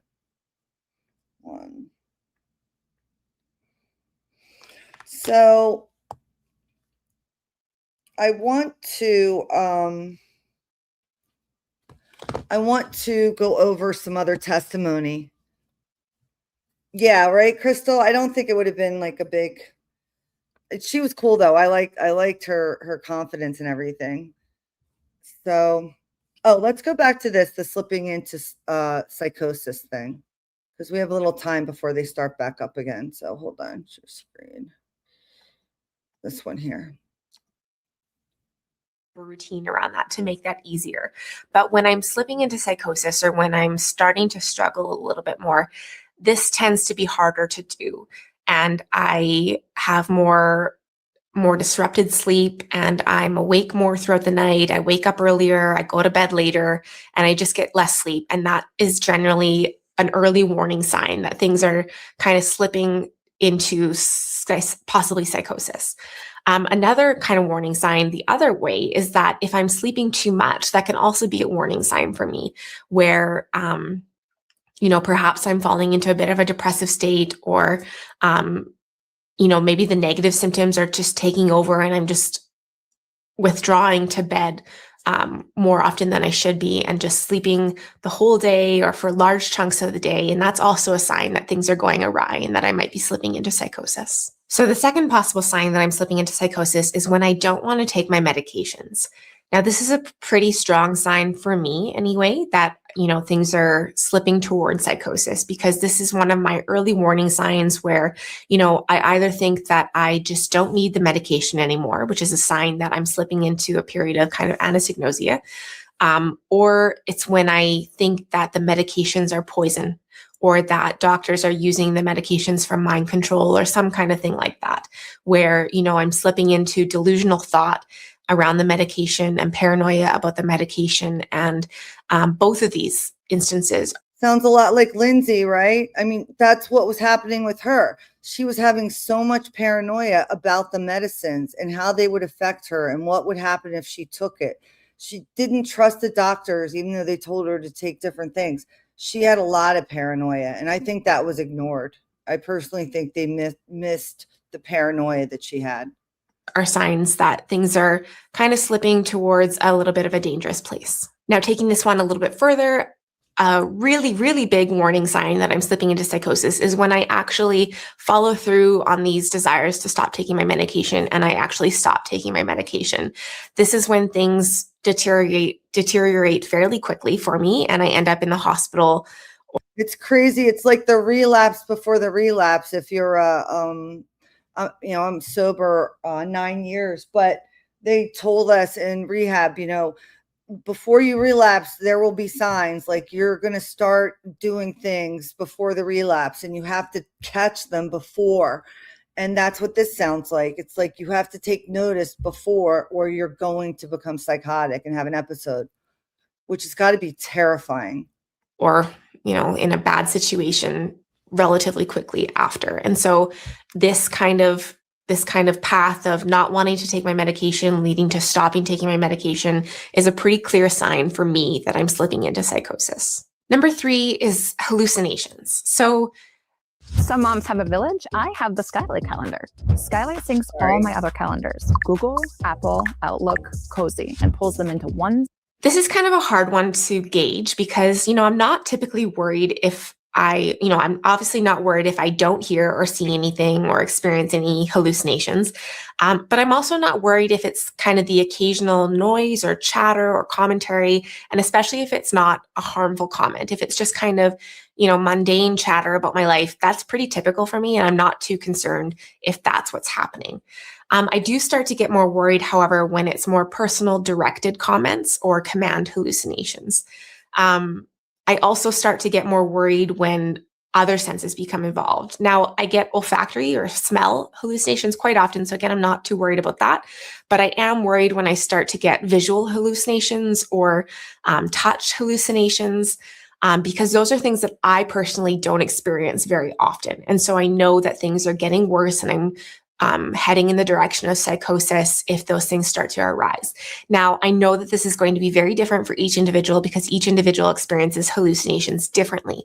But I think what I want to convey is being aware of what your baseline is and what is acceptable for you and what is a sign that things are heading in a bad direction. I also get more worried when it's harder to ignore hallucinations and when I'm really distracted by them and I'm engaging with them more than I typically do, because usually I'm fairly okay at ignoring them and just kind of still engaging in life, like real life, in a decent way while putting the hallucinations aside. So when I start to get more entangled with the hallucinations, that's also a warning sign.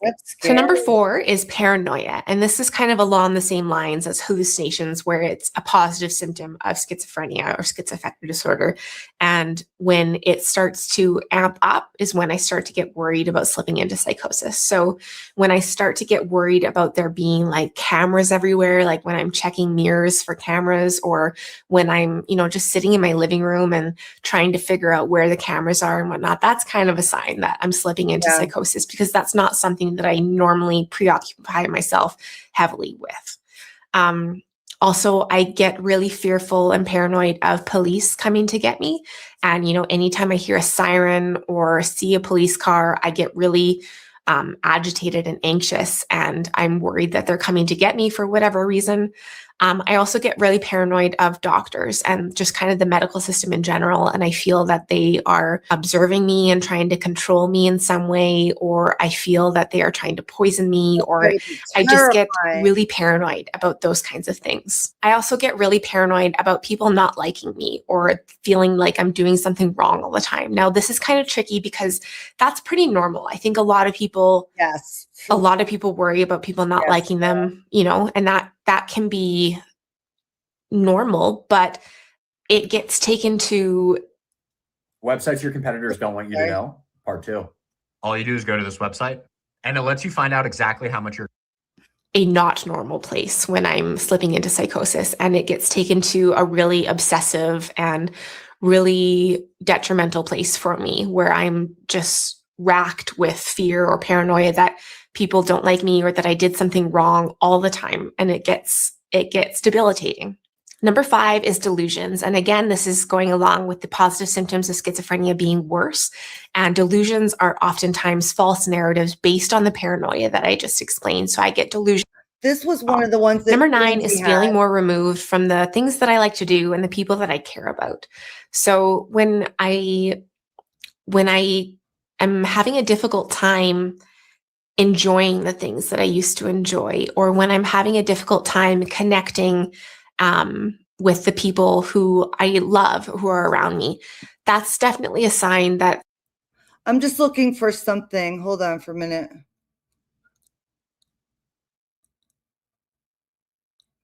Let's see. What are we missing? I just want to see. Oh, here it is. Here's the thing, the episode. Here we go.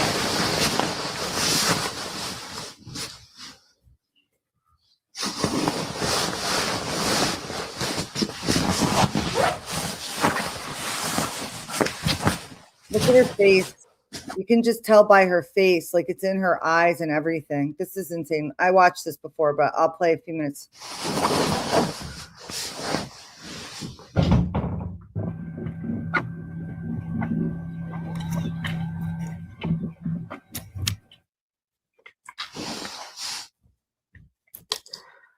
don't really know what to say right now because my mind keeps just going blank. I think the reason why I decided to pick up my camera and record today is because I think a criticism that I get sometimes is that I come across as being well all the time and I don't show the more difficult aspects, periods, or whatnot of living with an illness. Yeah, people don't believe you. They want to see you suffer. They want to see you suffer. Don't you know? We have to see it. That's crazy. But you know what? This is so helpful for people, though. What a strong woman with insight, too. This is insane. It's like schizoaffective disorder. And so I kind of wanted to try to be a bit more transparent about being in a difficult period and experiencing some of the more difficult aspects of the illness. So it's been about not quite a week, but a few days of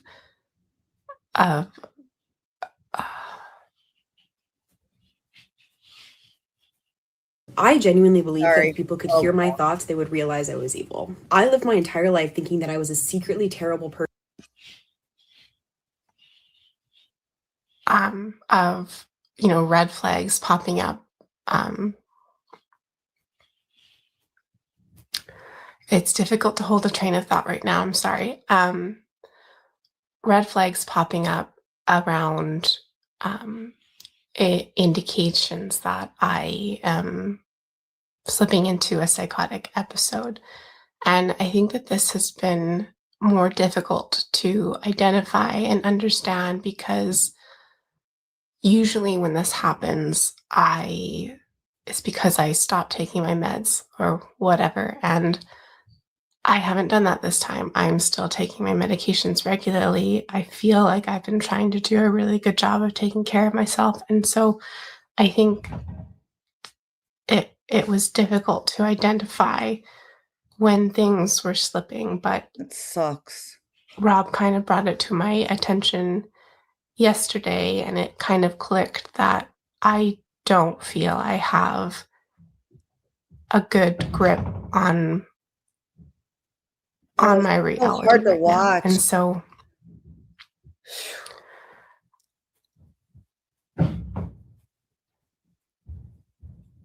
that's something that I'm struggling a bit with coming to terms with in terms of I feel like I've been doing everything right. I missed a dose of my medications. I think it was 2 Sundays ago, and I'm kind of becoming fixated on, well, that's why this is happening right now. But that doesn't actually make a lot of sense. I have a PRN, as needed medication from my doctor for when. But this really shows you, like, she's on the verge of madness right here. She's teetering, and it's really showing you how she was before, all put together. Everybody's complaining, oh, you never show us the bad side. She's showing it to us. It really shows. I see it in her eyes. It's everything about her. Her whole energy is shifted. Like you said, it looks like she saw a ghost. It's like a spiritual. A lot of this stuff for me, and I know it's not. This is not my medical background talking. This is just me talking. I feel like some of this stuff is spiritual, you know, entities and stuff, because she has a whole other persona going on right now, you know. And it must be, it's just crazy. I really appreciate her. And this is from 5 years ago, I think. It had 1.1 million views. So she's still doing videos, I think. But anyway, let's go back. When I'm experiencing more symptoms. And so I decided to take that yesterday to kind of deal with the slipping away from reality sensation that I was experiencing. And it really, really sedates me. And so it's been probably almost 24 hours since I took that, not quite, but I feel like the sedating effect is kind of finally starting to wear off. But the last Look how clear-minded she is too. 18 hours or whatever have been very much just kind of being stuck laying in bed. Even though she's in a psychosis right now, right? Look how clear she's able to calculate time and things like that. Remember, they said, oh, how could she pick up the phone and say whatever? Look at this woman. She's in psychosis. It's not full-blown psychosis, right? But it sounds like somebody's there. And they obviously I don't know if Rob is her friend, husband. I don't know who Rob is, but Rob pointed it out to her. She was able to hear it. Okay. And so, you know, it makes it a lot more believable, I think. I mean, I believed it anyway, but I think for people who don't understand it, maybe this would help. Having a difficult time communicating with Rob, who's the main person who's supporting me. And I want to show you something that changes everything. Totally believe that, yep. I'm Paul Crucius, co-founder and CEO of Hear.com. If you've been struggling to hear clearly, yeah, it's been a difficult period. And I don't think I'm doing a great job of communicating about it. Maybe I'll talk more about this, specifically the symptoms and whatnot that I was experiencing at a later time when I feel I have a better grip on things. But the gist is that I don't feel that I have a good grip on my reality right now, and it feels distressing and scary and hard to wrap my head around, because how do you wrap your head around the fact that you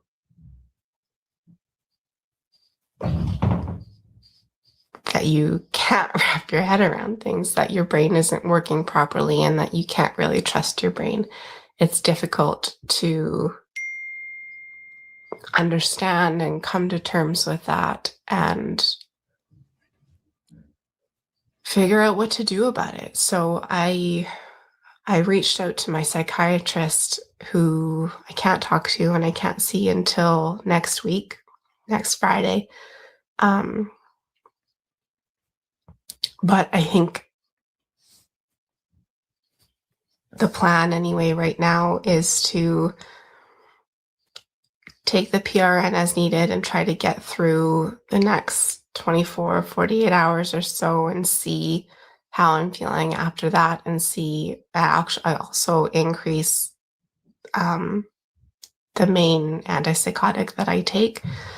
My doctor has kind of let me titrate that dose as needed, and so I'm going to try to go up on that again and see if that helps at all in the next couple of days. If it's still not going great and I'm having a difficult time and not feeling like things are improving at all, then the plan is to call. It's called Access 24/7 in my city. It's basically an emergency mental health clinic, and so give them a call and see if they have any further insight into how to manage this. I'm worried that I'm going to end up needing to be hospitalized to try to figure out medications and whatnot. I haven't had great experiences with hospitals in the past, and so that's a worry, though. I don't know, there's like an ounce of hope or optimism that I feel like I'm in a different headspace with this psychotic episode than I have been in the past, where I've been a lot more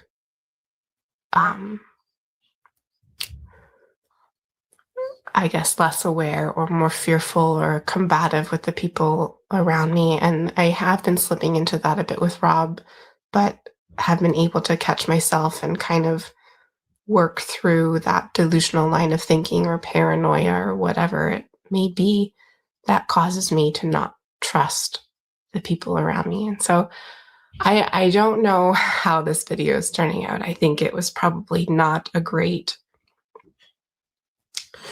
articulation of what I'm experiencing, but I just wanted to provide a bit more of an honest glimpse into the difficult periods. And so The worst health drink to start your day with. Orange juice. It's a 0. It's probably the worst breakfast item. It's pure sugar. Green smoothies. If you're going,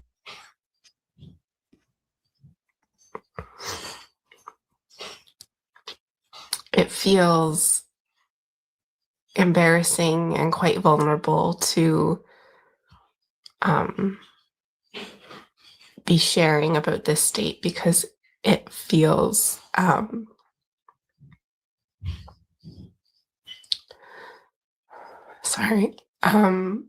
it feels like a bit of a personal failure or feels like weakness or How much does this woman remind you of what Lindsay might have been like? Like how much this woman, I just feel like only she's got a lot more insight into the illness, but I mean, it's crazy. I don't know. You know, I would never say these things to anyone who was, you know, communicating that they're experiencing this with me. And so I'm trying to not say these things about myself or think these things about myself, but it feels vulnerable sharing that I'm experiencing this. And also because I don't really know what to do to get myself out of it. And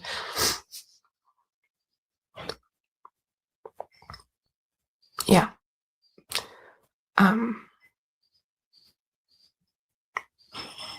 So that's kind of where I'm at. I don't know. Yeah, I don't know what's going to happen in the next few days, but I will try to be transparent about it. Hold on, I'm just going to go to this part here. Let me be part of this doc. Okay, hold on for a minute. What really happened? How I stopped being my diagnosis. All right, hold on. I just want to see if she has a video.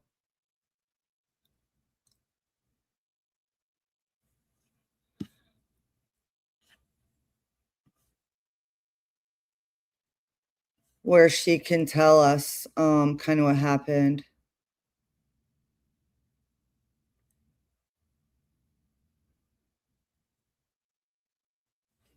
Interesting. She did a whole series about keto and schizophrenia and how that can help. I think diet does make a difference, a lot of difference in mental health, actually. Let's see, what is this?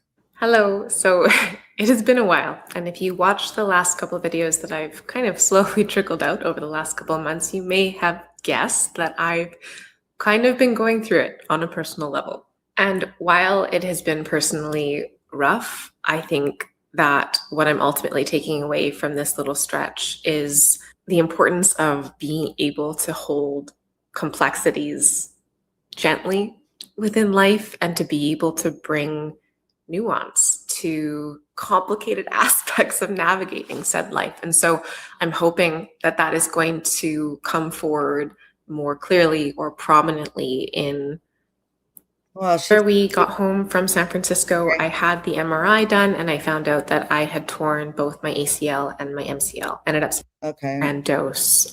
The real reason you're Sorry. stiff after Okay. sitting. I'm gonna get off If you of that want for now. more Sorry about that. All right, let me get back here. I'm gonna actually stop that. So if you want to visit that woman's channel, it's called Lauren Kennedy West. That's her name, Lauren Kennedy West.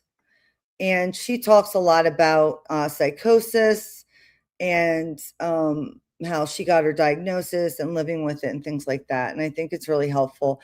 And it's helpful to show people who think that, you know, people think they know what psychosis is because they watch movies, but that's not the whole story. So this is a real person experiencing it. So let me see here.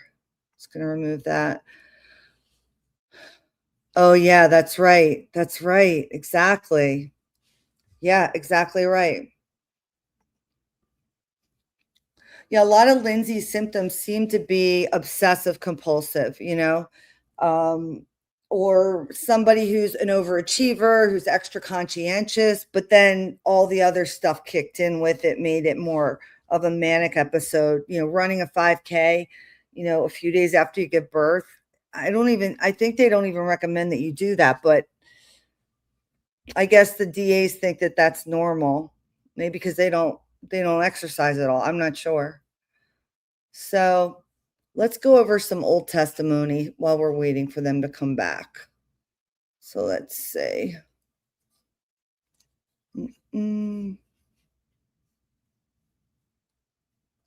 One second. Here we go.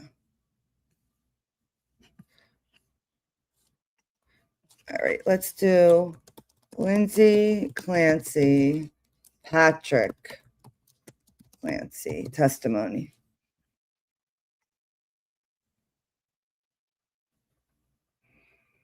Good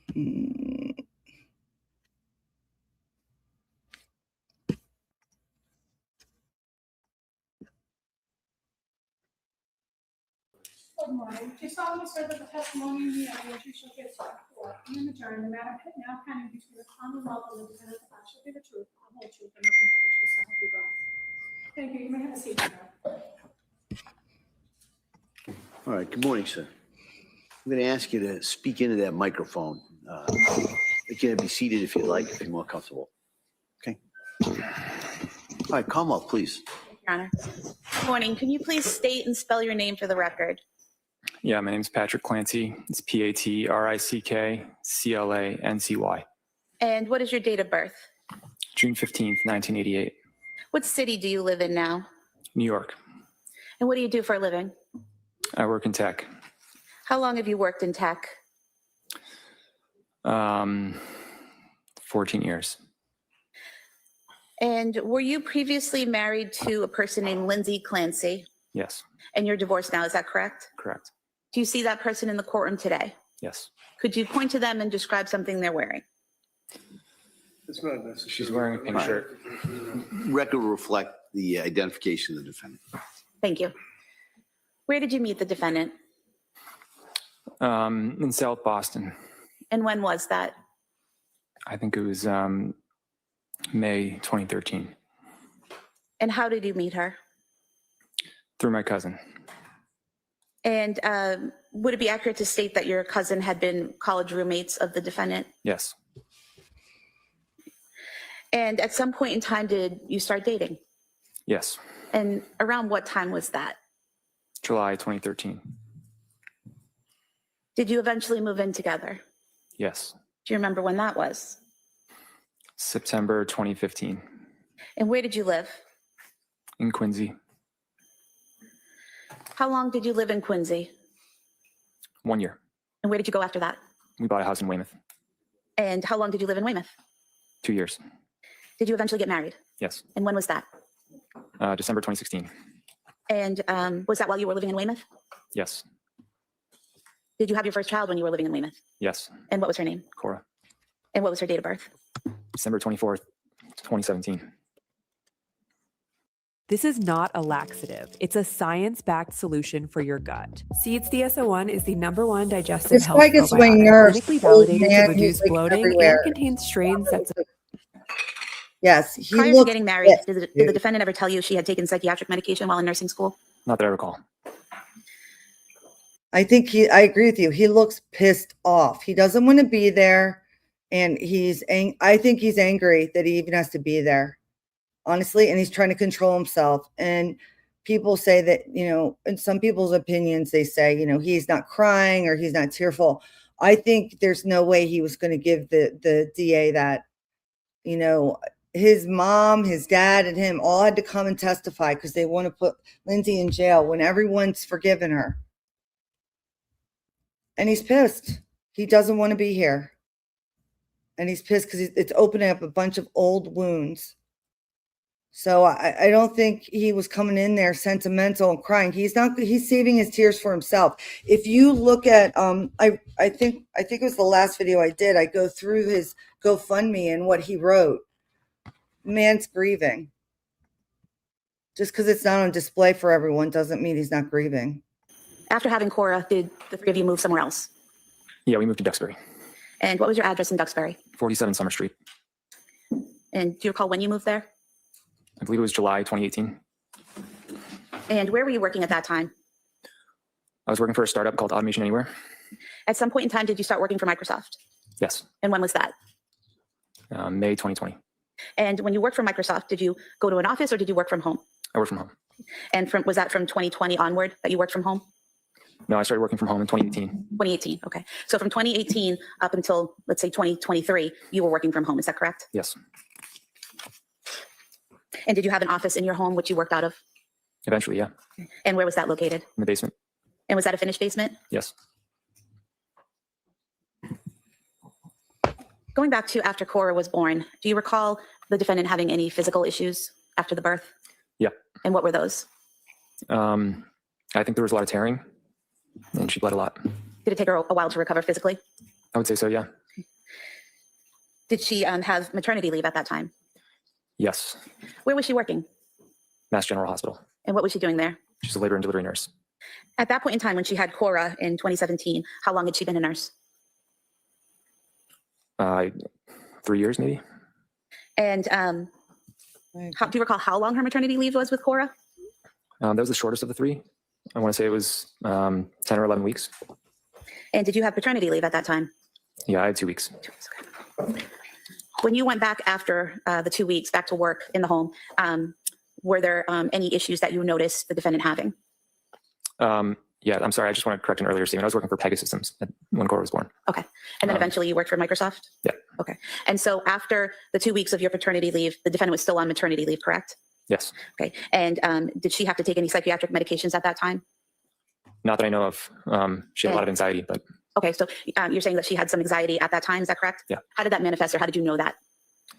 she just really struggled with the date of going back to work. So immediately after having Cora, as she healed physically, what was her mood like when you're both on leave? It was great. It was good. Good. Okay. I mean, relatively, yeah. And so did the anxiety start as it became closer in time to when she had to go back to work? Yes. How many shifts was she working at that time? Before Cora was born, she was working at least 40 hours, maybe more. After she went back to work, it was, I think, initially just one. One shift? Yeah. And was that a 12-hour shift? It was per diem. And then she eventually did 2 shifts. Okay. I think it was 20 weeks. After 20 weeks, she moved to 2 shifts? I'm sorry, it was 20 hours a week. 20 hours a week, okay. And so from the time she worked her way back up to 20 hours a week at work until she had your next child, did it remain that 20 hours per week that she worked? Pretty much, yeah. Okay. And did you have any assistance in the home during that time after she went back to work? A nanny or a babysitter? Yeah, we had babysitters. We had a babysitter who came probably 12 hours a week. And did that typically happen after your wife had a shift that the nanny or the babysitter would be there? Yeah, so she could sleep. Did the defendant work overnights? Yeah. And how long did you have that nanny or babysitter for? Several years.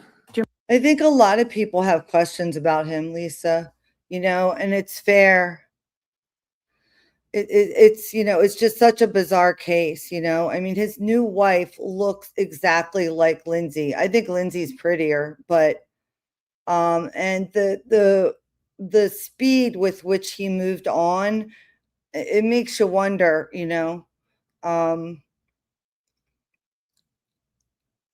how much he was really loving his life at that moment. I don't think he was I don't know. It's hard to say, right? Like, how are we going to know? I don't believe he had any hand, in my opinion, everybody's got their own opinion and that's fair.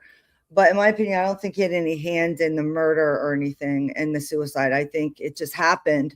And the reason why he may appear so guilty and, like he's hiding something for some people is because maybe he was starting to have an affair or something beforehand, maybe, I'm not going to say that's not a possibility. He did move on pretty freaking quick. Right. So, and why would he want to admit that they're going to use that as evidence, more evidence that Lindsay did this for other reasons when perhaps she had no idea in that moment. I don't know, maybe we'll find out sometime. Who knows? Remember her name? We called her Miss Jen. Miss Jen. Do you remember her last name? Shanahan. And then you had a second child, is that correct? Yes. And what was their name? Dawson. And what was Dawson's date of birth? September 30th, 2019. And was Miss Jen still helping out in the home at that time? Yeah. And what was Dawson's delivery like? Pretty traumatic. How so? He was in I think a breech position. So he came out in a, I guess I don't know much about it, but not an ideal way, and it caused just significant bruising and tearing. Wow. So again, did the defendant with this second pregnancy have some pain and difficulty physically healing from the birth? Yeah, much more so than Cora. Okay. And was she on maternity leave at that time? Yes. How many weeks leave did she have at that time? I don't recall, but I think it was more than the traditional 12. I want to say it was 13 or 14, maybe more. Imagine being able to build an app with your name on it just by thinking about it. Meet Base 44.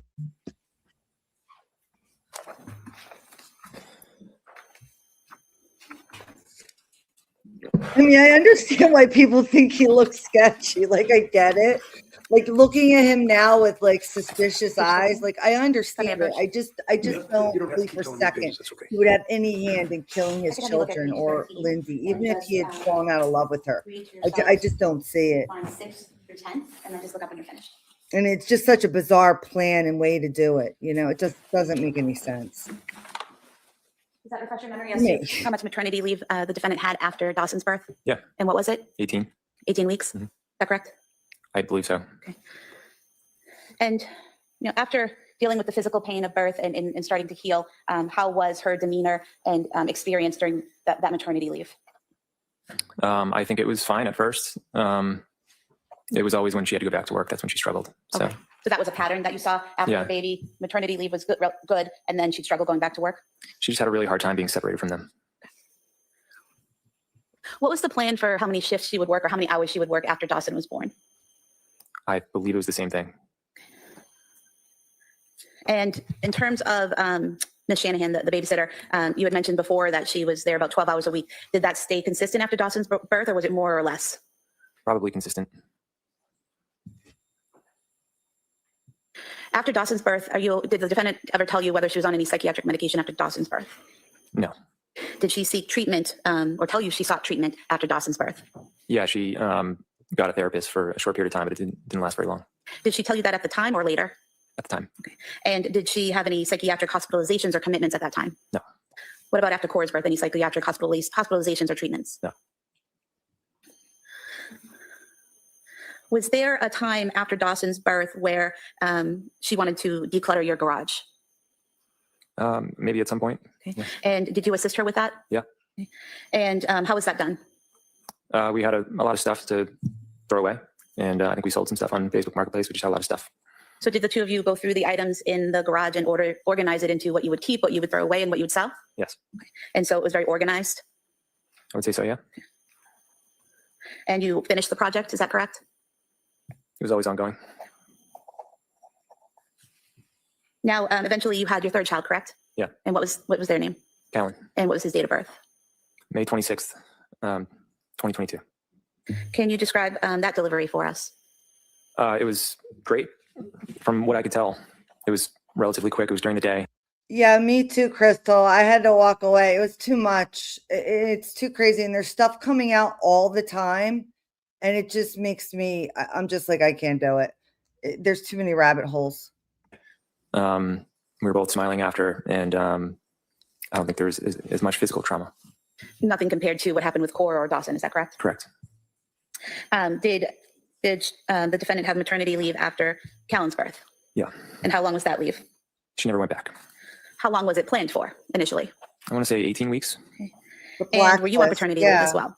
Yes. And how long was your paternity leave? 12 weeks. So with Callan being born on May 26, 2022, the two of you were home with the children that summer on leave. Is that correct? Yeah. What was family life like during that time period, those summer months? It was great. We had a lot of time off. I was able to spend a lot of time with, I spent a lot of time with Cora and Dawson. So I would take them around, playgrounds and birthday parties and stuff like that. And what would Lindsay be doing while you were with Cora and Dawson? Sometimes she'd come with us with Callan, but oftentimes we did kind of like a divide and conquer. So she'd be home with Callan and I'd be out with the older kids. And what types of family activities did you all do during those summer months? We went on a couple vacations. We went to the beach.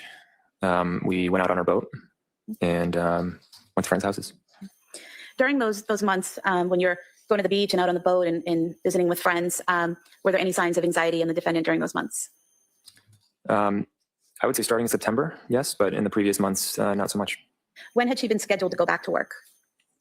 I don't remember the exact date, but I think it was October. So again, it was that pattern of as it became closer in time to go back to work, Yeah. she started to struggle? Yeah. You haven't felt total organization until you've tried the Skylight calendar. No more missing appointments. During the times when she would get anxious, when it was time to go back to work and she would start being anxious, did you ever have any difficulty understanding her when she spoke? No. And did she ever exhibit any behavior that made you concerned enough to call a doctor or want to commit her? No. When she was showing this anxiety, what were you seeing in her behavior? Just a lot of stress. You know, there were days where she had all 3 kids, and you know, there's different nap schedules and different needs, so it was just really stressful. Okay. And you're still working in the basement office at this point after Callan's born, correct? Okay, I went think back it's to work back on, in guys. late August. I'm gonna Okay. go back to And the when other you work downstairs, how often would you come upstairs during the day? back here. All the time for lunch. Second, let's go back. And let's go live. Lindsay Clancy, hold on.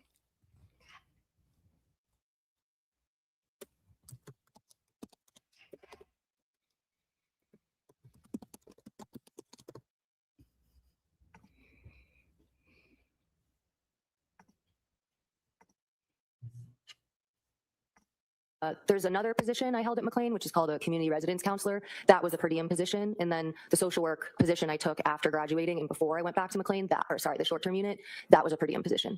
So the per diem role that you had, how long did you do that role? On which unit?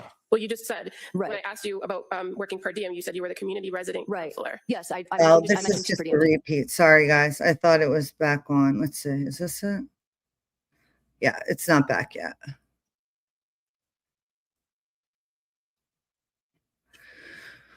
Okay. Tis not back yet. Oh, in recess for another 15 minutes. Okay.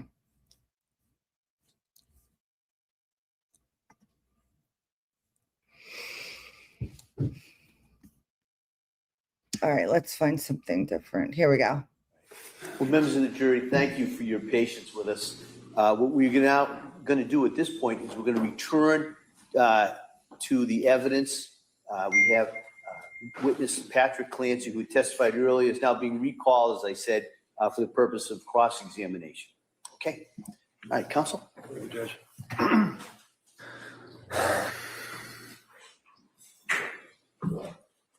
Afternoon, Mr. Clancy. You and I have certainly met before, correct? Correct. Would you agree with me that I went with you and your brothers, maybe some other people, into your home very shortly after the state police finished with searching and removing what they felt was evidence from the home? Yes. And you recall that went into different rooms and looked at different things, and I think I took some photographs and things of that nature. Do you remember that? Yeah.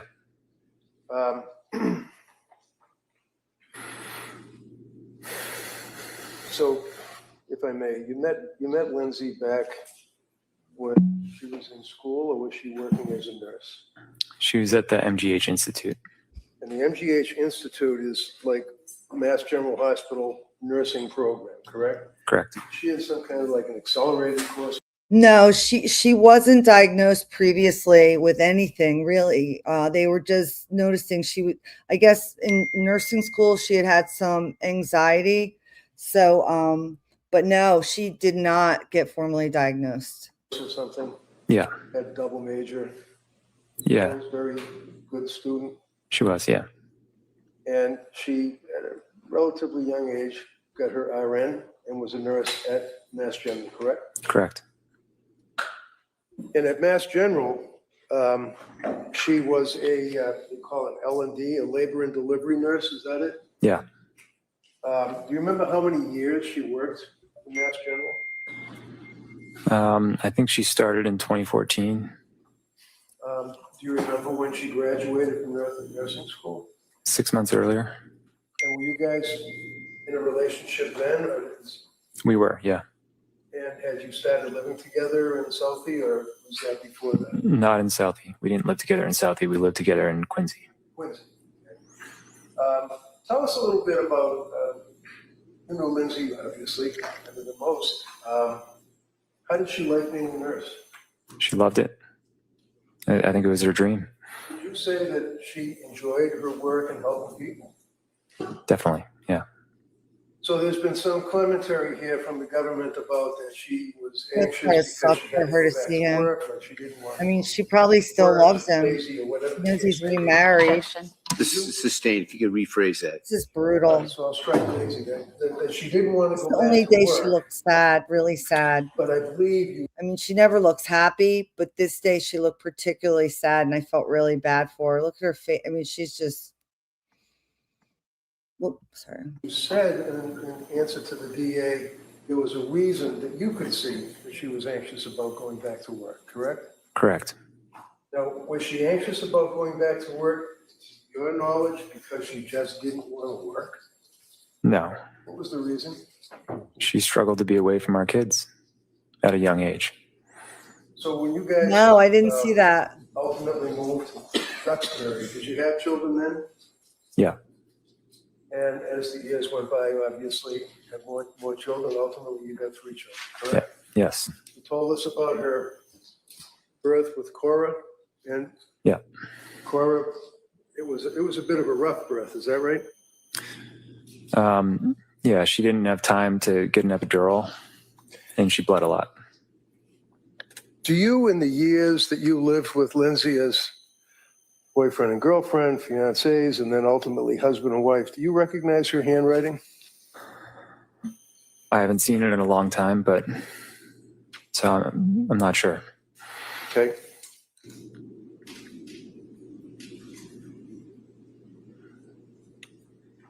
While counsel's looking at that, is it your understanding, would she take notes or lists and yeah, for work and home and things of that nature? She would, yeah.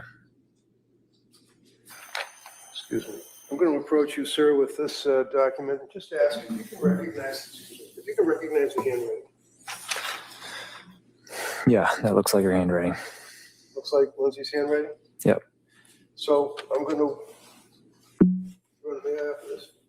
Any objection? Yes. If I could see counsel.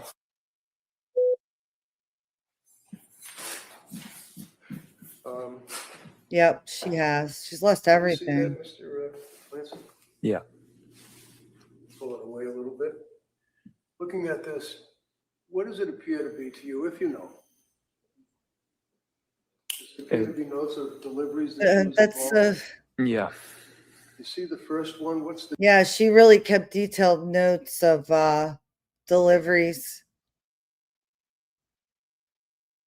G4P2, that means the gravida 4, para 2. It means the person was pregnant 4 times and has 2 kids. So it's actually, they'll have, their 3rd kid is on the way. They're 38.9 weeks. They had spontaneous labor. They got admitted. Epidural. Let's see. Normal. Stable, no, wait a minute, NSVD, I don't remember what that one is. Normal saline, I think. Viable Cora. Cora was the first one. Wow. All right. The date, if you can read it, I can't. It says May 11th, 2015. And does that indicate, would that, to your knowledge, be around when she started working as a labor delivery nurse? I thought she started a little early, but I'm not sure. You see the name of the little girl that was born on that date that was her first delivery? Yeah. What's the name? It's Cora. And is that the reason you guys named Cora? It was, yeah. It's so sad.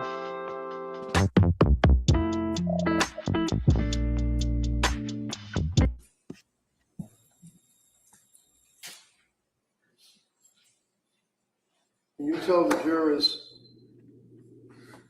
as a husband, Yes, living with she Lindsay did. over the I years, agree, Lisa. what kind of a mother was she? I agree. She was very dedicated. She did everything. She started reading them books at 3 months. And she made up songs for them. I remember she used to make green eggs and ham for Cora because she liked that book.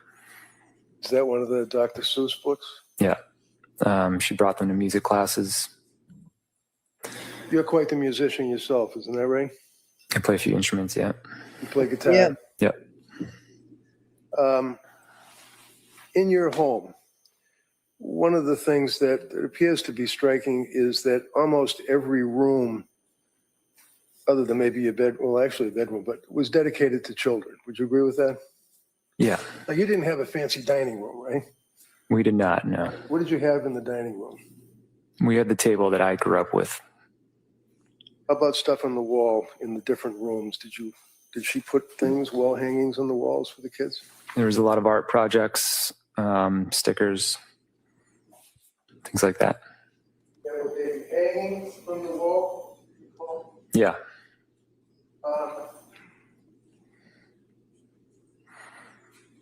One of the photographs that the government had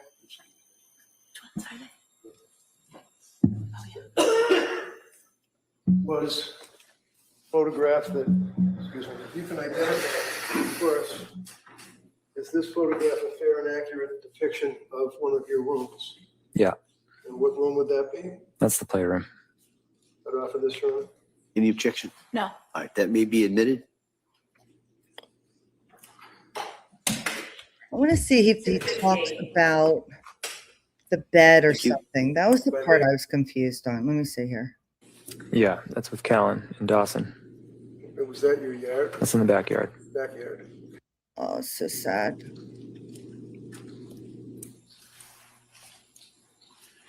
I'm going to approach you, sir, and ask if you can identify this as being an email that you sent. Yeah. Okay. Right off of that, your own. The objection. I'd just like to know the purpose of. Purpose? I'll Yes. tell you the purpose. No. We could approach sidebar. Sure. Yeah. No objection, Your Honor. Okay, thank you. All right, let's go here. This has been in my luggage for 3 days, traveling 4,000 miles across the world, and this is how. Now, sir, Exhibit 76 is an email from you to, and we will going to delete the people that are on the email, if I may, Your Honor, as we mark it as an exhibit. Let me approach you. Does it indicate the date and the time? At the very top, you sent that email to your staff members or people that work with you. It does, yep. Tell the jurors what the date was. It's January 24th at 5:24. And that was sent from your Surface Pro? I don't know, actually. It could have been sent from my iPhone. Right off of this one. Sorry, Yeah. That would be exhibit 76.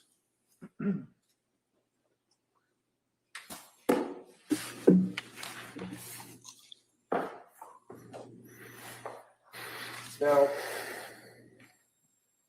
when was Callan born? May 26, 2022. My memory serves that it was a good birth. It was not easy birth, but I mean, there were no complications. There were no complications. And were both of you very happy with Callan being Yeah. born healthy? And Yeah, we felt very lucky. and then in that summer of 22, you had one of the best summers that you've had, right? Yeah. What happened in September, October of 2022? Lindsay's mental health started to deteriorate. And when you say that, sir, what is it that you, as her husband, observed? Just increased stress and anxiety. And did she, as a result of that, go to see or reach out for help to see someone? Yes. And who was that? I believe it was Jennifer Tufts. Now, Jennifer Tufts is a psychiatrist. Yeah. And where is she located? I never went to her office. Somewhere on the South Shore. Do you remember when Lindsay went to see Jennifer Tufts? I don't remember the exact date. I think it was sometime in September. Oh, I wasn't really involved at the beginning of Jennifer Tufts. Of course. Do you recall that the difficulties or the trouble, so to speak, began towards the end of September into October of 22? Yeah, it was pretty gradual. But do you remember when the DA asked you yesterday whether or not you used your computer to Google suicide in, I think it was August of 22? Do you remember her asking you that question? Yes. And do you remember your response? No, honestly. You didn't Google that, did you? I don't think I did, no. No. But I'm going to show you, sir, a web. Just take a look at it. I think I just found the blur filter for nails. Look at this. This is active blur from Manicurist. It's like a soft. We'll kind of go from there. Hold on a second.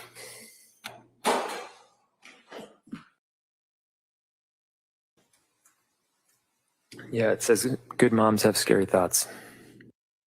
That was a silly thing, the book. Right. Women and Infant Center for Women's Behavioral Health. Do you recall that? Right. Do you remember when she actually went to Women's Behavioral Health?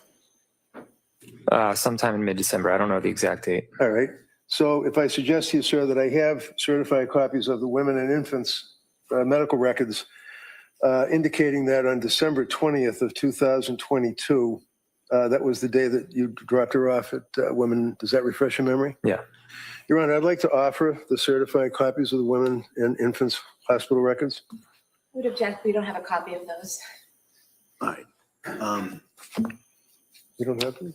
Could I see everybody here? And where did you go skiing? What you said?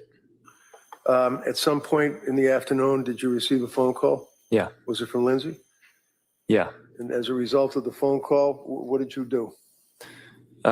She said that you need to come pick me up, and the doctors here want to talk to you, have you come in and talk for a bit. Okay. Did you go and talk to them? Yeah. Do you remember who you talked to? I don't remember their names. Do you remember the conversation? Did you describe or indicate what her symptoms were at that point? Things that are suspicious that I understand people have questions and that, also raise questions for me. Like, he is pretty detached if he's dropping his wife who just had a baby who's suicidal off at a hospital and then going skiing with his kids.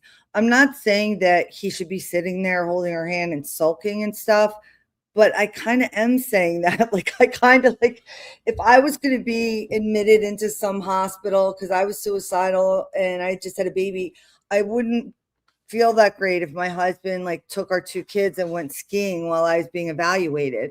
I feel like that's crappy, right? That's just my opinion. Maybe I don't know. That's him. He has every right to do it. Doesn't mean he's a murderer. But it is something that I recognized the first time I heard the testimony. The other thing I think is odd is there was something else he did that I thought was unusual. The email to me isn't a big deal. I think he probably was sitting in his car, going through his email, waiting to pick up the food. Maybe the food wasn't ready yet, or maybe he just didn't want to go home yet. He wanted to get out of the house, away from all the kids. I mean, I don't know about you, but even when my kids were little, sometimes it was nice to run to the store to just grab something without everybody up your butt all the time, right? So to me, it wasn't that suspicious if he's sitting in his car for 15 minutes, sending an email from his work computer. It just didn't, I don't know. It just didn't make sense to me. But, I understand why people think that's weird. But for me, there's a rational explanation. That's nothing to do with him committing a crime, So that was one of the things I know people had talked about. The shoe thing, I don't notice a difference in the shoes, but it could be. I mean, like I said, I think, I'm the biggest conspiracy theorist ever, so I can't fault people for believing, that he has something to do with it. I just personally don't see it, you know?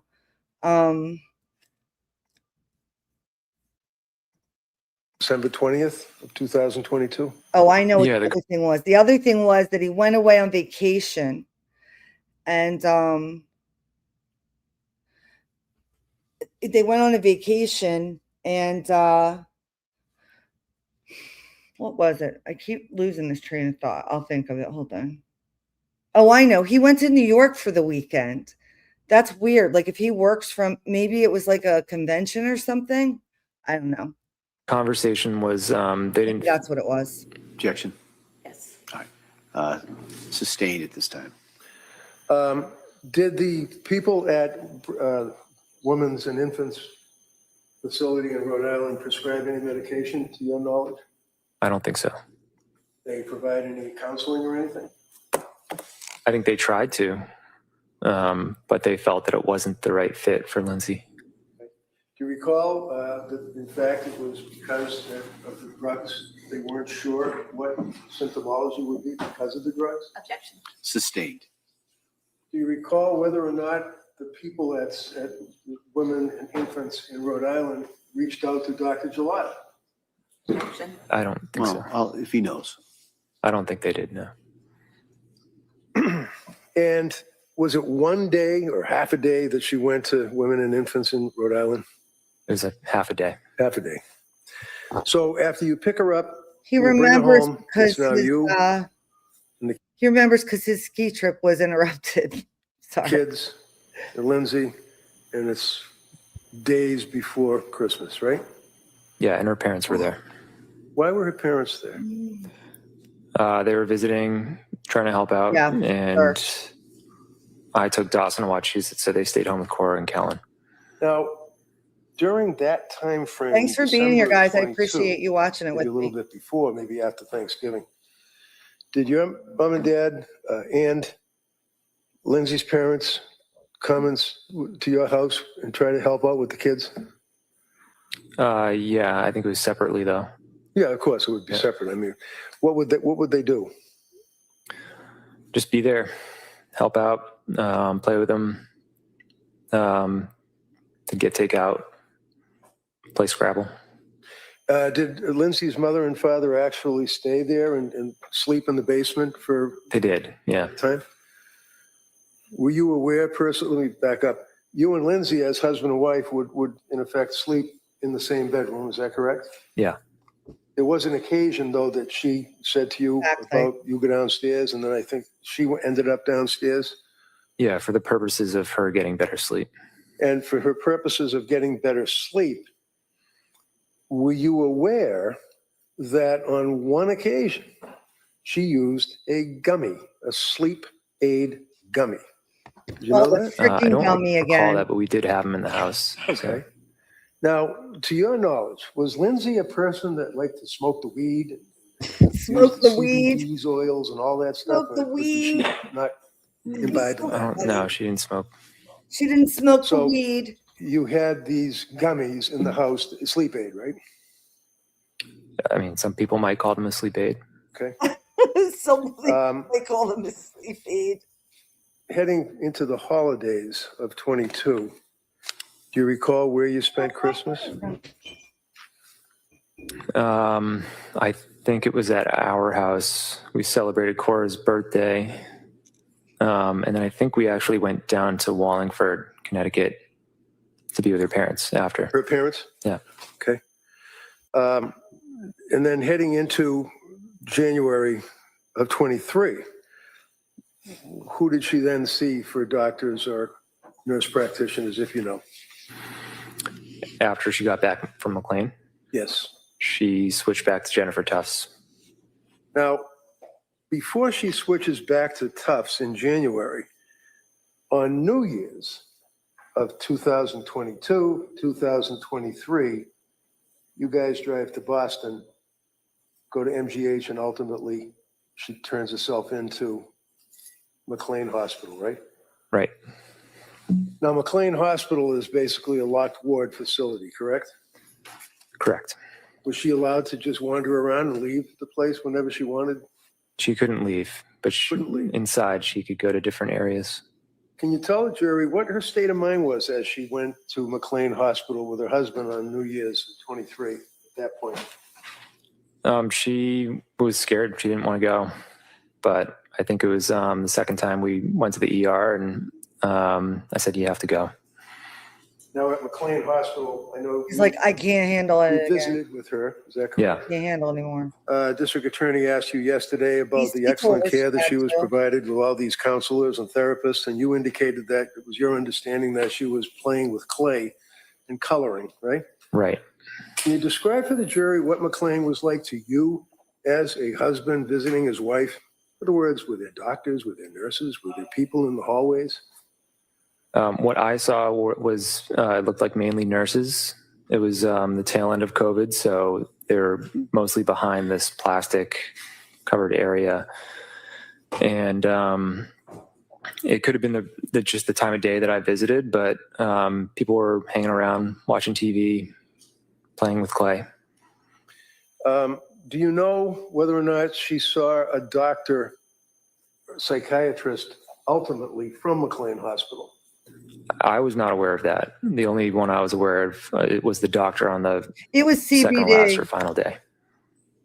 And what was that? According to Defense Diaries, who I like to watch, let me put it back on. It's coming back. It was CBD. It was not a marijuana gummy. It was not.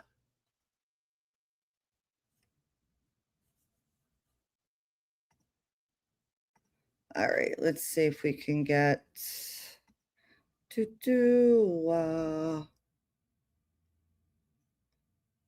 Thanks for being here, Lisa. I appreciate that. Let's see. All right, hopefully.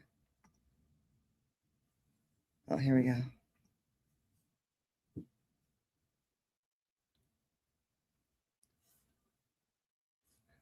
Oh, I thought it was back. They tricked me. They tricked me.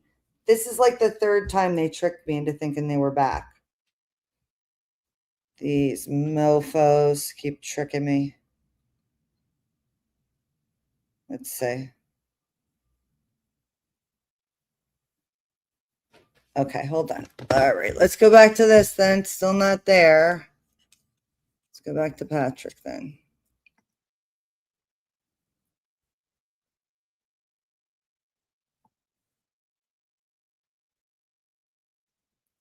Wanted to see what her evaluation was. So I gave her a call and we spoke, and she said, you know, she's clearly depressed. Sustained. Okay. So you spoke to Dr. Goodhart. Yeah. Did Dr. Goodhart, to your knowledge, prescribe any medication? I think she recommended medication, and then How many medications did she recommend? I don't know if she recommended multiple. I want to say it was Cymbalta, but she said, you know, check with your doctor and make a decision. So when Lindsay left, it was because she wanted to leave one day early because of Cora's birthday. Is that right? I didn't think it was. I don't think it was one day early. I think she had a 5-day stay, which at the time was my understanding was that was pretty standard. And yeah, she did want to attend Cora's birthday. So there's no doubt, sir, in your mind that when she was discharged from McLean, that you got these, right? McLean? Yes. Yeah. That when she was discharged from McLean Hospital, it was not against medical advice. The doctors gave her a bill of health and let her go with you, right? Right. And off of the McLean records. Any objection? No. All right, they may be admitted.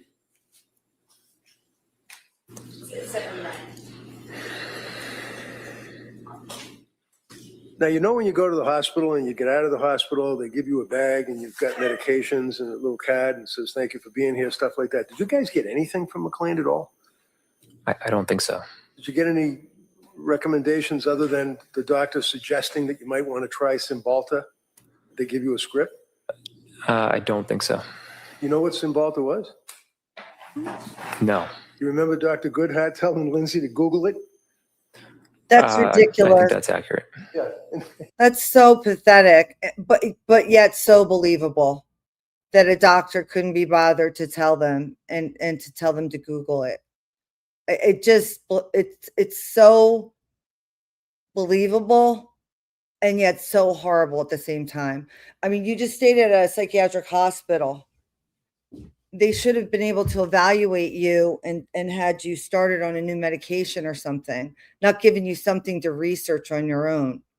It's like the last thing you want to have these people do. In fact, she Googled hundreds of times Yeah. medication, right? Yeah. So when you guys go home, and now it's January, obviously, you had the party for Cora, correct? Yeah. You guys had friends over, or friends that you guys knew? Friends came to the party, which was at a place in Plymouth. Would you agree with me that Lindsay had a number of friends from actually grammar school through high school, through college that she stayed in touch with over the years? Yeah. We will And resume you as well. Patrick at another time. Let's get back to the court.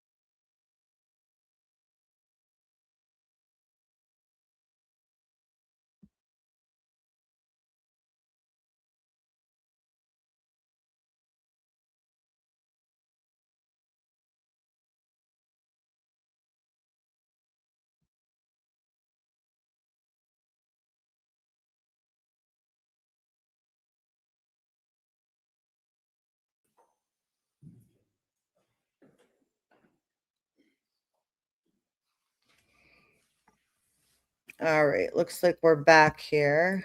No sound yet. No sound that I can hear anyway. Oh, there we go. Court is back in session. You may be seated.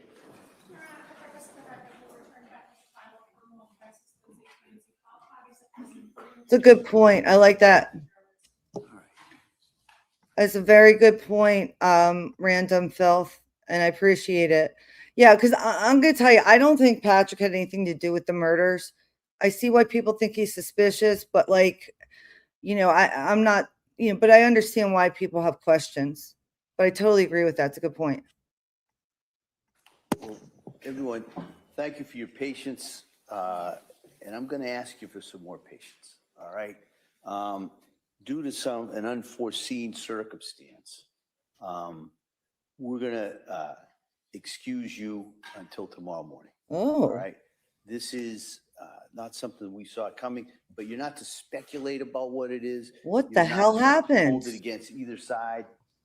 It's just something that we have to deal with. All right. And so I'm going to excuse you till tomorrow morning. I'm going to remind you, as I have every night for the last number of weeks, don't do any research about this case. Don't talk about it. Don't read anything. Don't watch anything about this case or similar cases. And with that, we'll bring you back here. We will deal what we have to deal with, and we'll get right back on track. We are still well within the timeline that I gave you regarding this case. But it's just something we can't control. So I'm going to excuse you till tomorrow with my thanks for your patience. And I'll see you tomorrow morning. All right. Thank you. All rise, please. What is going on, guys?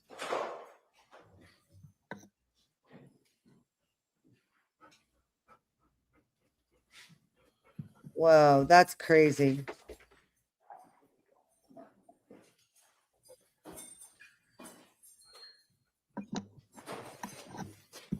That's a lot of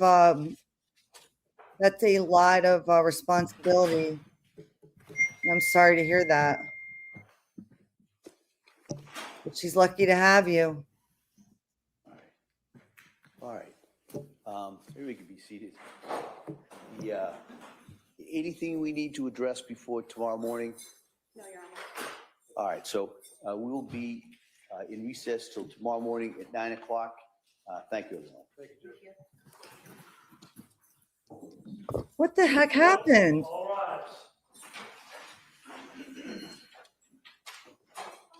Oh, that's really interesting, random. It makes sense, you know?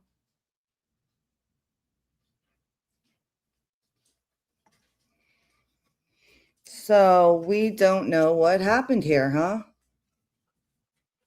Let's see. I'm going to check X and see if we got any info on what's going on.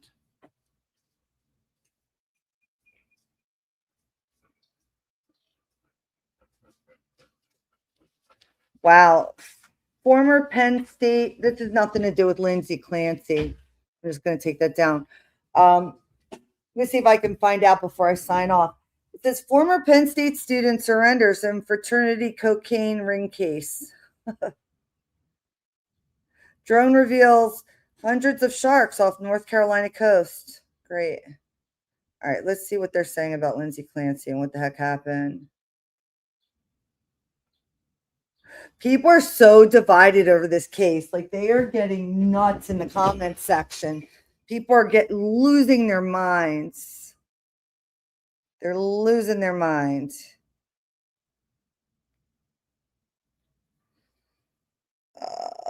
Let's see here. Defense Dyers. Is Bob giving us an update?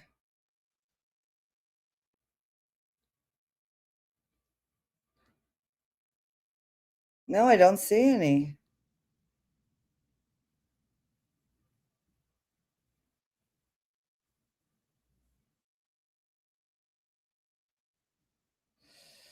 Emily Von Dyke. Okay. I don't see any updates, guys. I'm not sure what happened today. The jury's not supposed to speculate about it, but we can, right? We can continue to speculate about it.